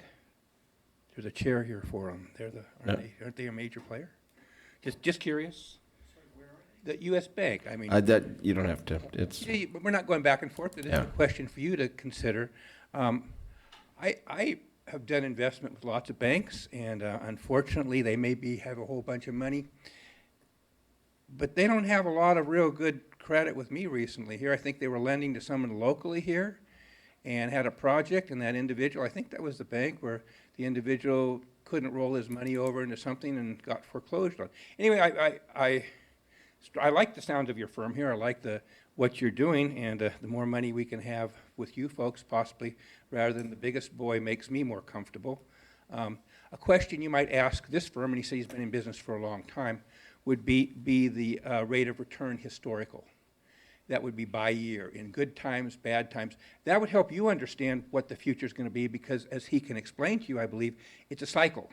And he said, we do have some uncertainty here, and some very major uncertainty as far as what the financial future will be. So to have realistic returns, I think all of you should have access to some of those numbers. Something just historically, how much has the average return been? In the bad times, when Virginia was here cutting back wages, what were the returns on those accounts during that time period?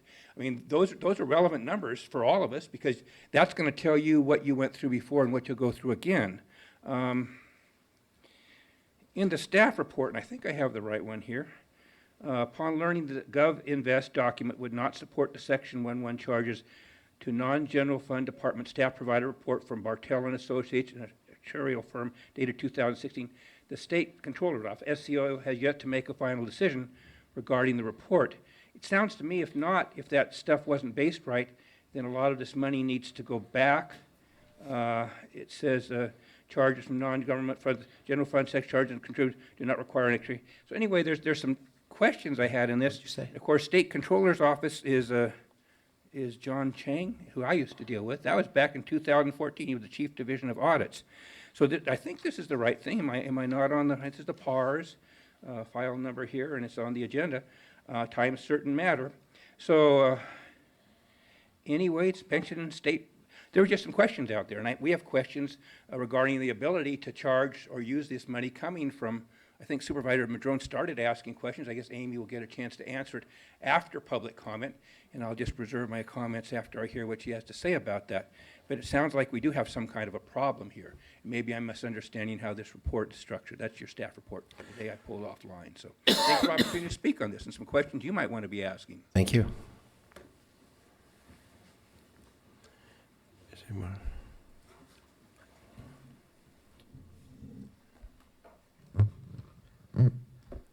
Hello, my name is Karen Bas-Dominguez. I'm the Auditor Controller for the County of Humboldt, and I wanted to provide the board an update. Yesterday, I received from the Deputy County Administrative Officer, Alicia Hayes, bank statements for this account, this trust fund. She provided them for the year that ended June 30th, 2019, and for the month ending September 30th, 2019. What the Auditor Controller's Office is going to do with these statements is we're going to record them on the county's general ledger. Historically, they were not recorded on our financials, and it generated an audit finding from our external auditors that we were not able to include in our financials a record of these assets. They will be added now. I am also looking forward to receiving these bank statements on a monthly basis so that my department can comply with Government Code 26905 that requires that all of these accounts be reconciled no later than the last day of the month following the month in which we're reconciling. I have also been sitting in the audience listening to the presentation and trying my best to read this PowerPoint. It's very enlightening, but I also feel the need to clarify some points, because ultimately my response, similar to their fiduciary responsibility to maximize profits for their shareholders, my responsibility is to the electorate, and I want to make sure that the information given to the public is the most up-to-date and the most accurate possible. What I've learned in this position about our unfunded liability is that it's more fear than anything else. The unfunded liability is not necessarily someone knocking on our door demanding that we pay $300 million. It's an estimate. That estimate is generated through actuarial reports every year, and they say, given your county size, the amount of revenue you generate, the number of employees you have, their ages, when they are going to retire, given all that information, we anticipate that you will need to have $300 million in order to meet all of these obligations when your employees are ready to retire. And I say that because I have heard conversations out in the public or even on social media where people are so fixated on this unfunded liability, where they think that the county doesn't have money for operations because of this unfunded liability. And I just want to be clear that it's not the same as getting a bill every month and having to front $300 million. I do also want to point out that the county has met its obligation for this fiscal year. The treasurer issued the payment right up front in July, and it was, I think, $16 million or maybe more, but that settles us for the year, that we no longer have to make any additional payments. I also want to point out that the GASB 68 is separate from GASB 75. GASB 75 relates to the other post-employment benefits, and that's a separate issue for which we heard an offer today. GASB, is this on? No. Thank you. Yes. Oh, it is on? No. This is public comment. Okay. Thank you.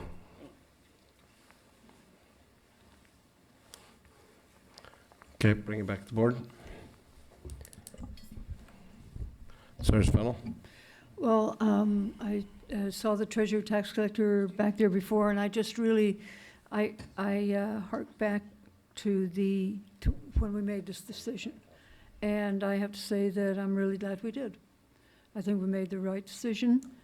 This is a way that we can grow funds to meet either deal with future shortfalls or the unfunded liabilities. And so I'm not going to pretend that I understand every single line that you've put here. That's what your job is. But what I do understand is that with it being IRS approved, et cetera, we're on safe ground, and we will get updates as often as we need them. And thank you very much. Supervisor Wilson. Yeah, I mean, I appreciate how we got here with regards to why we have this PARS and the anxiety based, on that narrative of the unfunded mandate. And I do appreciate what the auditor was saying. These are estimations, but this is what planning is. You're planning based on estimations. This is part of planning for the future and being responsive to those concerns. And so I get that. That being said, I think this was probably one of the better tools at the time to do that. And I know that certainly some more options have come onto the market since that time that we may want to consider into the future. I mean, I appreciate the effort and the work's been done so far, and it may be the best moving into the future, but we aren't tied to this particular setup or model. I know PERS is offering something, a tool that we may want to consider into the future, which is not a private institution, and so thus there's not pulling off of some of the assets in the form of profits. It actually comes back to the folks that invest, and that might be a consideration.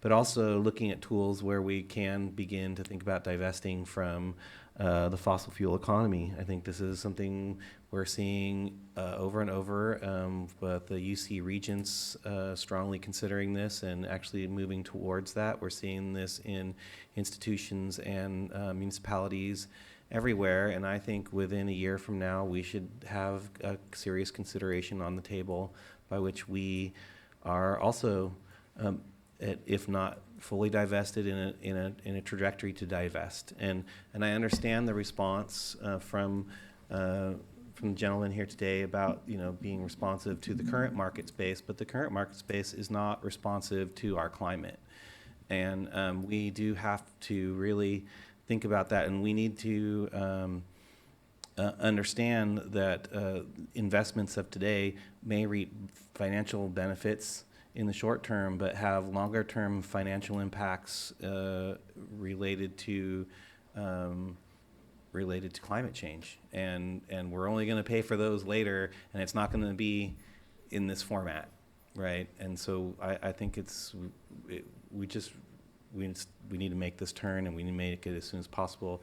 And I'm advising the gentleman in front of me today that if their company wants consideration in the future from me, then I'm going to want these things adjusted for in their portfolios. But that being said, I move that we receive the report today as requested by staff. Second.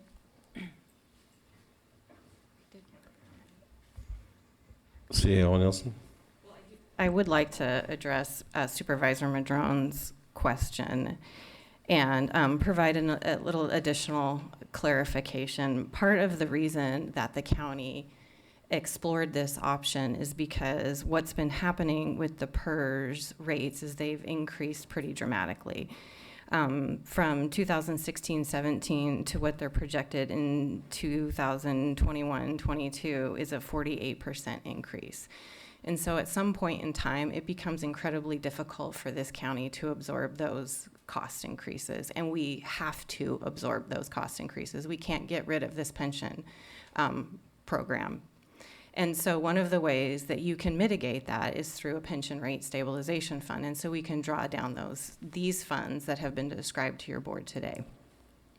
So in answer to Supervisor Madrone's question, I'd also like to say it's now seared into my brain that we have to have an actuarial report to support PARS charges to departments that draw down state and federal dollars. We do not have to have that for a general fund contribution. And so work that we did back in 2015-16 has been given to the state controller's office.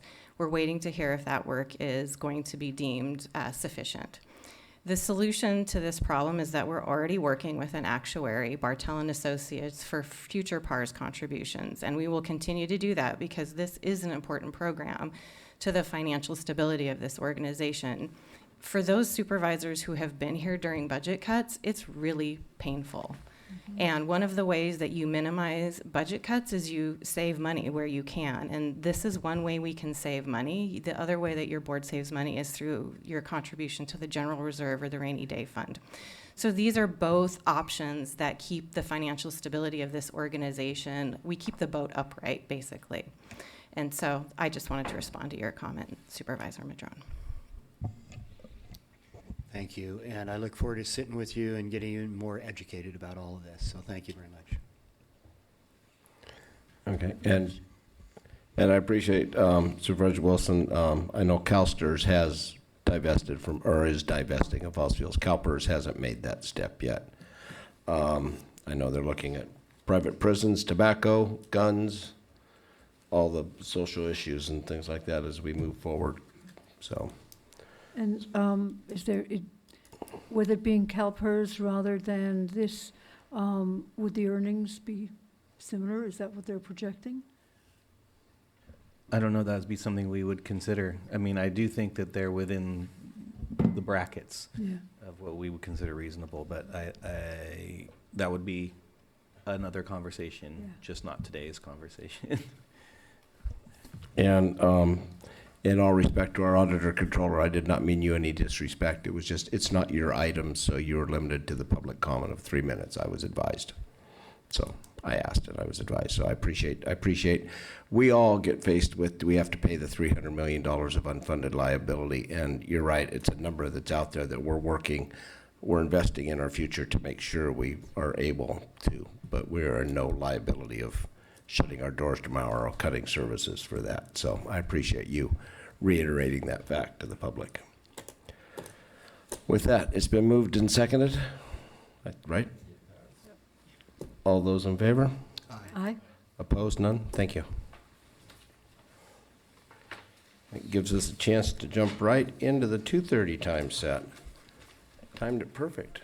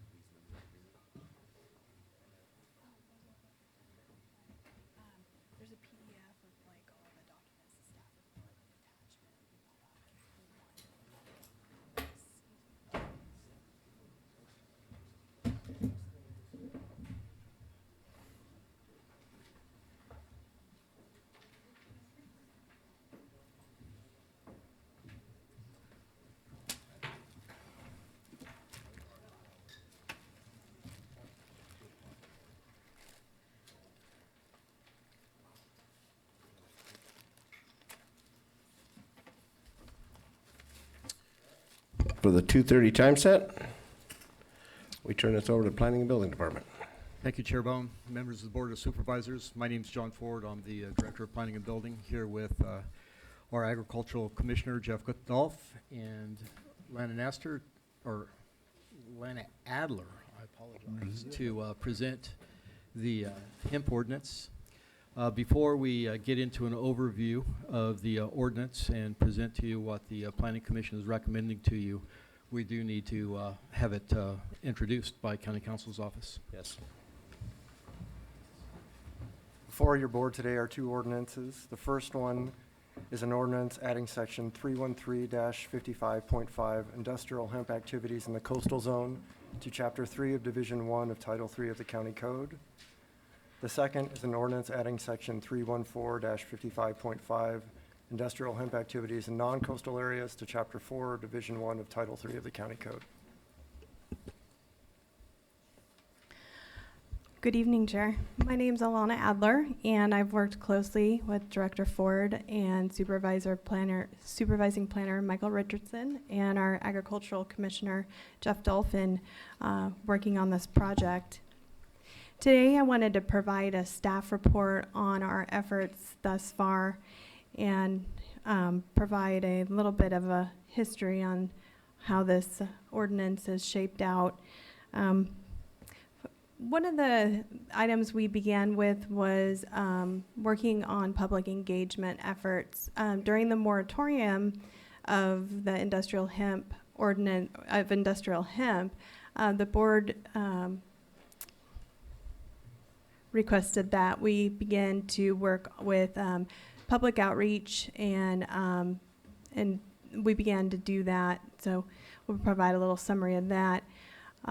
We'll talk about our draft ordinance evolution, the Planning Commission recommendations, the alternatives, and we do have an item on the December 10th Board of Supervisors agenda talking about a continuation of the June 25th moratorium.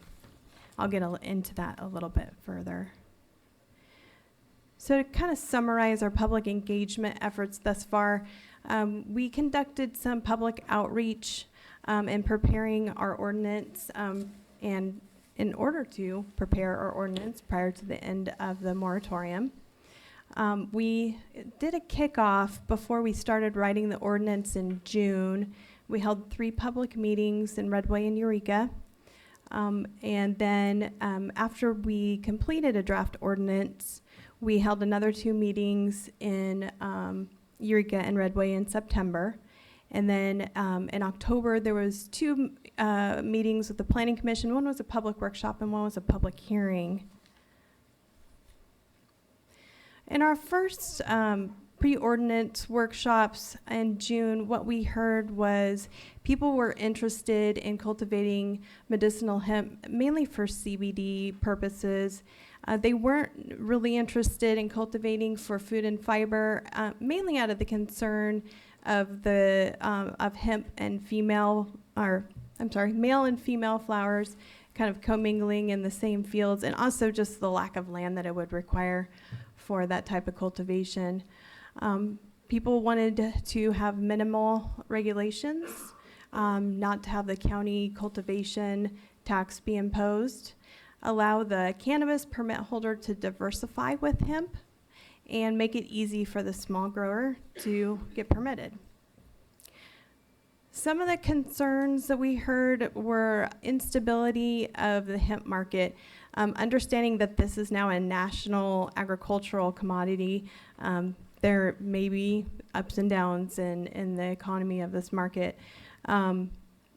We also heard the county's not suitable for large-scale hemp production, and the potential for hemp pollen to impact permitted cannabis farms, and to ensure environmental protections. People pointed out, whether or not it has X amount of THC in it, it's still going to be grown just like cannabis, and we need to be cognizant of environmental protections to put into place as part of this ordinance. So once we got back, started working on drafting an ordinance, we released a workshop draft ordinance for review in September. This ordinance allowed for several different types of provisions for permitting. It allowed for cultivation and other activities. So one of the permitting pathways was a registration allowed in industrial hemp management zones. These were areas that we mapped out that seemed appropriate for industrial hemp cultivation. They were in AE zones with existing agricultural crops, low in the watershed, and outside of community plan areas. And that kind of really spoke to the comment about minimizing regulations. Another pathway we included was for commercial cannabis permit holders to apply for a zoning clearance certificate to elect to cultivate hemp. So that would allow for the cannabis cultivator to diversify. We also had an accessory use provision. This was a 5,000 square foot with minimal permitting requirements. This allowed for entry for the small grower. It required that there would be a house on the parcel and that the applicant lived within the parcel or within the house on the parcel. Primary use was over 5,000 square foot or for post-cultivation activities, so things like manufacturing, testing, sale should be permitted through the Commercial Cannabis Land Use Ordinance or the CCLUO, and that really spoke to ensuring the environmental protections. So we released our draft ordinance in September and had 2 public workshops in the workshop with the Planning Commission in October. The public comments we received back were opposition to the large-scale industrial hemp management zone areas. There was also a question of the economic viability for the small-scale hemp cultivation, the accessory use provision. There was concern with the hemp pollen drift and introduction of new pests and diseases in the area. And then kind of a precautionary tale of some commingling of hemp and cannabis in Oregon and Washington. Kind of once industrial hemp is allowed, it could compromise the cannabis industry, and there was real concern about that.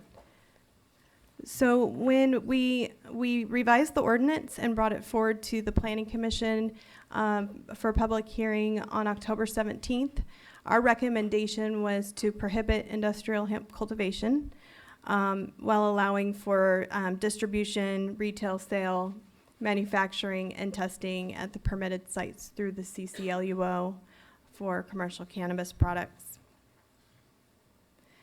The Planning Commission recommended unanimously to prohibit cultivation as well as processing, manufacturing, testing, distribution, and sale of hemp. So if this is approved as recommended, our current moratorium that's in place will not only disallow cultivation of industrial hemp, but also be expanded to prohibit all post-cultivation activities and sale of hemp in the county. So some alternatives for this, some of these came out of our public workshops. And so one would be a pilot program for industrial hemp activities to inform future regulations. Another would be to determine there's no difference between medicinal hemp and cannabis and develop an ordinance regulating them in the same manner. And lastly, examine the CCLUO and determine if there are regulatory barriers that preclude the small farmers from entering the legal marketplace. And I mentioned an extension of the moratorium in the beginning. The reason for this is for inland areas. The extension of the moratorium might not be necessary, depending on what the board's action is today. In the coastal areas, the extension of the moratorium would be needed, even if the board does take action today, because certification wouldn't be complete by December 25th. And these last 2 slides are just a little bit of informational things going on around the state. We received an industrial hemp registration summary So this is just a little bit of some of the interesting statistics in this summary. 32 counties registered growers and seed breeders as of November 1st this year. A total of 550 registered and 35,320 acres of hemp growing in the state. So the hemp growers in the state average 71.7 acres per grower. So some of the largest counties in average: Imperial 219 acres per grower, Kern 209 acres per grower, Riverside 113 acres per grower. So those are pretty large areas per grower. Humboldt County did make the list. We did have 2 growers and a seed breeder for 2.3 acres in total. And this is taken from the Supervisor LA. Fennell, excuse me. Oh, sorry. Thank you, Elena. I don't know if you have this, but it would be interesting to me. Do you know if those 30 counties that have hemp programs, if they also have cannabis? I did look at a couple, especially some of the ones that I kind of thought I had anticipated would also have cannabis programs. YOLO did, and they're not on the list. I did look at a few, but I did not look at all of them. Yeah, that would be really interesting to know. Thank you. Yeah, I know that a fair number have prohibited cannabis, but are allowing for hemp. Yeah. For a county that bans it. Supervisor. Supervisor Madrone? Excuse me, I think to your point, I think it's fair to say that generally counties that are embracing industrial hemp do not have large-scale cannabis programs. I.e. Kern, Riverside, yeah. Correct. Except for that 10 million plants of marijuana that's growing in Kern County. Yeah. Oh, there. Yeah. Minor detail. So yeah, this is the last slide, just making a point here of, Kern County prohibits cannabis cultivation, but does have an industrial hemp program. And 10 million plants seized under the guise of industrial hemp. So that is an interesting detail there. That's the end of my presentation. We'll be happy to answer any questions or provide any clarifications. Supervisor Madrone? Thank you, Mr. Chair. Yeah, the Kern County, they don't allow cannabis, and what I heard was that that particular crop that turned out to be over 0.3, it was like 0.5, 0.8. Somebody had bought the wrong seed. They didn't get seed that was certified to be 0.3 or less, so they got themselves in a real bunch there. But yeah, so they were trying to grow CBD, but they didn't get the right seed source that qualified. So that's what I'd say. Bye-bye. That's what I'd say.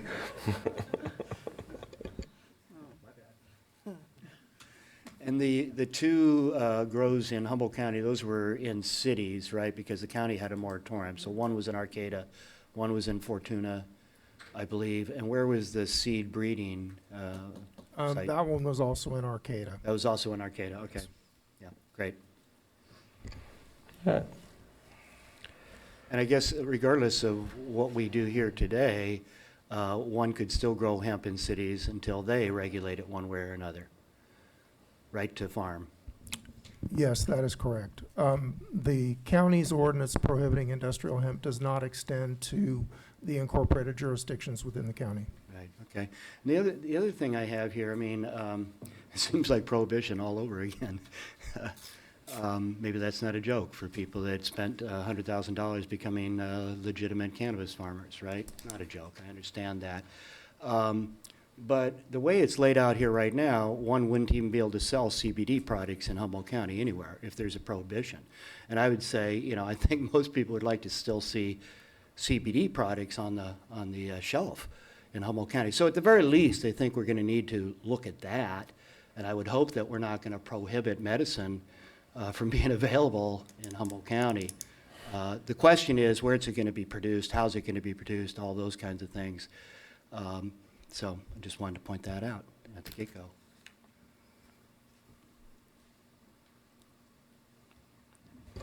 Supervisor Bass? Thank you, Mr. Chair. I don't know, maybe we want to have public comment first, but one of the things I do at some point, want a little more clarification of the different regulations that aren't in place yet, that aren't ours to do. It sounds like state and federal, and there's some things that are lagging behind. And to me, that was one of the concerning things, just as just a regular general piece of business that should be taken care of. But, you know, so we can answer that later. That was just one of the things that stuck out actually the most, the simplest. With that, I'll open this up to public comment.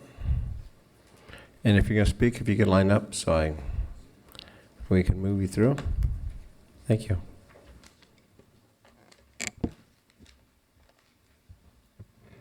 Good afternoon, Supervisors. My name is, yes, for sure. Good afternoon, Supervisors. My name is Ross Gordon. I'm Policy Director with Humboldt County Growers Alliance. Thank you for your time on this very complicated and difficult issue. I know it's one of the most difficult issues I've ever seen in terms of cannabis, and I think a big reason why that's the case is because, as has been mentioned a few times now, we're really talking about the same plant. We're talking about a plant that is cannabis sativa, that is grown in the same way, and that is sold and consumed largely in the same way as well. And I think the point has been made about how the plant grows, but I think it's worth, just to make it sort of concrete, looking at the end consumer as well. These are a hemp joint and a cannabis joint that I bought recently from a hemp storefront and a cannabis storefront in Humboldt County, and it's the same product. You know, these are treated very differently, called very differently, but really fundamentally these are the same product. So that difficulty, I think, causes two big sort of policy challenges. One is a challenge of scale. As staff pointed out, hemp is largely an industrial scale product. It's grown within an industrial scale paradigm, most places around the state and around the country. And these concerns about pollen drift especially, these are really issues of scale. These are issues of, you can check for male plants when you're on 10,000 square feet, 5,000 square feet. Checking for male plants on 100 acres is a different story. And that's why we've seen these big meltdowns in Southern Oregon, in Pueblo, Colorado. And these are meltdowns. I mean, 8% of the crop, of the cannabis crop in Southern Oregon is estimated to be seeded. So this is a real issue, and this is basically the reason why HCGA opposes large-scale cultivation of commercial hemp here in Humboldt County. Small-scale hemp cultivation is sort of a different story, and that speaks to the other major difference between hemp and cannabis regulation, which is parity, that these are vastly different regulated crops despite being the same plant. Cannabis, as we all know, is one of the most highly regulated crops anywhere. Hemp is essentially completely hands-off, totally unregulated. And for maybe 10% of the regulations out there, that makes sense because one has THC and gets you high and one doesn't, so there's some difference. But if you're talking about any land use issue, any environmental issue, water, wildlife, fish, smell, community impact, Supervisor Bass, you talked a little bit about the difference in state regulation. I mean, the state has almost nothing, you know, about hemp aside from testing for THC, so things like final product testing to make sure that no pesticides were used, to make sure there's no contaminants, no mold, none of that is present. The taxation isn't present on either a state or local level, despite being the same plant. Those are just two of the many, many examples of the differences in regulations between these plants. So Humboldt County Growers Alliance is neutral on small-scale cultivation of industrial hemp, but if it does move forward, we want to make sure that there's parity and that the 5 years of work that the county and state have put forward into regulating cannabis aren't sort of immediately set aside for, you know, a new commodity product. Thank you. Thank you. Hi, my name is Lee Jensen. I'm a biochemist, and I'm interested in making medicine from these plants. And as a biochemist, I see no difference between cannabis and hemp, other than the ratios of the cannabinoids that are extracted from them. I can get almost everything I need out of hemp, and I can get it with a lot less regulation and a lot less headache. So I would hate to see a ban on at least the manufacturing. I mean, I actually think that a ban on growing is a little bit ill-advised as well, because I think the concerns about pollen drift and things like that are really not major. Nobody wants to grow mature males. No one wants pollen in the air. So as I read this, I mean, I want to make sure that I'm working in Arcata, so I'm not really regulated by you, but I would like to be able to manufacture hemp-derived medicine and be able to transport it in the state. And as Supervisor Madrone said, I'd like to be able to sell it. So, and it is medicine. I mean, and I think THC and CBD gets all the all the press, but there's a lot of minor cannabinoids that have some major medical benefits. And THCV seems to have regulate glucose, very important for diabetics, very important for weight loss. And that requires a lot of, I mean, it's very minor components. So you've got to process a lot of hemp to get that. And it's just not economically viable to do that with cannabis. So you'll be cutting off a medical supply if you ban this, especially on the manufacturing side. The other thing I want to say, and I don't want to create an argument here, but I was at the Eureka workshop, and I stood up and said what I'm about to say right now, and they're smiling at me. I thought that those workshops were extremely biased, and they were biased against hemp. Again, I'm saying this as someone who doesn't care. I mean, I'm not religious about hemp versus, it's just a legal definition. But the workshops were very biased, and there was a show of hands at the workshop about how many people wanted to ban hemp. And they make it sound like it was everybody was against it. It wasn't. The show of hands was like 16 or something, and there's probably 50 people in the room. So I felt that that was really, and just the way the workshops were conducted seemed to be anti-hemp. So I'd caution you to consider that as you consider the recommendation from the Planning Commission. Thank you. That's all I need. Thanks. Thank you very much. Hello, thank you for your time. My name's Lindsay Jones. My husband, Ryan, and I have a cannabis farm in Willow Creek. I am also a certified cannabis consultant, and I would like to make note that you are able to purchase CBD products in the state now at every local dispensary. So it's not something that you're not able to get this medicine because of a moratorium. I'd like to point out that I do think that CBD medicine is medicine, and so is THC. I don't think that it's the viable source to get it from hemp because there are strains that are CBD dominant that also have THC. So, for example, my husband and I grew a Royal Kush ACDC this year, and it tested at 16% CBD and 8% THC. That is a large amount of cannabinoids present in flower, and it can make a lot of medicine with CBD. And I did it on my permitted cannabis farm that we've been working very, very hard for a long time to be legal and permitted, and come out of the cannabis closet and trust that we're going to be supported. And in an environmental way, I think that it would be just a travesty to not have any environmental regulations, especially when it comes to water. Just for that alone, not to mention consultants, my husband and I have spent over $22,000 on a water resource protection plan to get our 1,600 permits to be able to use springs that are on the land that we own. We are also not allowed to use this water during our growing period because we need to have all the hard water storage. And so that's something to consider when you're thinking about putting 28,000 acres of hemp. I believe that there are less than 1,200 acres of cannabis in Humboldt now. And it's been a long, hard road to get to this and to be legal. So to see 28,000, it was just stopped me in my tracks. It was appalling with no environmental regulations, and I don't see any environmental agencies here supporting it, and I don't understand why. So I implore you, support your cannabis farmers. CBD is medicine. Maybe there is a way to coexist, but with pollen drift and pesticide drift, unknown pests and other things that are coming in, and then just the economic viability itself, is it? I think it might be giving these small farmers a false hope, especially when a large-scale investor can't get the right seeds. What about your small mom and pop farmers? Thank you. Thank you. Thank you.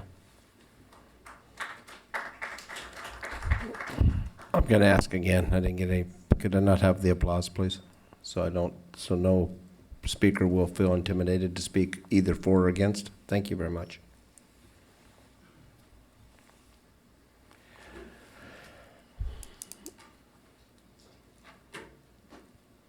Good afternoon, supervisors. My name is Joshua Hanna, CEO of Humboldt CBD and Humboldt Hemp Incorporated. I've come to this meeting today to show everyone the first CCOF certified organic CBD-rich hemp flower legally grown under a hemp permit in Humboldt County. It is a relative to one of the very first female CBD-rich hemp strains in the world, which was born here in Humboldt County, a strain named Harley Sue, bred by legendary Humboldt icon Lawrence Ringo. This female hemp strain was grown this year by a resident who has lived here for 40 years in an area exempt from the moratorium. The California hemp permit representing the farm where this female hemp was grown was signed by Jeff Dolph. It caused no pollen drifts, it harmed no neighboring farms, and it is a stable hemp genetic. I'm showing you this because it is irrefutable evidence that boutique artisan female hemp farms and permitted marijuana farms can coexist peacefully, as our partners just accomplished this. Here is a photo of one of the multiple billboards in Arcata and Eureka serving as an advertisement to de-seed pollinated marijuana. This shows us marijuana creates pollination issues in our county right now. And if cross-pollination is a primary concern in regards to hemp, I believe we should shift the conversation towards regulating male cannabis plants in general, both hemp and marijuana. Because strains of cannabis which do not contain THC and classify as hemp are not the problem. Male plants are the problem when it comes to pollination. Humboldt County is the historical birthplace of CBD-rich female hemp varieties, and many people have not yet realized that fighting female hemp farming in Humboldt County is fighting something historic that began here in Humboldt County. CBD-rich female hemp varieties have always been grown here in Humboldt County because these varieties of hemp were born here. The only difference is that now they can be grown and sold nationally and internationally utilizing a hemp permit. It would be a tragic loss to exclude Humboldt County from an entire evolutionary branch of cannabis that began here. We agree with the HCGA's position that massive industrial hemp farms should stay very far away from Humboldt County. Yet we strongly believe that certified organic, small, boutique, artisanal female hemp farms would benefit our community and empower small farmers who could not reach the financial barrier to entry into the commercial marijuana marketplace. Why do we want to see boutique hemp flower grown in Humboldt County? Because hemp flower is valuable, it's non-psychoactive and non-intoxicating, yet it contains compounds which help people improve their well-being, and it is financially valuable. So yeah, this plant is sacred to us. We'd like to see it protected. Thank you very much. Thank you. One quick question. What size difference is it between mom and pop and boutique? I mean, around the 5,000 square, okay. Around the 5,000 square feet. Thank you. That HCGA suggested. Okay.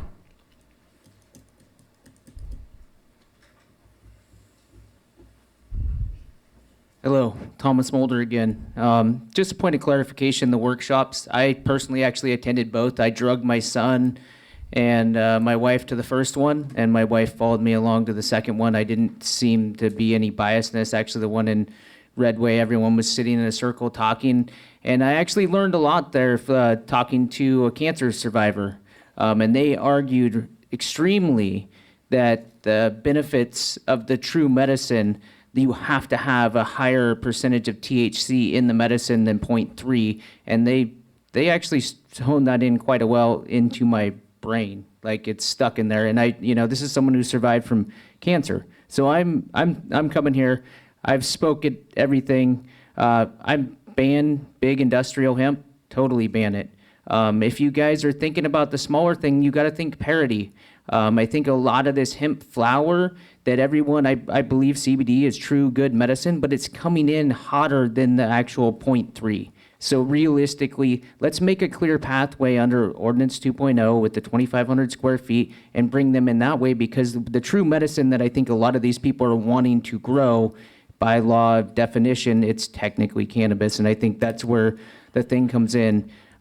Pest is a big issue, pollen drift is a big issue, and I support, I don't remember which commissioner it was who sits right next to Commissioner Morris, banning everything the way that they came forward. I mean, let's be at the forefront of like, hey, we're going to treat it one and the same, and let's have parity.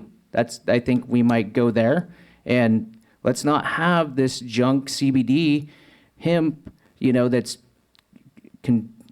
industrial grown everywhere, pumped into these grocery stores. That's technically going to be legal to sell. And if people want to grow this and cultivate and sell it, let's do it the right way. And let's be the forefront of that. We're at the forefront of the cannabis permitting. Let's be at the forefront of the medicine permitting as well. Thank you.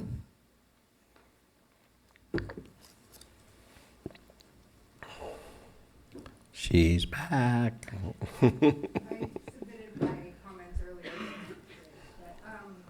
So I'm here today to speak against the moratorium on medicinal hemp. My name is Bonnie Carroll, and I've lived in Arcata for most of the last 27 years, and I'm planning to stay through retirement, until death, do us part. I am a therapist with a private practice in McKinleyville, and I help folks who are dealing with mental health issues. I love my job, and I want to continue doing it in McKinleyville for decades to come. But I have major medical issues, including Hashimoto's, rheumatoid arthritis, and fibromyalgia. Fibromyalgia is a nerve communication disorder that causes widespread chronic pain. What we now know is that leading pain experts across the country recognize cannabis as more effective treatment for nerve communication disorder than opiates. And I'm not sure how much you all have experimented with recreational and medicinal benefits of cannabis, but they are two different things. And yes, for some conditions you do need some THC, but for many conditions you don't. The cannabis sold in the dispensaries is usually not sold for its medicinal benefits. Rather, folks just want to get high. But medical patients are different. We just want pain relief or symptom relief and are sometimes willing to tolerate the cognitive impairment to obtain the widespread welcome pain relief. Because it's hard walking around in pain all day. And, some people have a glass of wine. Some people have a hit of pot. Medicinal cannabis strains are cultivated for the medicinal effects, and those are found in strains of medicinal hemp. We have just started to explore the medicinal benefits of hemp. And honestly, there isn't much money in this endeavor. Many of the medicinal hemp growers are at it to help their family and friends with chronic health issues. So when you're talking about putting a moratorium or taxes on growing medicinal cannabis in Humboldt, you're also putting taxes and or moratorium on medicinal hemp that will directly affect the medical patients. So I hope that you will keep that in mind when you determine whether or not to put the moratorium on the medicinal hemp. I understand the needs of the recreational cannabis industry. The pollinating male plants would ruin the crop, but I wonder if you could restrict the pollinating males to prophylactic greenhouses or something that allows the continued propagation and strain development without putting recreational growers out of business. Also, a reduced tax for medicinal hemp growers would help them grow and provide more medication for their patients. Thank you. Thank you very much.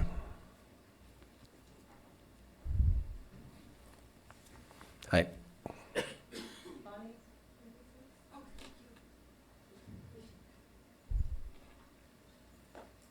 Good afternoon, folks. Thank you for having this conversation. You can lift the mic if you want. Thank you this afternoon for allowing us all to be here and have this conversation with you together. This is how we're going to do this.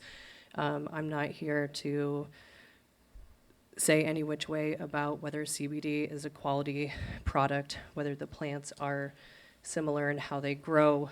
What I do know is how they are dissimilar as far as genetics and botany.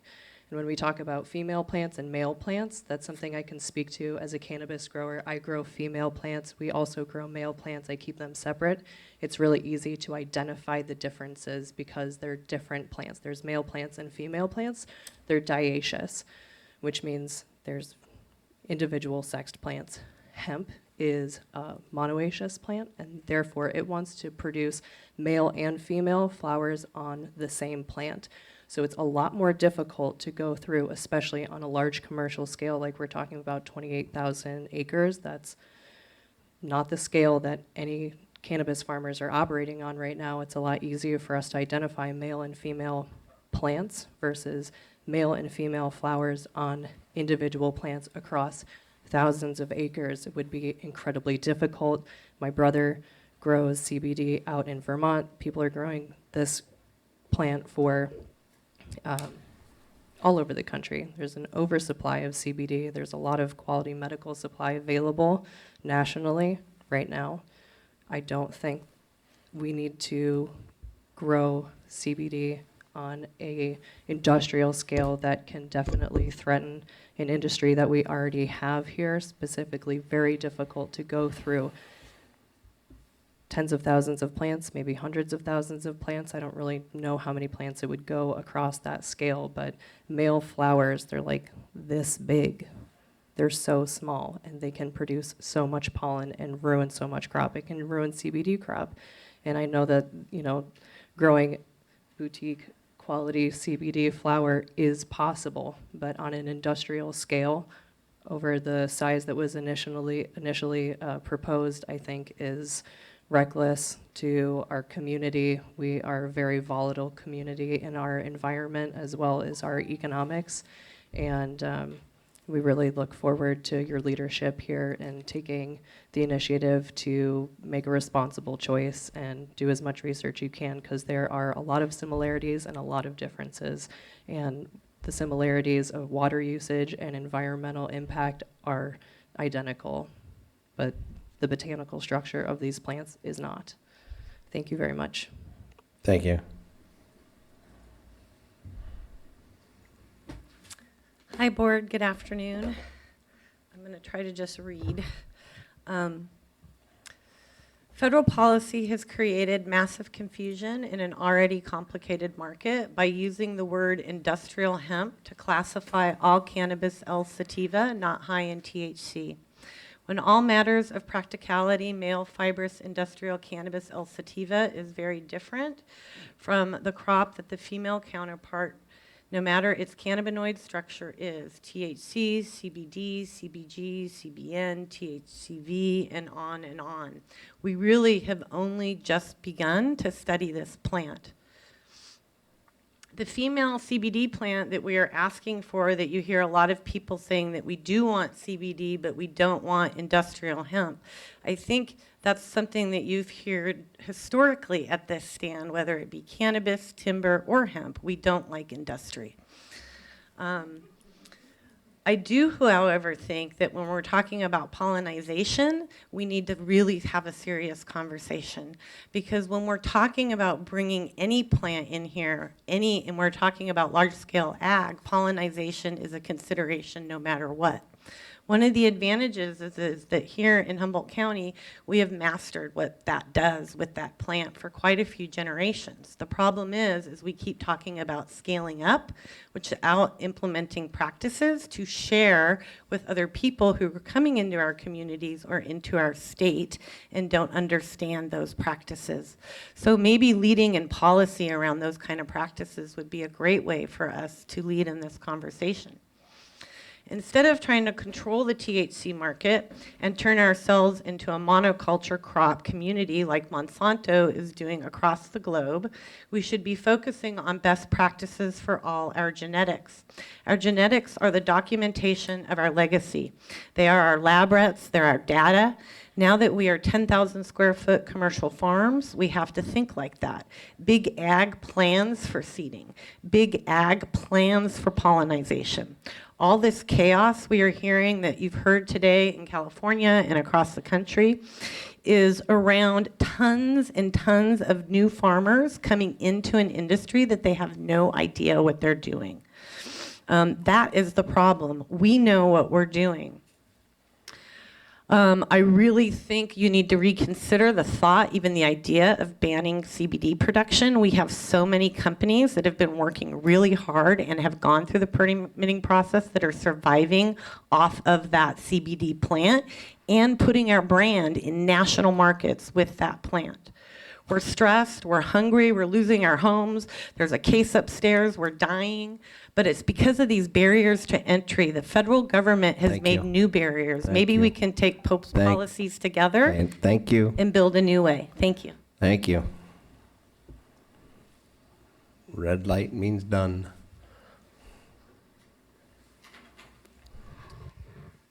California and Humboldt County overwhelmingly voted for Proposition 64, which allowed the cultivation of hemp farming, which is now code and law.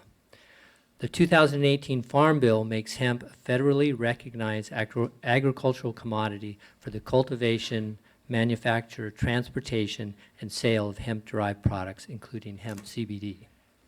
California's Senate Bill 153 refines and strengthens the rights of farmers to grow industrial hemp. And recently, the governor signed another bill classifying hemp as an agricultural commodity in California. This ball is rolling federally and statewide. Are you really going to put your stamp on stopping it, pitting hemp against cannabis, against the will of the majority of people in Humboldt County and California? How would that be any different than in 1936, when the federal government criminalized hemp to protect a few powerful industries that felt threatened by it? THC is a limited market compared to hemp CBD. The CBD market is huge. Many want the health benefits of hemp CBD without the THC because they cannot tolerate THC. They cannot have it in their bloodstream because of work or can't function under its psychoactive effects. Hemp CBD is spreading like wildfire in Humboldt, the state, the nation, and worldwide for its therapeutic value benefits.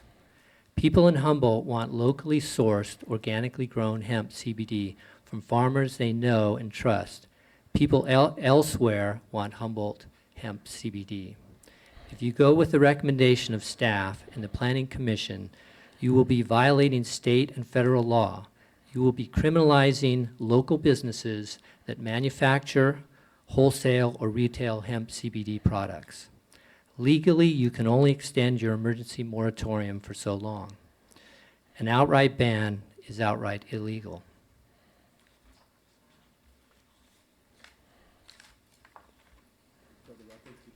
Can you? For the record, could you share your name, please? Kevin Johnson. Thank you, Kevin. Thank you.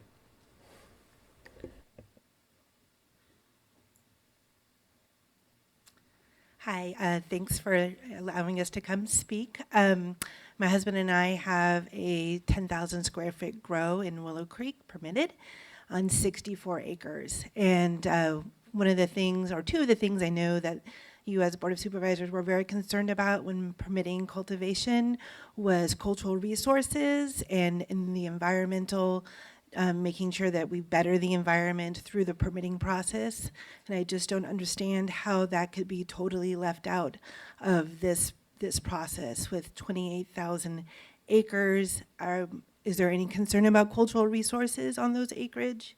Is there any concern about the environment? I know that we all might say there was too much regulation, or maybe not all of us, but a lot of us, but to swing totally to the other way just doesn't make sense. So besides all the other reasons that were given by other people who also are concerned about allowing 28,000 acres, I feel like that is something you said was in your mind when you were permitting. How can you leave it out when it comes to this? Thank you. Thank you. Hello, my name is Eric Walls. I'm the owner of Humboldt Kind Farms, and I support the moratorium on large-scale agricultural hemp production. I just support the moratorium, or I support a ban on large-scale anything that when it comes to cannabis and hemp. I mean, you don't have to really look much further than Washington and Oregon to kind of see what a quick induction of agricultural land does to the market. Right now, you know, there was some interesting stuff that was brought up earlier where there's not hemp counties and CBD counties already kind of coexisting. And I kind of think we need to look at our county as something special where we have this really strong THC, farmers, people farming THC, and that's something that nobody else has right now. So I don't know why we want to kind of rush to dilute our county and potentially end up like Washington, Oregon. It's not like well, what's going to happen? We can kind of already see what's going to happen. We can kind of look at them as what a future model of us would be like. And I think allowing this size of land is definitely a risk that wouldn't be advised to take just for the economic prosperity, which just involves jobs and the community, the happiness of everybody. So I think that it's something that should be definitely regulated on a small scale boutique. I think that's what Humboldt does best, all around, hands down. And I think that's stuff that's what needs to be promoted. Thank you. Thank you. Good afternoon, Supervisors. What a hot topic, huh?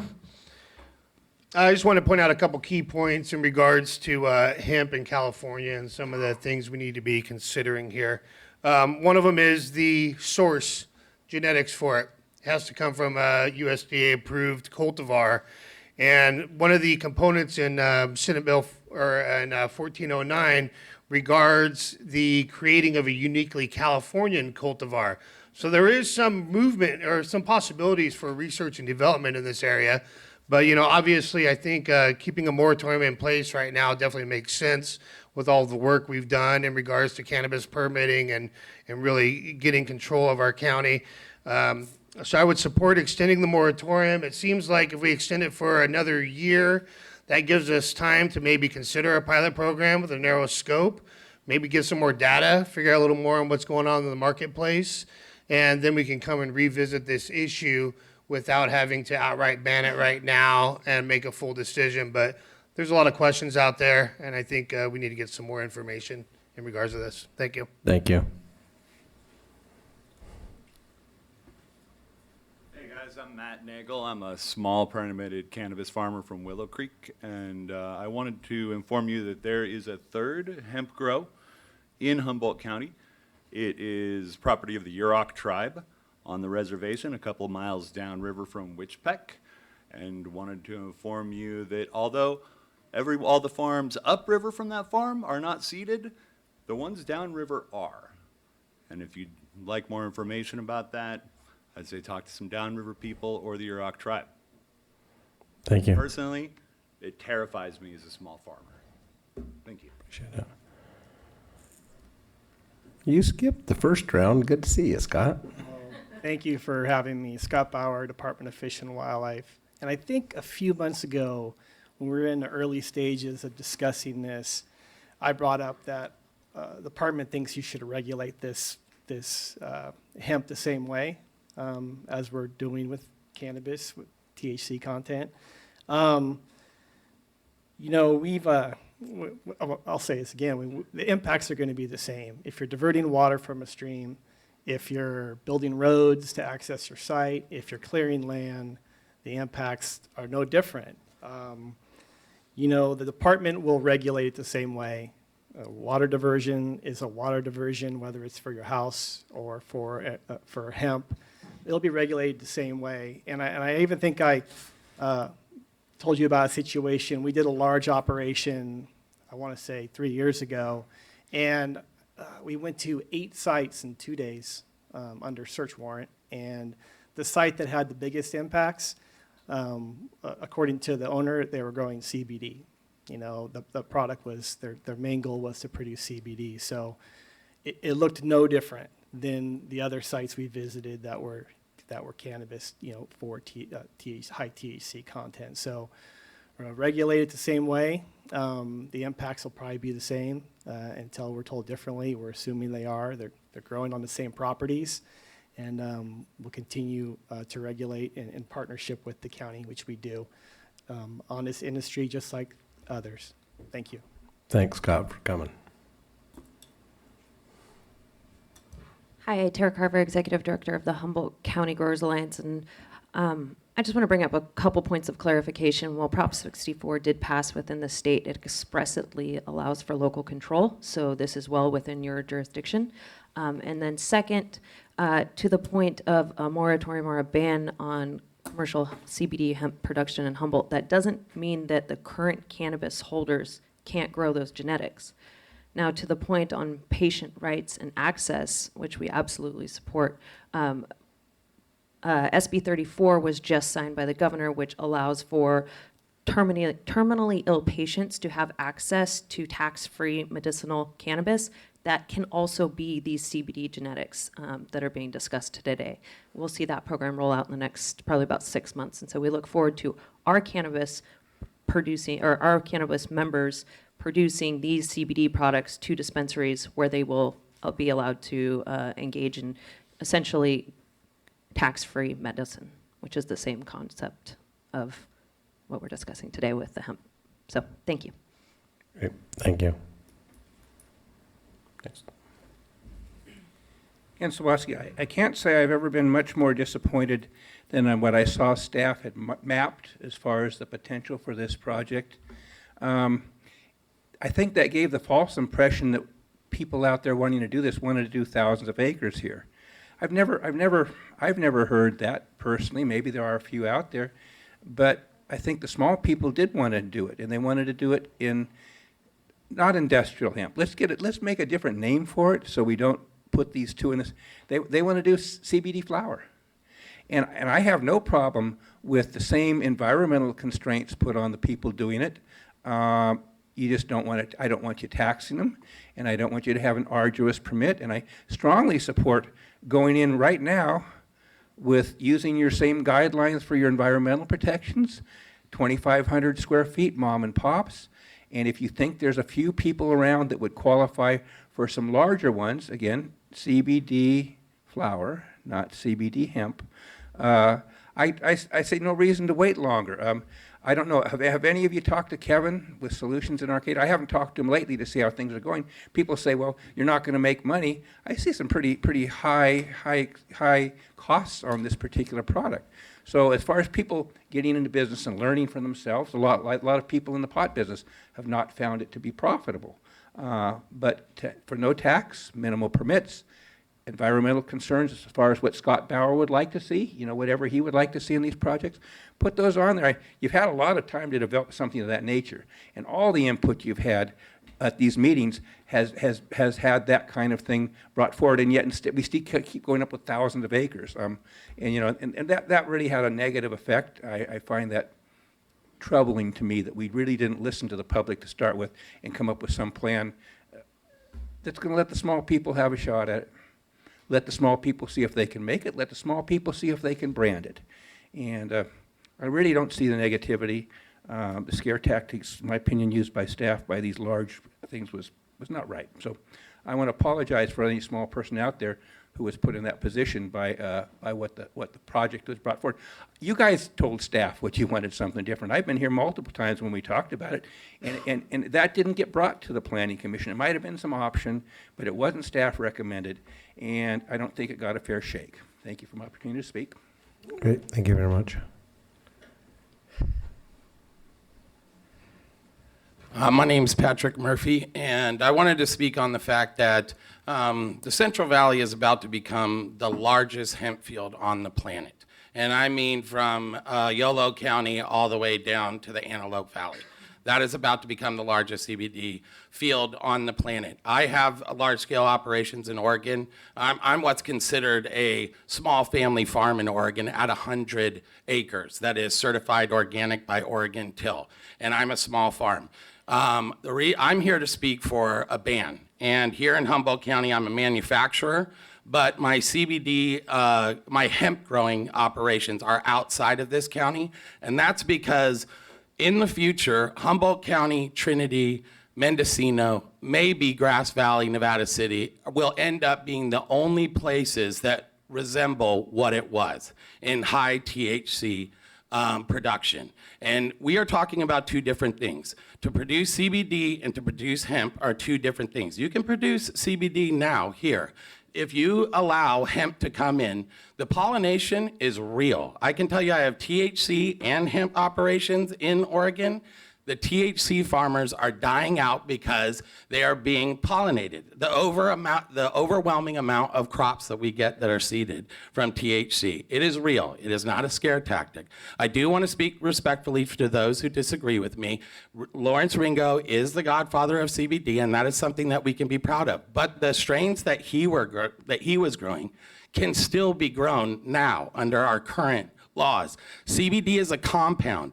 When you extract it and isolate it, you cannot tell if it was grown sun-grown, indoor, mixed light. You can't even tell if it was done with PHO. CO2 you can tell because it damages the cannabinoids due to pressure. If you want Humboldt County to resemble the Central Valley and you want to compete with the Central Valley, then go ahead and allow this to happen. But what I'm asking you to do, I don't even want the right to manufacture it here, because I think that if you're gonna ban it for the growers, you might as well ban it for the manufacturers, and that's against my personal business plan. But sometimes what's better for the county is better than making an added revenue stream.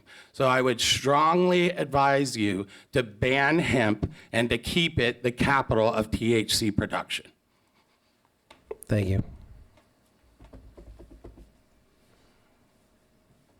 Board of Supervisors, Chair, thank you for having us. My name is Drew Barber. I'm a CBD cultivator, actually. I have a 10,000 square foot cannabis permit, and I'm able to cultivate CBD. This year, I decided not to do that because it's not quite so profitable. I've spent a lot of money. We pay a lot per square foot just for the licensing and maintaining. To grow CBD in competition with the larger marketplace that's happening. The price is quite low. It just doesn't make sense at this point on the farm. But I kind of wanted to bring that up just to note, as it's been said, we can grow it and we can sell it. I've sold some very recently from last year. It goes right through the marketplace that the typical THC product goes through. It's tracked and traced. It's all good. It's all set up. It's done. To take my 40 acres that I have and imagine the 10,000 square feet and the work that I had to do for that cannabis permit for that 10,000 square feet, and then imagine that I could essentially for free grow all of the rest of it in CBD, sort of is like, wait, how does that make sense? Because it is so similar. So it's a tough one, but thank you for your time. Thank you. My name is Sarah Balster. I'm going to submit written comment in case this makes no sense.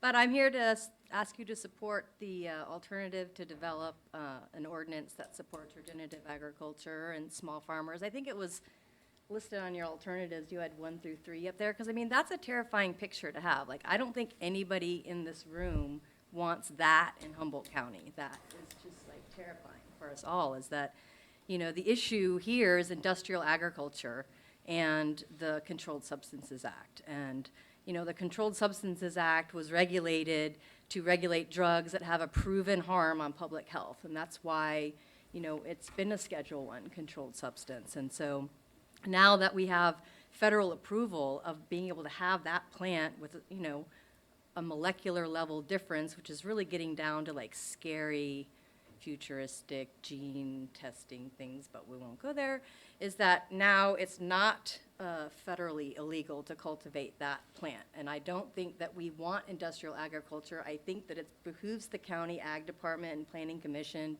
and cultivators to design and develop ways that industrial agriculture isn't on this landscape, whether it be for hemp or THC. And it says that, you know, the intoxicity, the reason that cannabis is on the Controlled Substances Act is because THC is the intoxicating substance. Well, there's a lot of studies that show that is the mind-altering one, but there's not enough information on like the entourage effect and the benefits of whole plant medicine and the impacts of small-scale, locally produced fruits and vegetables being more nutritive for your body than, say, industrial food production that we're also, you know, a lot of us trying to get away from. So, you know, we see that there are strong impacts of like non-native invasives, like from back in the day, like Luther Burbank used to like bring all these, you know, genetically similar and invasive plants that have like dominated and controlled our landscapes. They've destroyed our native prairies. They've encroached on our forested habitats. And, you know, those aren't being regulated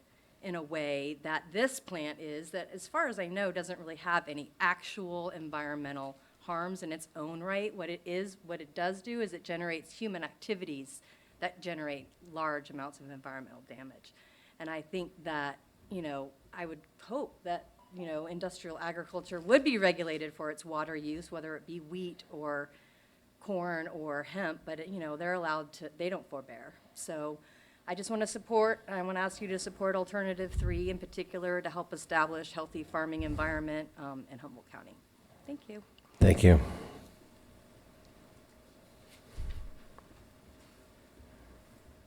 Hi, my name's Pat. I'm a licensed farm in Willow Creek, and I am concerned about cross-pollination. I am concerned that if you allow this to go forward, if it doesn't work, you're not going to put that back together. You're not going to say, oh, well, gee, it didn't work, we'll just stop it. That's not going to happen. You're not going to fix that. And the other thing I have a concern about is if it's so easy to grow hemp, how are you going to there's like no cost to regulation like I have, someone's growing hemp is just going to grow THC flower. How are you going to know what they're growing? How are you going to know that they're not just, diverting that into the market, the black market, whatever market? I mean, there's a lot of cost for growing THC flower. There's a lot of cost. And it's going to be really, if you don't know, it looks the same, how are you going to know? I mean, I don't know. So, thank you. Thank you very much.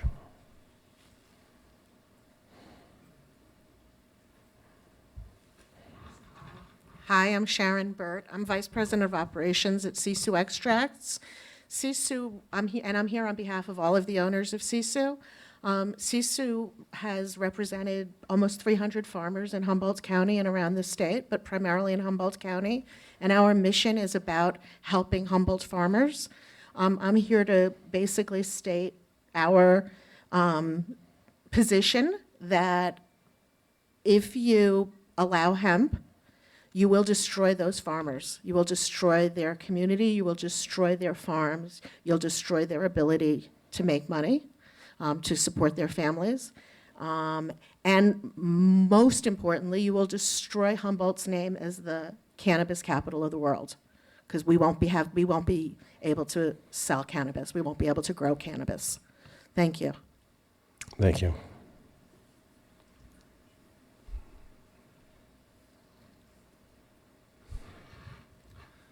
My name is Riley Morrison. I'm a cultivator in Willow Creek. I just want to thank everybody for being here. It's been a long process. We have done our due diligence and showed up to the public meetings. We have met with both sides of this equation, us being cannabis farmers who feel a threat of our investments and our legacy in this county, and also the hemp farmers who see an opportunity. I would like to take this brief moment to speak to economic viability of the Humboldt brand. To offer a quote-unquote medicine that we grow through regulation, through testing, through these vetted processes, brings the Humboldt brand forward. It brings the quality of what we do, who we are, what we stand behind. We are small farmers here in Humboldt, and we are fighting the bigger picture of cannabis commodification.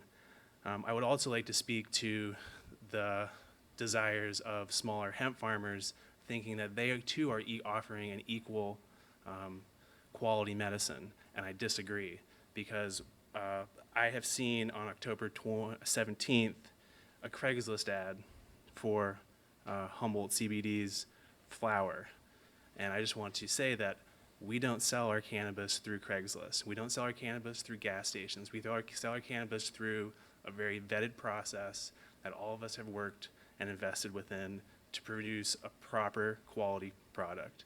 So to say that the two are the same in medicine is incorrect. So I also like to speak to the fact that creating a lesser value commodity as being hemp, which hemp would be comparison to THC and CBD flowers, you would then dilute the brand of Humboldt, which is only known for the quality flowers that we grow. I would like to echo Patrick Murphy by saying within the next couple of years, we will be standing alone, looking at where we've come from and where we can go. And if we make choices now that are irresponsible, we can jeopardize the potential of all of our work in our future. So I asked you, the board, to be very responsible in this decision-making. Please don't rush this process. I represent Willow Creek Cannabis Alliance, which has 27 district farms underneath it, and all of the farms would like to see a ban on hemp. This has been clearly said, and I'll reiterate it. Cross-pollination, pest resilience, pest outbreaks, fungal pathogens are all symptoms of monocropping. We are small farmers. Please support us. Thank you very much. Thank you for your time. Great, thank you.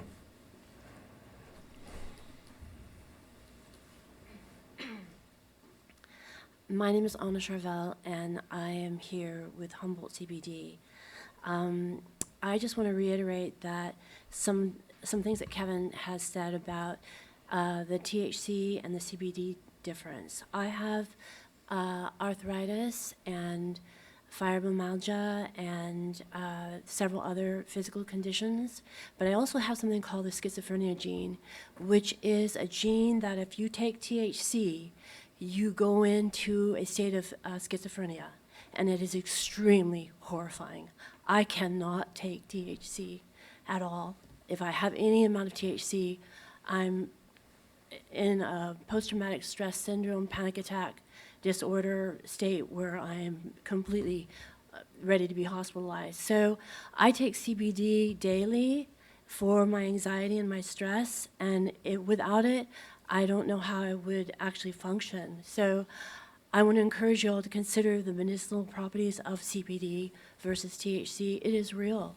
There is a real difference between THC and CBD, and without CBD, I wouldn't be able to function. Right now I'm shaking just being up here, so thank you.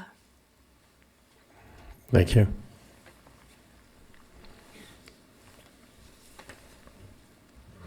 Craig Johnson, Alpenglow Farms. We operate a farm in southern Humboldt. It's DemPure certified regenerative, and we are a CBD producer that's available throughout the state.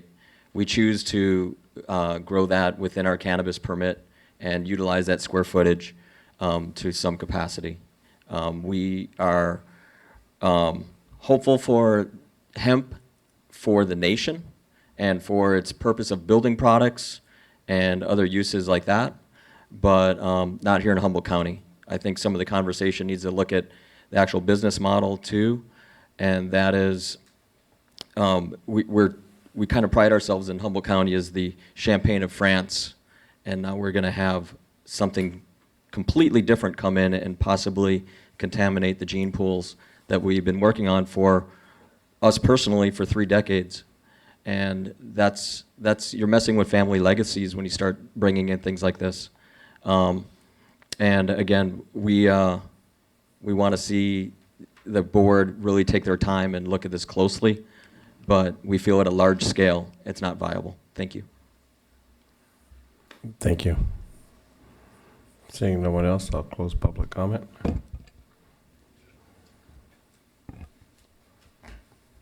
Yes. Thank you, Chair. Staff would just like to respond to a couple of comments that were made. And first of all, the ordinance that is before the board would prohibit industrial hemp. Are you on? It would prohibit industrial hemp, just not close enough, sorry. But it would not prohibit CBD. In fact, in the definition of industrial hemp, it says industrial hemp activities do not include sale of products manufactured from industrial hemp, such as textiles and rope, and sale of products incorporating processed industrial hemp, such as baked goods, tinctures, lotions, salves, and soaps. So I wanted to make sure that was clear. The other thing that I think it's worth pointing out is that in the recommendations that were made, that were taken forward to the Planning Commission at the workshop, those were done to address a couple of different concerns. One is there places where hemp can be grown without permits? Can it be done with minimal permitting?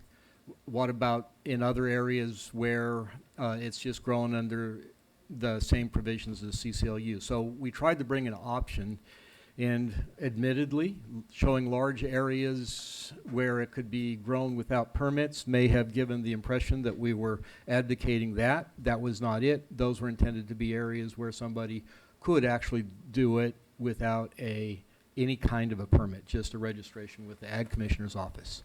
That's all that was intended to do. I think it's really important to understand that there seems to be sensitivity for small growers growing hemp. But in order to register as a hemp cultivator, you need to register for a minimum of about 4,400 square feet.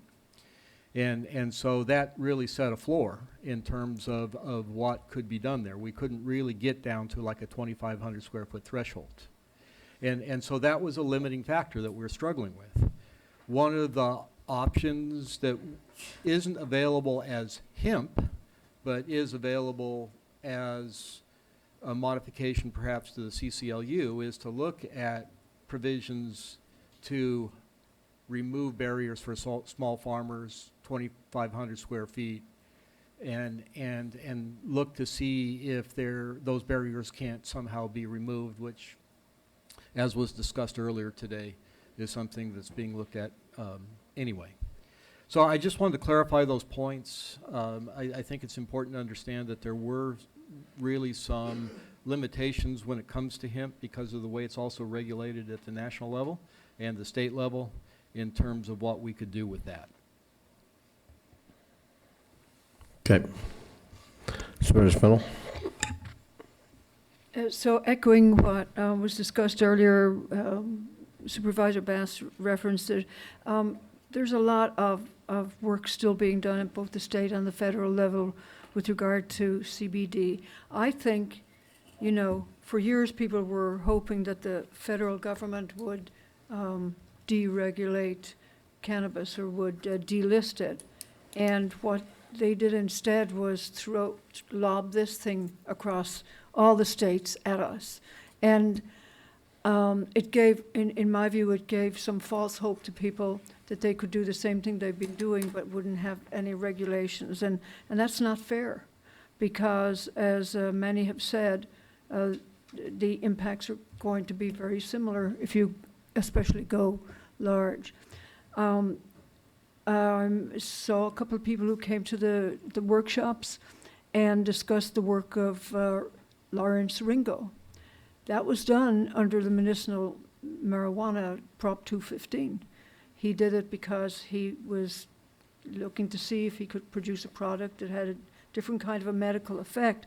And that's been a discussion for a long time in Humboldt County, is what will be the direction. But what I see coming out of all of these people, I mean, I've got to tell you, it's really very heartwarming to see how many people have gone through the process and are here talking about a nascent industry, the work that they've put into it, what they would like to see come out of it. And I think we have to really pay attention to their concerns. You know, it really is something that we've talked about. Humboldt County has committed to helping with the branding of Humboldt County as, that reflects the brand that already happened in the unregulated market and continuing along. And I think we need to think very carefully about protecting that. And I just reflect that if you want to grow CBD, you can do it, as several people have said already, on a permitted farm. It seems kind of like when this first started coming up, people were thinking, well, this might be a way for them to grow without having to go through all the process that people with a cannabis permit do. And I just don't think that we would be helpful to anybody to think that they could support their families as easily doing that as they would with doing cannabis. We've talked about this, the value of the product, and I think that you're going to see that the valuable CBD is actually going to be the one that is grown in this kind of boutique fashion. And honestly, we're now looking at making it possible for smaller farmers of cannabis to streamline their process. So it seems like, I think discretion at this point is a better part of valor. I think we need to slow down. We need to put a moratorium or an outright ban, either way. But, and obviously, as Director Ford said, we can allow CBD. It's allowed. It's part of McCursa, actually. We started off on a very quick go. The legislature came out with the medical marijuana, and then it went to the voters, and we got recreational as well. But that was the direction it started in, and right under McCursa, CBD or medicinal marijuana. And some would argue there are different levels of THC that apply to different illnesses, different conditions, etc. So I think the people could follow all that they're learning. We have to honor the work that they've done. And at the very minimum, we have to do a moratorium until we know better. That's where I'm coming down on this. I look at what started this whole thing. It's the consumer. It's the consumer who doesn't want to be smoking a vape that kills them because it came in a cartridge from China or something like that. We want quality control. We want the consumer needs to know that it's been grown with best management practices, doesn't harm the environment, doesn't harm health of the end user. So the consumer wants us to have this kind of level of control.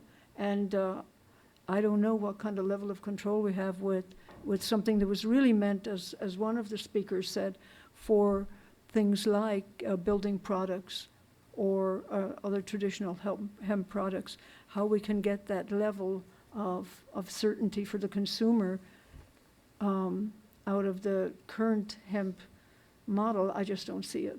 You know, it's going to wind up needing that testing. I can't see any other way that it's going to go. So I really appreciate very much everybody speaking from the heart and making their case. And I understand the real passion. When you found a product, when you've created a product that you think will be helpful and a good, honest way to make a living, you feel passionate about it, and I want to reward the people who are doing that. So again, how I'm leaning is definitely towards let's listen, let's take a while, and if we don't ban it outright.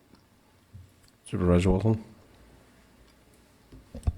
Thank you, Chair Bohn. I have a few questions for staff. It has to do with the alternatives that you've offered in here. And are they alternatives like as in addition to the existing recommendation? So when I look at the pilot program, I mean, is that an assumption that the board approves the kind of basic program or ordinance being put forward by the staff, and then in addition create a pilot program? Or is that something you would see that if we were asking you to do that, that would be an add-on, or it wouldn't be by itself, would it? Well, I think it would not be adoption of the primary ordinance that's before you today. Right. You could choose those alternatives, but then that would point to the importance of the moratorium that's coming back before you on the 10th. Right. So that if you chose one of those alternatives, those could be pursued. Mm-hmm. The moratorium would be in place, and so we wouldn't run into a place where we are not addressing what we need to address until something more permanent is in place. And kind of going back to what's been stated here a few times today, which is that a person with a permit can grow CBD-rich cannabis. Heck, actually, they could grow industrial hemp, I assume, under their current permit process. Is that not the case? It's just the assumption is that why would you waste that resource and all the money you've spent into growing a product that is of less value? I mean, it's just a market driven choice. It's not actually it's not actually by ordinance. Is that true? Is that correct? Yeah, well, I think it was Drew Barber that mentioned that they do grow predominantly CBD. They haven't this year, but that was their primary product. And if I understood what he said correctly, he indicated that where the market is at right now, it did not make it economically viable for them to do it this year. There was a statement by Mr. Bauer related to the regulations, and seeing that that they're, that they would be consistent, or that he's requesting they be consistent. But there are some regulations that are THC oriented, I suppose, versus CBD oriented, and that has to do with security. And that's a pretty significant expense to a lot of these people. And I think if you're growing a lower valued crop, and one that was well, I haven't seen people, or haven't heard of people, I haven't seen anyone stealing cannabis from anyone. I know it happens, but I have not witnessed it. But I haven't heard of anyone stealing or any violence perpetrated around CBD production, which is what drives a lot of these security issues. And I was just kind of wondering if we were considering some kind of tiering in this regard. I've mentioned this before. I was like, if someone is pursuing CBD exclusively as a permit, then why would we have these regulations related to that? I mean, we even have some sort of cultural biases where we put a 600-foot buffer between our THC farms and bus stops, right? Something which I found to be, I didn't agree with. I thought that was sort of weird. But it's even weirder when it would be someone growing CBD. It just seems unnecessary from that perspective. So I guess I'm comfortable with treating these very, very similarly, but having at least some tiered way to take it down a notch in terms of CBD production. It seems to me so far. I mean, I'm not and I did hear a question about if the CBD producer would obviously want to control the male issues, the issues of pollination for their own interests, similarly to a THC producer. Am I not correct? Am I missing something there? Why would they not want to control those exactly the same? I'm not talking about the hermaphrodite version of that. I don't know what the current term that was used today, but I don't see anyone driving into that direction except for in large scale, and I don't think anybody is interested in sort of large scale fiber and seed production in Humboldt County. Do you want a clarification on that? I want all kinds of clarifications. You might have Patrick, noticed. I'm sorry. Patrick's probably been doing this. He goes both ways on growing. Let's see. There are plenty of examples of $75 million $75 million seed lawsuits on seed production. So what's going on right now is people are buying seed. It's unverified. They think it's feminized seed. They plant with all good intention their fields, and only to find out sometimes 60% culling of males. So it's nothing that somebody is doing on purpose, but I can tell you with all good intentions in Southern Oregon right now that everything is pollinated, including hemp farmers who did get female feminized seed, and then other farmers next door to them or down the valley who did not get verified seed, and it pollinates their crop. So it's not something that people are doing intentionally, but with all good intentions, it still happens overwhelmingly. Thank you. Perfect. Thanks. So I apologize for these sort of, rambling questions, but what's the next one I have is in relationship to the 4,400 square feet. What can you clarify what you were getting at with regards to that, and what is the state law, and where is that in this discussion? Certainly. Jeff Dolph, County Ag Commissioner. The minimum cultivation size that the current state rule allows is 1/10 of an acre, and that's that 4,400 square feet that Director Ford was describing for you. And the limitation, or the way that kind of made it difficult for the county to come up with a smaller cultivation size that would be allowed for the cultivation of industrial hemp. Supervisor Bass asked about the state of regulations, and you may be aware that the interim final rule was published about 2 weeks ago. And the state of California, due to some timing issues, you might also recall that the state regulations for this year were passed under emergency authority. They didn't want to wait. They didn't want to go through the emergency rulemaking process because industry was making the point that they didn't want to lose the opportunity to get market share this year. And so the state, because of the expiring emergency rule in early December, is begun going through the regular rulemaking process. Well, since then, the interim final rule has been published by the USDA. The problem that creates is that the state regulation is not compliant with the interim final rule. So, excuse me. So the state is yet to inform us how they intend to come into compliance with that. So in the interim, what they're going to do is readopt the emergency regulations. Something else I would mention is that SB 153 that was mentioned earlier requires that CDFA submit to the USDA for approval a plan that is compliant with that interim final rule by May 1st of 2020. Thanks. I can't help but keep remembering the Commander Cody song, Seeds and Stems Again Blues. And with that, I'll cede the rest of my time to Supervisor Madrone. Those are bad dad jokes. You gave me an idea, though, on the theft thing. If you guys, everybody with regular farms, just put a big sign up that said hemp production, maybe they'd stay away. Supervisor Bess?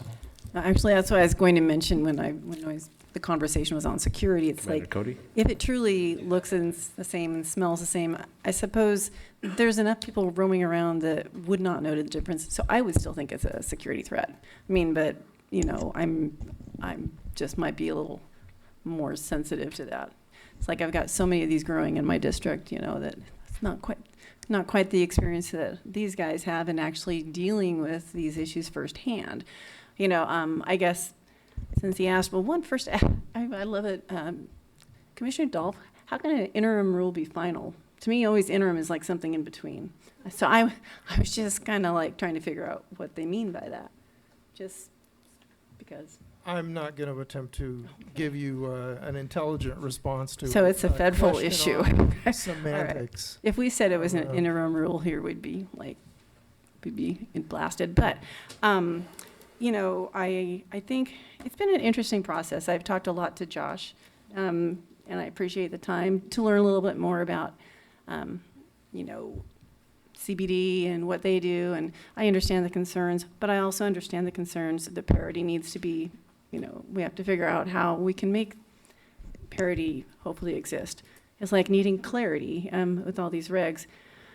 So whether a moratorium or a ban, I wish we could look at this again down the road. If things, maybe we will know more, but so I don't know which one is the right choice to make other than I don't think should happen right now. People think that because we were first in we're considered first in cannabis, it's not always good to be first in things. And if we want to be consider ourselves first in hemp in California, we could actually ruin everything we've done at this point. So, first is not always best. And I think in this case, I think those horses have already left the gate. Well, I know, but other people are still saying we should have been first. And it's like, yeah, we could have been first, but would that have really been any good? All I'm saying is I don't think that it would be prudent to move forward and allow the farms right now until we actually work out something that seems a little more on parity and certainty, I guess. Director Ford, I've got a question then. If we do a ban on hemp, people that are licensed to grow cannabis, can they grow CBD hemp? Absolutely. Okay, that's. You know, and this may require some thinking outside the box, because it sounds like what people really want to be able to do is have boutique scale farms that produce CBD. Hemp seemed to be an avenue that may have allowed them to be more competitive in the marketplace. But it may be some reevaluation of some of those barriers for CBD production in particular, while not lessening the environmental regulations that Humboldt County has put into place, is an alternative pathway that maybe is more under number 3 up there, that is something that really could use more fleshing out. Supervisor Fennell? So I'll go back to how this landed in our laps, and that's basically with the federal government saying that, you know, they were going to lift the barriers for industrial hemp. And what I'm seeing here is people jumping into a gray area, and this is something we've been doing for quite a while when it comes to the cannabis market. It's like Prop 215 was definitely a gray area type thing. So you've got something that I can only imagine at the federal level they were recognizing as for industrial hemp for food and fiber. And the reason that they put the 0.03 clarification for THC was to make sure that people didn't grow big fields full of cannabis. I think people are jumping on this and saying, well, that says then I can sell it on the national market, all of those things. But does it really address what people in Humboldt County, including Lawrence Ringo, were doing, which was in creating this really fine product? And I would argue that that's probably not the case. And I don't think that when the federal government was, and I could be wrong, but I don't think that when the federal government was talking about hemp, they were thinking about what we're talking about right now. I really don't. And that was just a bottom line for them. So, you know, we do have a lot to learn. And I do think we need to, I get the sense that most of us feel anyhow, that we need to put the brakes on as far as letting people go forward with hemp in Humboldt County. And already, as many of the experts have told us, the CBD part of it is just lack of THC or, you know, that kind of thing. And there's a lot of very, very experienced growers here, people who've tried all sorts of models and bred their seed and come up with cultivars that are not recognized on a state level yet, but probably can be eventually.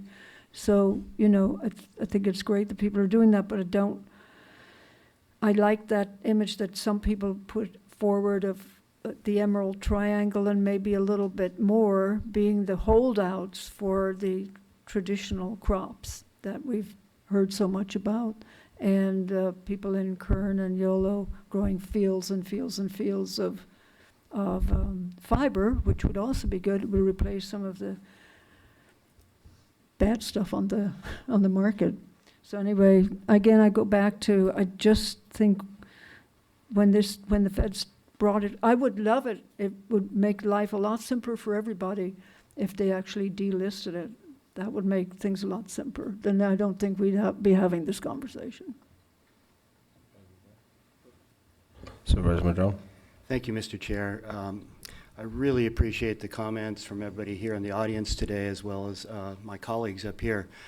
I want to thank all of you in the audience that are farmers. You've invested your life savings, literally, into trying to become compliant farmers and do the right thing, and I applaud you.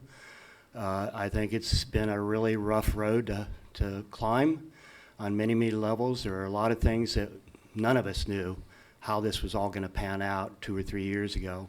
But here we are. I mean, there's a lot of you here in the audience that I know have invested everything into trying to become compliant farmers.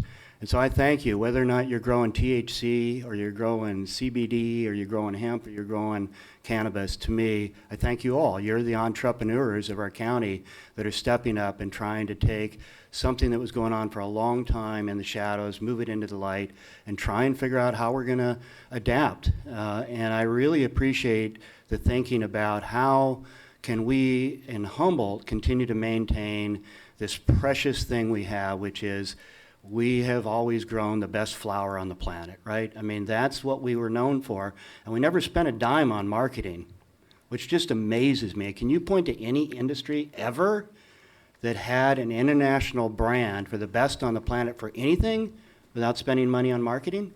I mean, that's just phenomenal what has happened out of this culture. And so I appreciate everything that you've all been part of and moving forward. I do want to try and find a balance. I don't want to lose out on opportunity. I am absolutely opposed to the industrial hemp models that are going on in Oregon and California, and even in California and Colorado and Washington and other places. That just doesn't fit Humboldt County. I do like boutique, small gardens, just in general.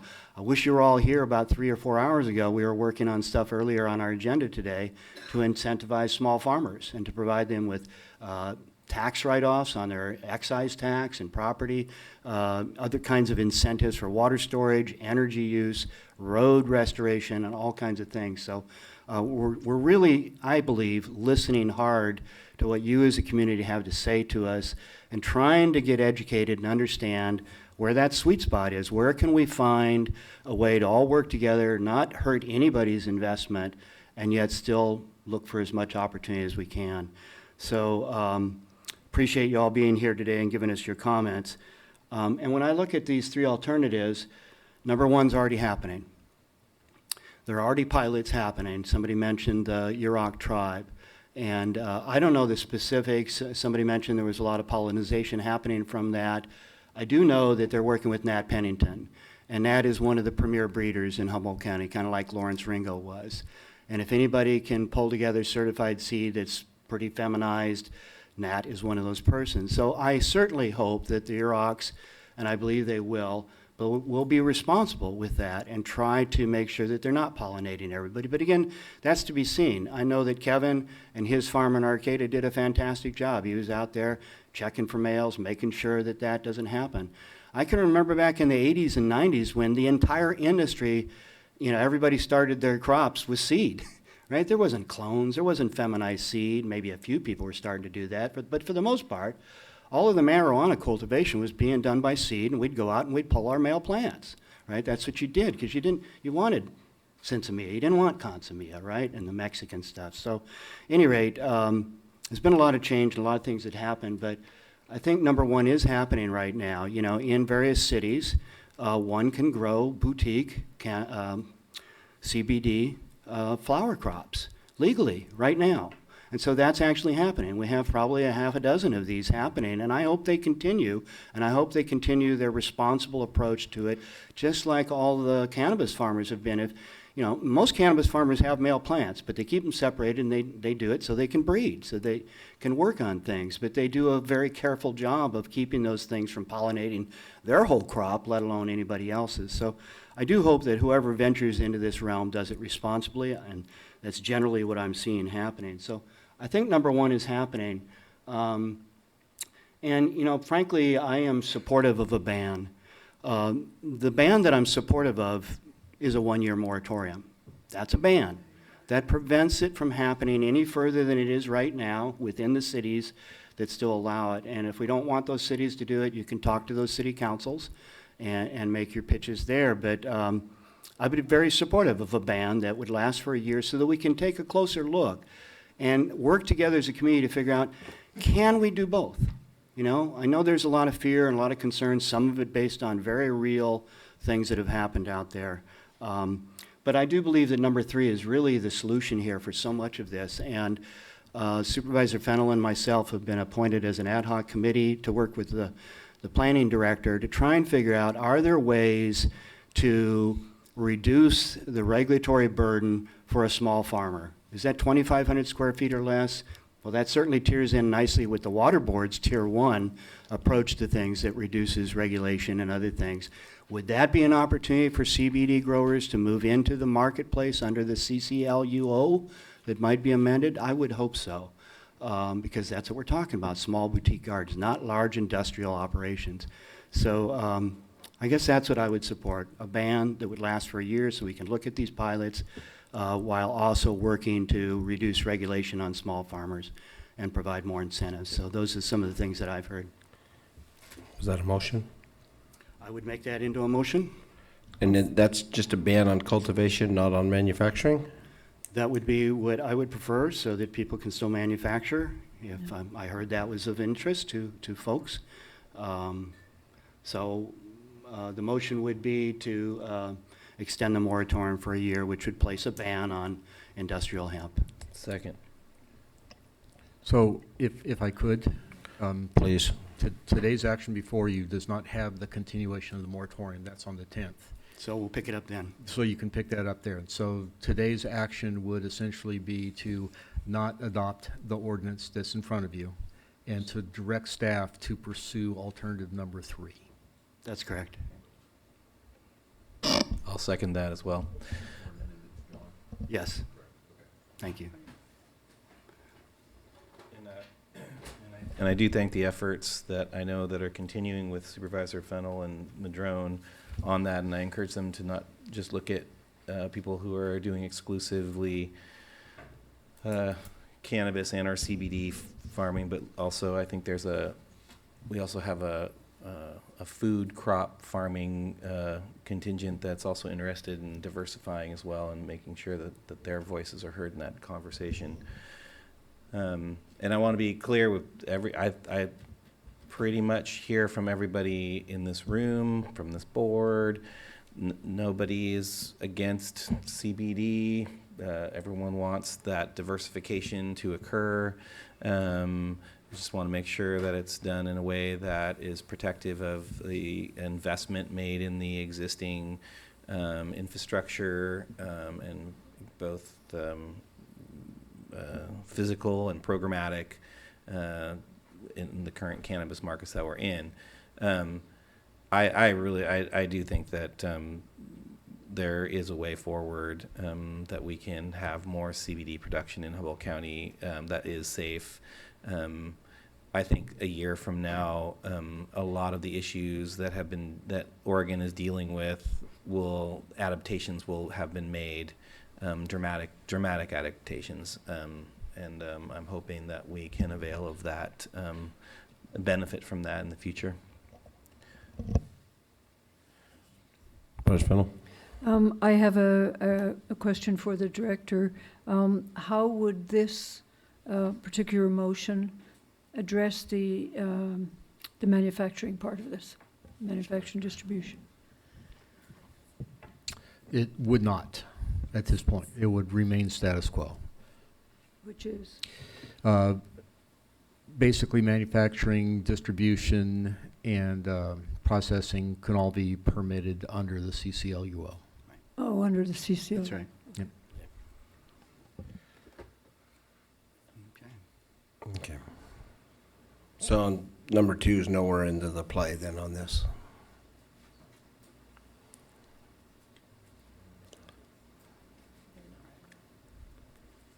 Well, in some ways, that may very well be rolled into the number 3 effort for small farmers. And the thing that I, and this is in defense of there's 2 things I may defend.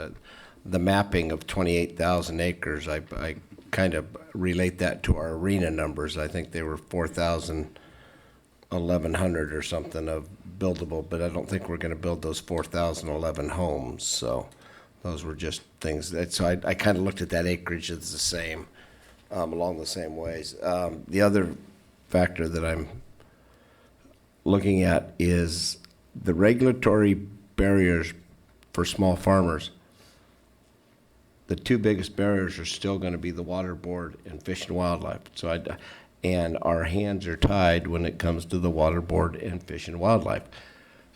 And I've said this before, and we've talked about this for years, we can be like the other counties and fast track our permits and let them go do the Water Board and Fish and Game by themselves. But we have a reputation in Sacramento as giving the most complete applications possible that are presented to the state. And I think that's a number, it allows our people, even though it feels like we're beating you up to death, we're setting you up for success. And I think I can't bear that down anymore, because people are amazed because they don't get beat up by Fish and Wildlife or by the Water Board after they come through our process. Yeah, they do beat you up here, but it's probably better to do it on a local basis, driving up to Harris Street than having to go to all the other locations. So it's been moved and seconded. All those in favor? Aye. Aye. Opposed?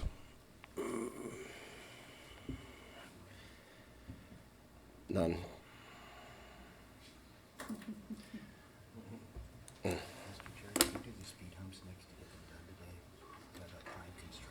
don't have to go anywhere. I just want to make sure that we We're not going anywhere. We're finishing the agenda.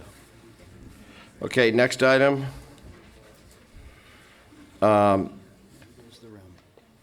Introduction of ordinance amending county code relative to code enforcement procedures relating to public nuisances, abasement, and penalties. Thank you, Chair Bohn and members of the Board of Supervisors. John Ford with Planning and Building Department to present proposed changes to the code enforcement ordinance. Before I describe what the proposed changes will do, it's required that County Counsel's office introduce the ordinance. Yes. Yes, Chair. Before your board today is an ordinance, a proposed ordinance amending section 351-6 of Chapter 1, Division 5, Title 3, and sections 352-3, 352-4, 352-56, 352-8, 352-13 of Chapter 12, Division 5, Title 3 of Humboldt County Code relating to public nuisances, abatements, and penalties. Thank you. The changes are really fairly simple. The first change is to implement a provision that's currently included within state law that mandates that fines and penalties related to cannabis violations start being calculated on the date that the notice of violation is issued for a cannabis-related violation. One of the things that we have done that's different from the state is that in this proposed ordinance before you, this would only apply to repeat offenders. We find it very important for the first-time offenders to have the opportunity to clean their site up within the 10 days, and then to not be subject to the fines and penalties. So that will not change.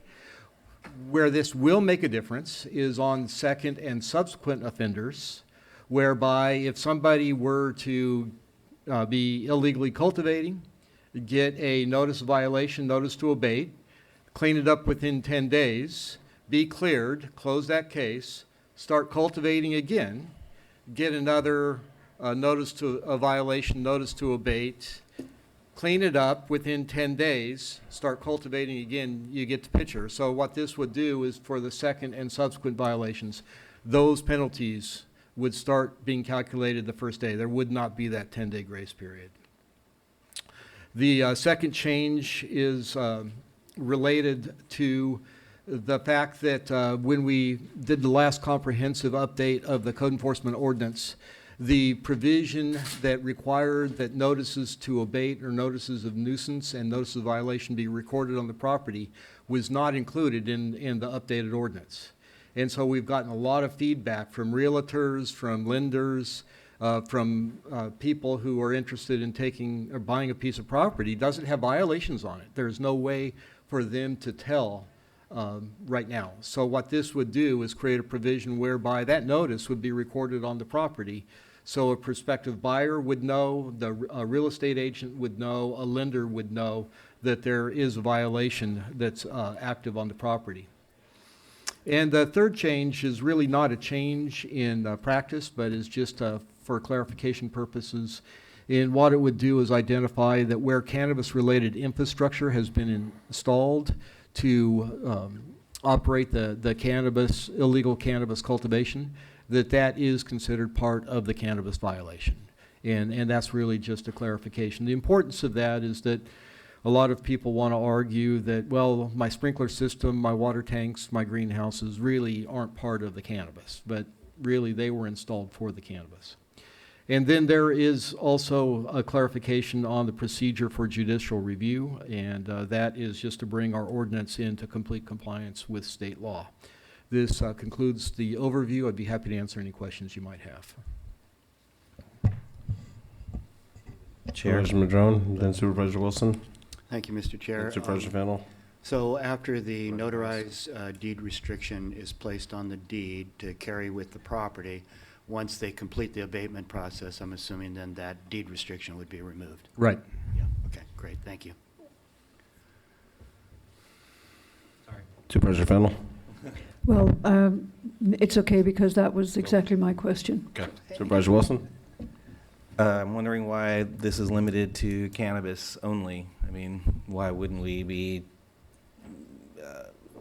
applying these parameters and thresholds to other land use violations and violators? I think in terms of the second one, the notices on the property are, that would apply to all violations. The one with respect to when the fines and penalties start to get calculated, that's just because that's a state law provision that we're authorized to implement, and that's not ubiquitously applied to all code violations. You answered my question, and that's what I thought I read in the report. And with that, I want to make a motion to approve staff recommendations. Second. It's third. Hang on, I want to get. Uh-oh, there's a lawyer coming. I just want to make one clarification to Supervisor Wilson's question. That it's actually the government code that the counties that has authorized the imposition of administrative civil penalties. But that specific government code has actually been recently amended last year, and it is only specific for cannabis-related violations. That's for the impositions of penalties upon the issuance of the notices. And as regards to for other situations, for example, solid waste type situation, the imposition of penalties would not occur immediately. This will be only directly for cannabis-related violations, pursuant to that government code that the county is relying on for administrative civil penalties. Thank you for the clarification. I sticking with my motion. Okay. And basically, this just adds to the risk versus, or deletes from the risk versus reward. The other thing is, and since we're on this, is we're running across, and lately a little bit more, because we have properties that have liens against them or violations against them. And since we originally said the last thing we want to do is take people's property, so if you have a property that has a $80,000 lien against it, and the property owner, violator, property owner slash, could be the same, could be different, walk away from it. But they put it up for sale. Is changing that limit of violation a party to your office? I mean, so they can complete the sale. I'm getting realtors calling saying, hey, we've got a deal made, but there's an $80,000 violation. I'm not saying remove it, but get our costs in a violation so we can get it back on the tax rolls, because usually they're 2 years back on their taxes and everything too. So, and it's the whole thing, and I think this was, I know a couple years ago, I mean, this has been brought up. So you've brought it up about us trying to get a whole bunch of property. I don't think we've taken any or very many yet. We've not taken any yet. So I don't think that's come to fruition, and to keep that in the spirit of that, are you able to lower those fees so they are able to unload the property, as long as it's an arm's length transaction? I think there is the ability to modify fees. It may require us to come back to the board to do that. Fees and fines? Yep. Yeah. Okay. All right. Public comment?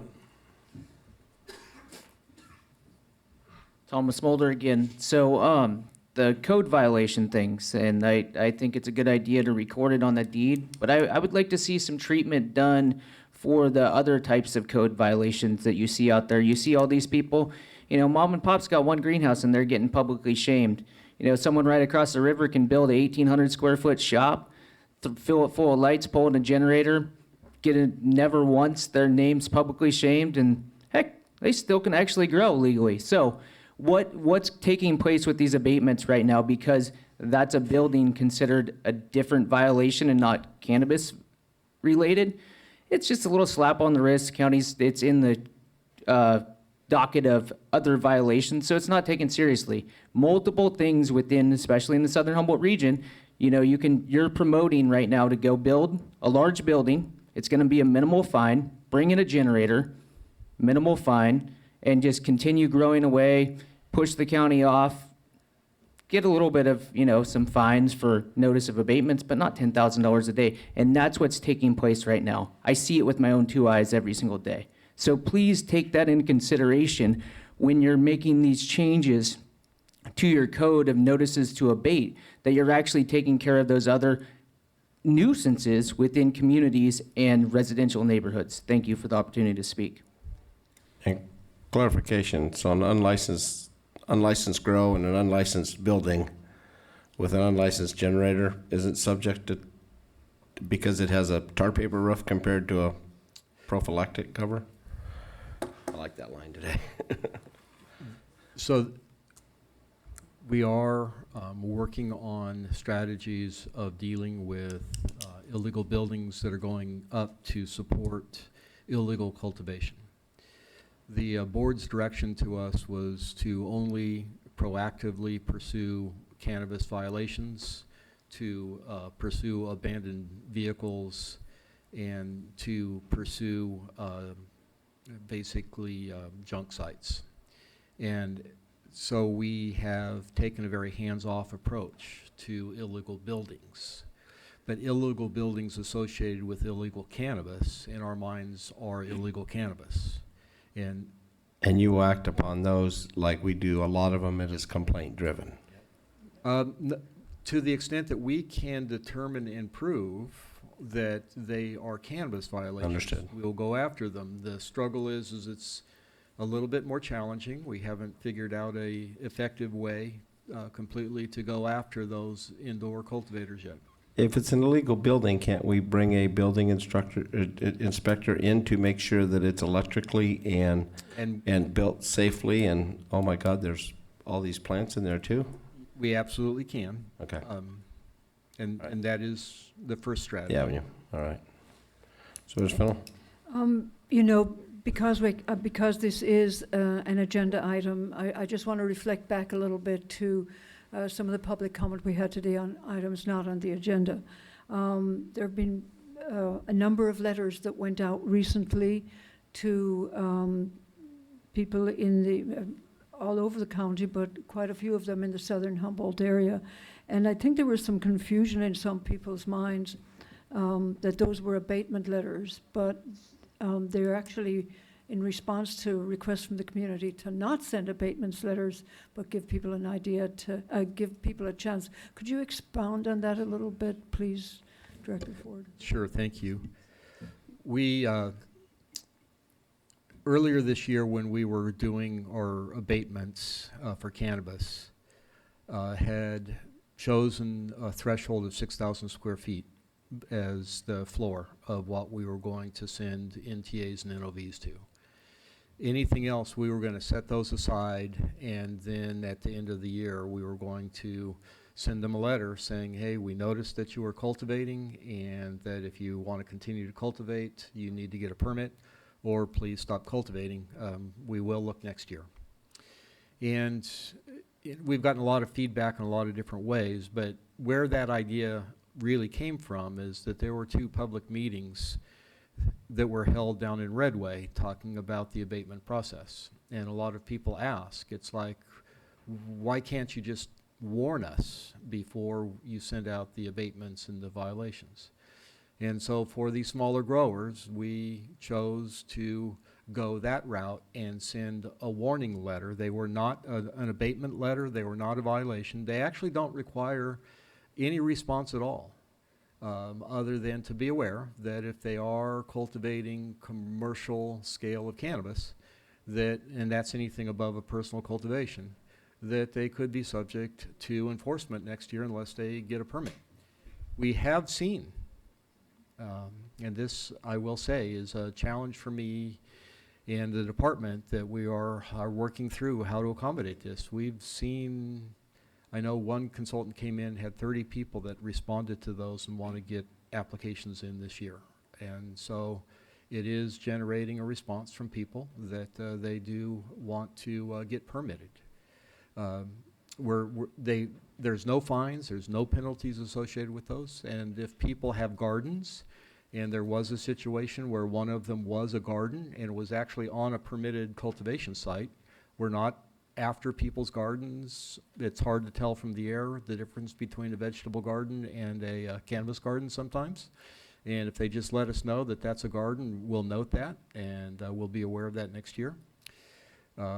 So if people have questions about it, we didn't intend for this to be heavy-handed or harsh. We intended it to really begin a dialogue so that people could know whether or not they're in danger or there's the possibility of having a future code enforcement action on their property.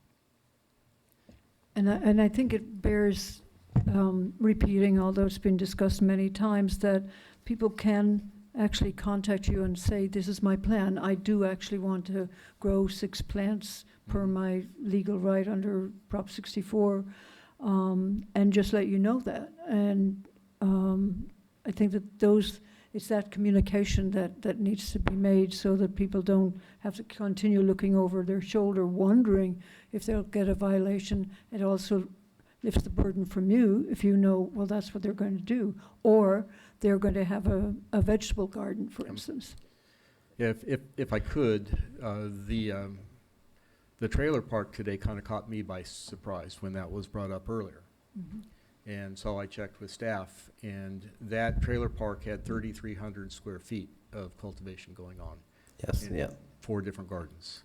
Because near as I can figure with 6 plants for every trailer space would be 150 plants, so. And that's something, At frankly, 8 feet would have only been 1,200 or so feet, so. So, anyway, with that, it's been moved and seconded. All those in favor? Aye. Opposed? None? Thank you. Thank you, Director. Mr. Chair, if I might. Please. Director Ford, as far as the indoor, which really is, creating quite the havoc with energy use and other things, fossil fuel, and it's so unfair to those people that have spent all the money to become compliant. I know it's a difficult thing to go after. Do you have any idea, I mean, it's hard to even know, but do we have any idea on how much of that is on the grid? Like if people are building structures, sometimes they're getting building permits to build the structures, but then not telling you they're growing cannabis inside. Sometimes it's existing structures.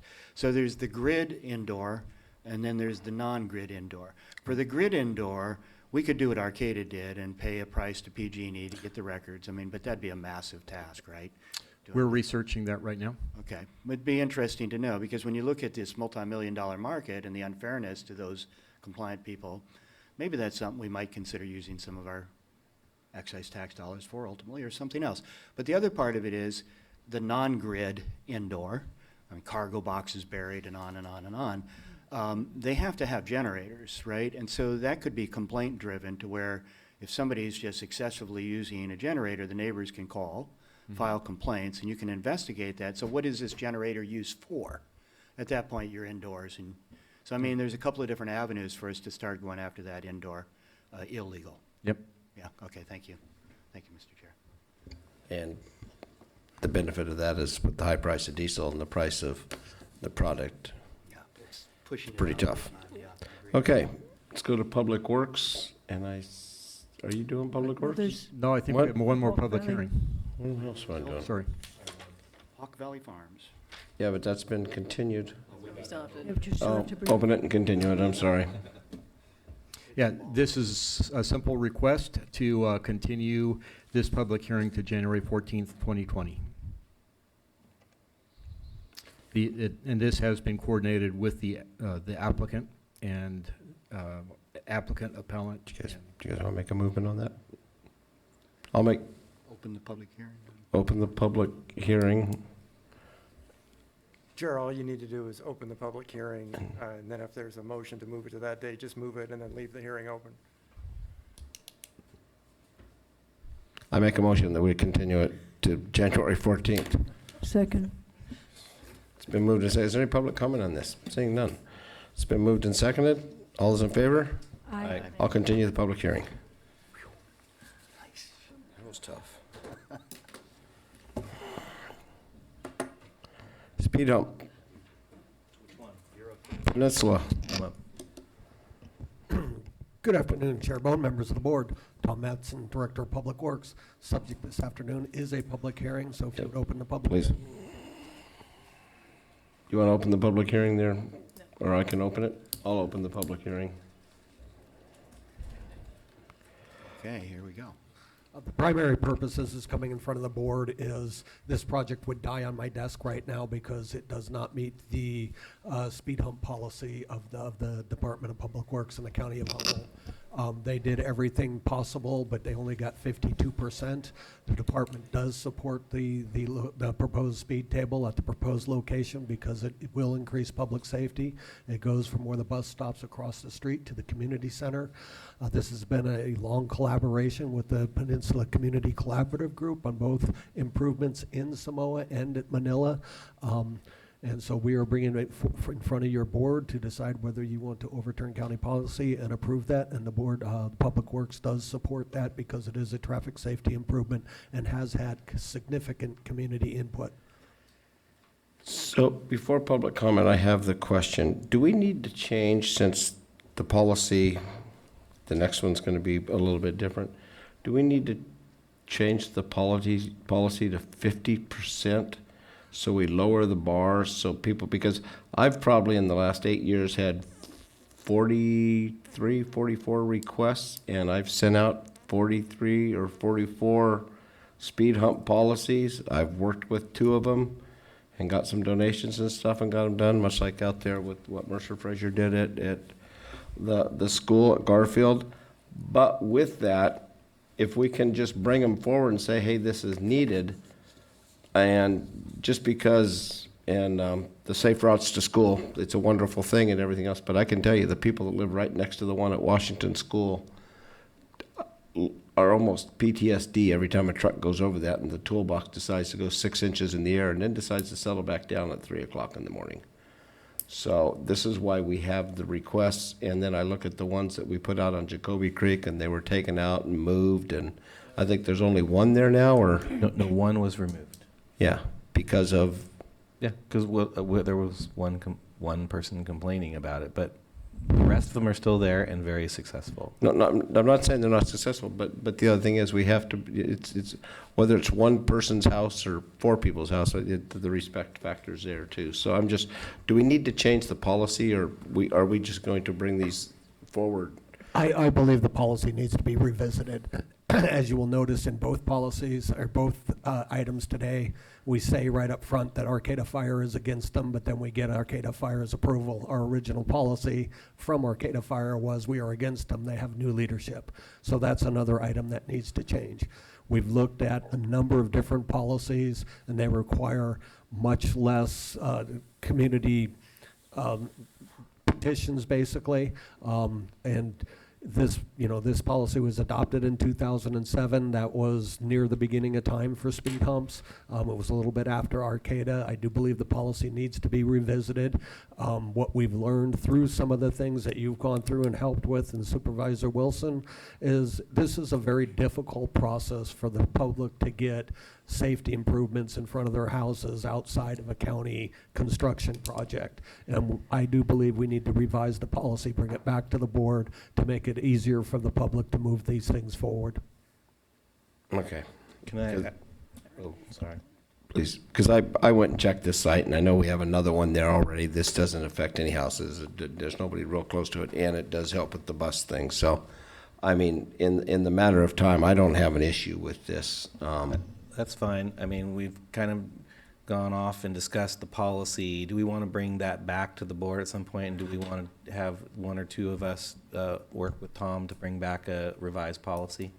And can we do that? Can the attorney address that? Because we're here to talk about very specific projects, but where it's brought to light this issue, and I'm just wondering, in order to expedite the a revised policy, can we just pick two of us to make a subcommittee, work with Tom, and come back to revise? I don't know that you even need to form it, so two of you can do whatever you want, and then. Oh, I like that.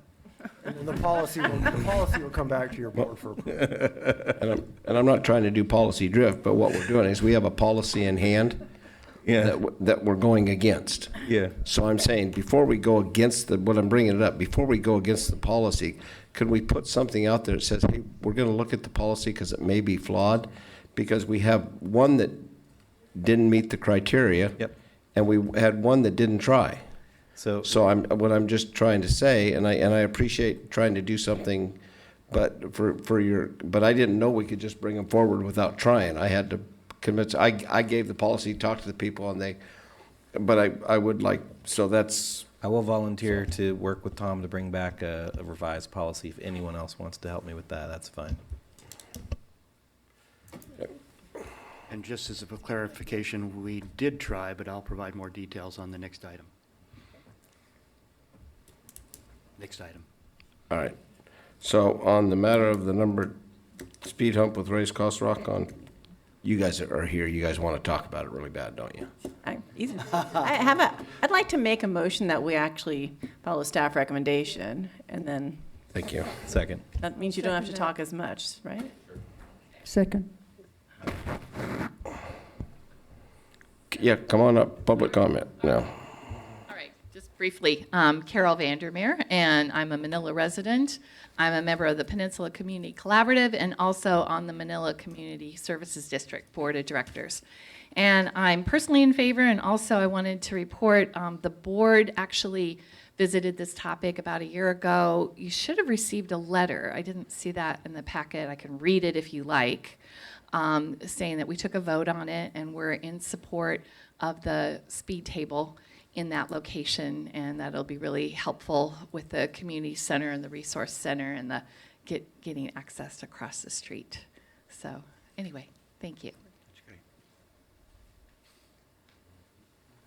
You guys are on the clock, you have to talk.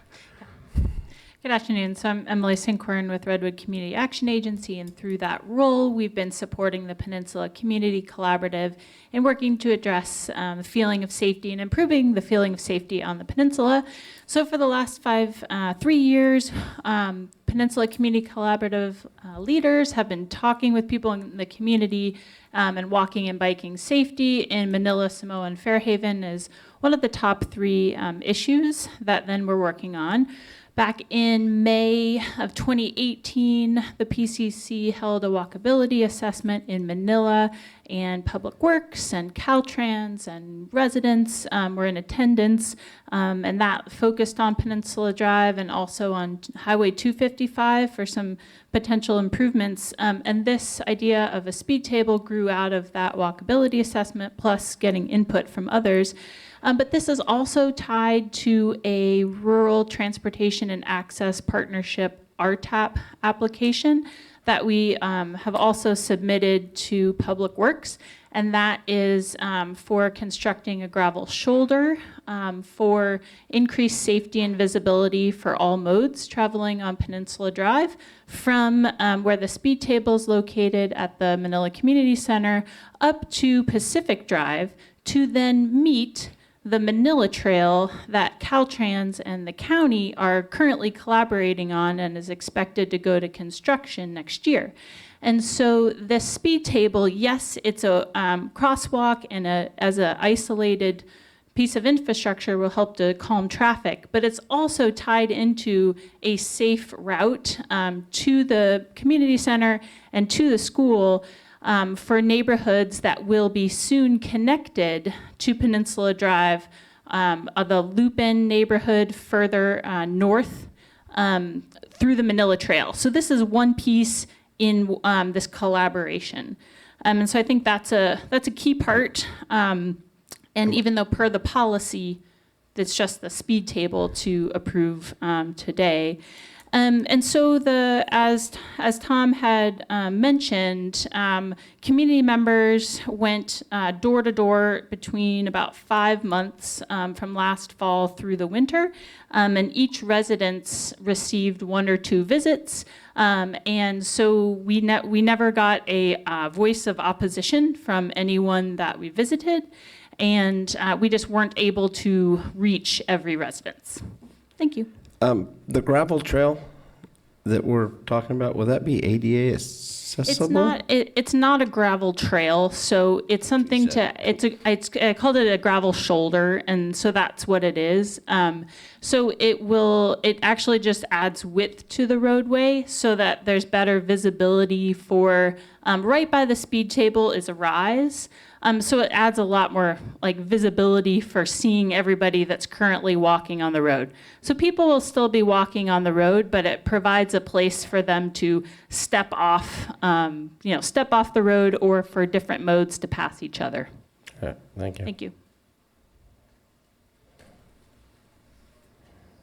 Hi, I'm Natalie Arroyo. I'm wearing my Redwood Community Action Agency hat today, and I just wanted to add to a couple of Emily said almost everything that I was going to say, so I just wanted to add a couple more things.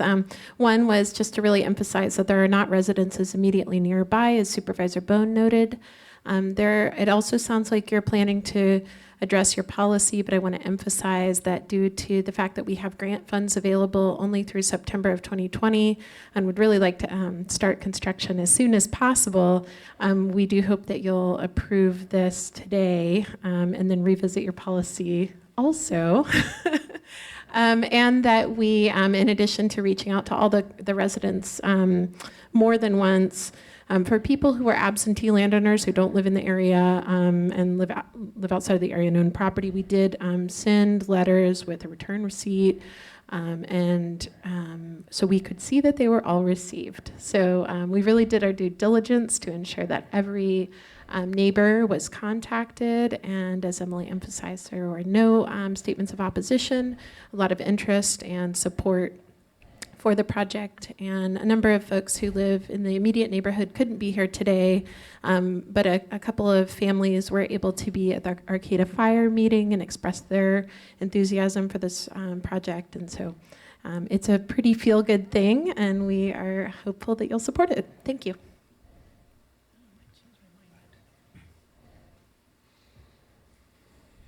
Okay. Wow. Okay.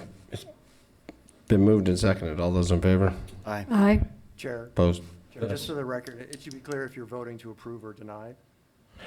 The motion was the staff recommendation. Sorry, approved, definitely approved. Approved staff recommendation. Yeah. All those in favor? Maybe after Why don't we, testimony, maybe we should change. All those favors say. Have Supervisor Bass restate her thing, because it is after we got public comment.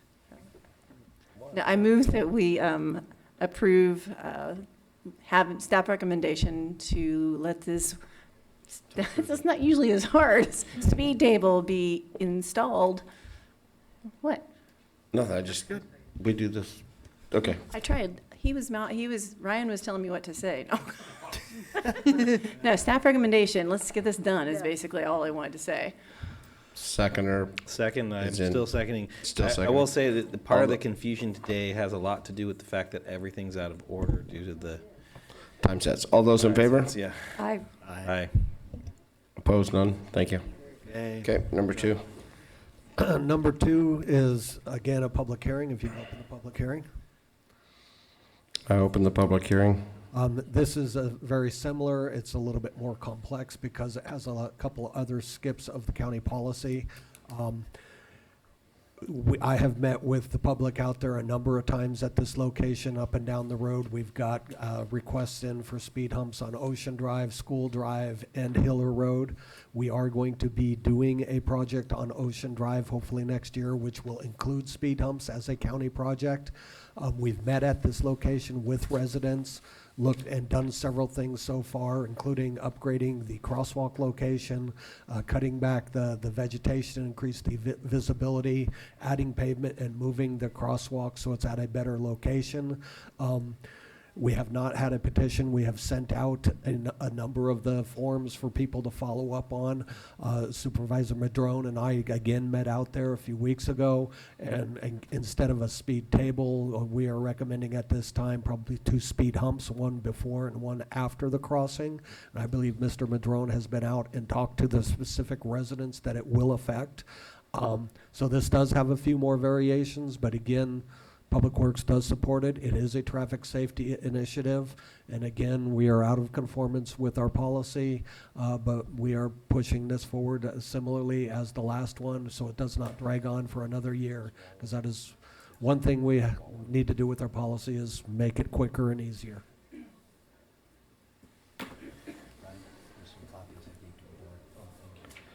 Can I give you some background? Yeah. Thank you, Mr. Chair. Yeah, just a little bit more background. It's late. Let's wrap it up here.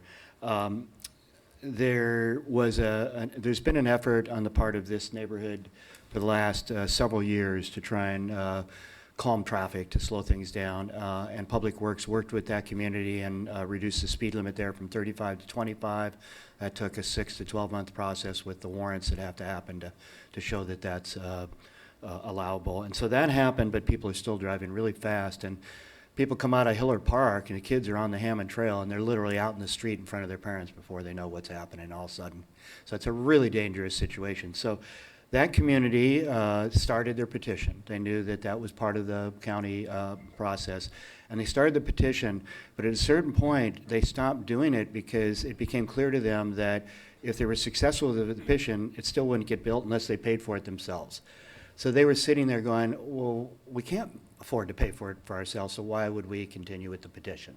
But they had reached out to significant members of the Villa Road area, and when I was out with Tom, after Tom left, I went and talked to all 4 of the houses that are immediately, nobody's really immediately adjacent, but nearby to the speed humps, and all 4 of them were not only supportive of these speed humps, but were really excited about them because the traffic is so bad right there. So I think we did our due diligence there. I've also, working with the Trades Council, Jeff Hunterlatch, have got a contractor lined up to volunteer to build this, so it's no cost to the county, and that is Wallen Construction that is doing this work. So good for them, many kudos for that. Additionally, Arcata Fire, I met with Justin McDonald, and yes, his basic response is no, we don't like these, but it really isn't going to slow down our response but for a few seconds in that neighborhood. So he told me that while he might formally say one thing, that he was supportive.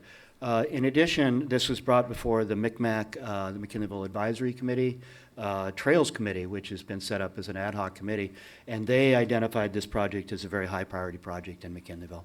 So glad it's on the agenda today. The contractor is literally ready to go at this in the next week or 2. So we're hoping to get it done while there's still some batch being mixed in the county. Do we have, how many, has there been any accidents at this site? Yes, there's, sorry. I've not got a record of them in the county, but we don't get a lot of, say, minor bike hits or ped hits where nobody gets hurt or somebody goes to the hospital and they don't report it. Those do happen. I can't say at this location because I haven't tracked them, but we did some studies years ago on School Road in McKinleyville, and that's how we were able to get a stop sign at the intersection, was by going to the EMS company, and yes, they had reported accidents there that we weren't seeing. So in my official record, I don't have an accident at this site, but it doesn't mean that one has not happened or could happen. I will also note that, through the chair, that earlier today there was actually 8 people in the audience from Hiller Road that sat through all the way till 12 o'clock, 11:30. And they did provide this letter that I've passed out to you that talks about some of their concerns, but there was a significant number of people from Hiller Road that were here earlier today, couldn't stay. And again, I don't mind speed humps, especially if, I'm just saying, if we're going to bypass this policy, we bypass all the policies change, and I didn't know that, because like I said, I've been trying to get speed humps and been requesting speed humps, and now I'm gonna have 42 phone calls going, oh, well, all you gotta do is ask for them and say they're needed. So I don't understand why we have a policy if we're not gonna abide by the policy, because this is special, because the union has a contractor to do it, we can do it for free, let's get her going. I worry about that little thing, and I'm all for it. The safety, I mean, I was on the building committee at Hiller Park for 5 years, so I'm fully aware of that. Kids after game. So I just, if we're gonna do policy creep, I have some concerns. If I may, based on the testimony that I heard before noon at the people who came in, I would like to move that we approve the request for the installation of speed humps and or raised crosswalk on Hiller Road at the Hammond Trail crossing in McKinleyville, and a waiver of fee for encroachment permit. Second.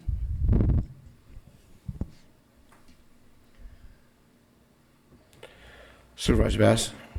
Thank you, Mr. Chair. No, it definitely is time to review the policy. I mean, I have roads where there's no stopping, it's straight shots, animals getting killed, people almost getting killed, and there's no way to do anything. So, and the fact that a contractor, it was great that somebody's willing to do it. I seem to know another supervisor that's sitting up here that often has folks that are able to lend a hand and get things done faster too. That would be you, Mr. Chair. So I give kudos that there's now there's go straight through the contractor. Yeah, well, it's just, yeah, you have we need to change it. I'm totally on board with that. And then the other factors, and that includes waiving the fee, so Hiller Road will get the speed hump for no cost. I've always found out if nobody has any buy-in or any financial involvement in it whatsoever, there's just, I mean, and now we've got it down. I mean, I know that the citizens of Freshwater raised almost $7,500, $8,000, and then they got about 12,000 of donated materials because somebody that had the wherewithal had a child going to that school, and I think all the fees were paid at Garfield, weren't they? I know Holly they were all paid for, and they paid for it. They had to pay for the signage, striping. I think the county helped a little with the further of the stripe. The only thing that the county is being requested to absorb the cost on here is the encroachment fee. Yeah. Which is $267. Yep. Yeah, and I recognize they haven't put any dollars specific for this project, but this particular neighborhood on Hiller Road is highly invested on many levels with volunteer labor, working to keep crossings safe, as well as cleaning up Hiller Park and all the other things in that neighborhood. So these investments come in many different forms, I would just say. So, but thank you for your support. It's been moved and seconded. I haven't voted yet. All right, public comment? Hello, Emily Sinkorn with RCA. I just wanted to speak in favor of this particular location for a speed table. In May of last year, I participated with County Public Health and McKinleyville Middle School on a walkability assessment that traversed east of this area, so the eastern part of Hiller Road and McKinleyville Avenue and Railroad Avenue. But the safety discussions and concerns went further than that particular area. And Hiller Road in particular came up, and also just with the future planning for the McKinleyville Town Center, Hiller Road will be a key connection between the recreation destinations of the Hammond Trail and Hiller Park to the town center. So anything to further walking and biking safety and access along Hiller Road to me would be a positive for current and future in McKinleyville. But I also really appreciate the sentiment to revisit the speed table or speed hump policy.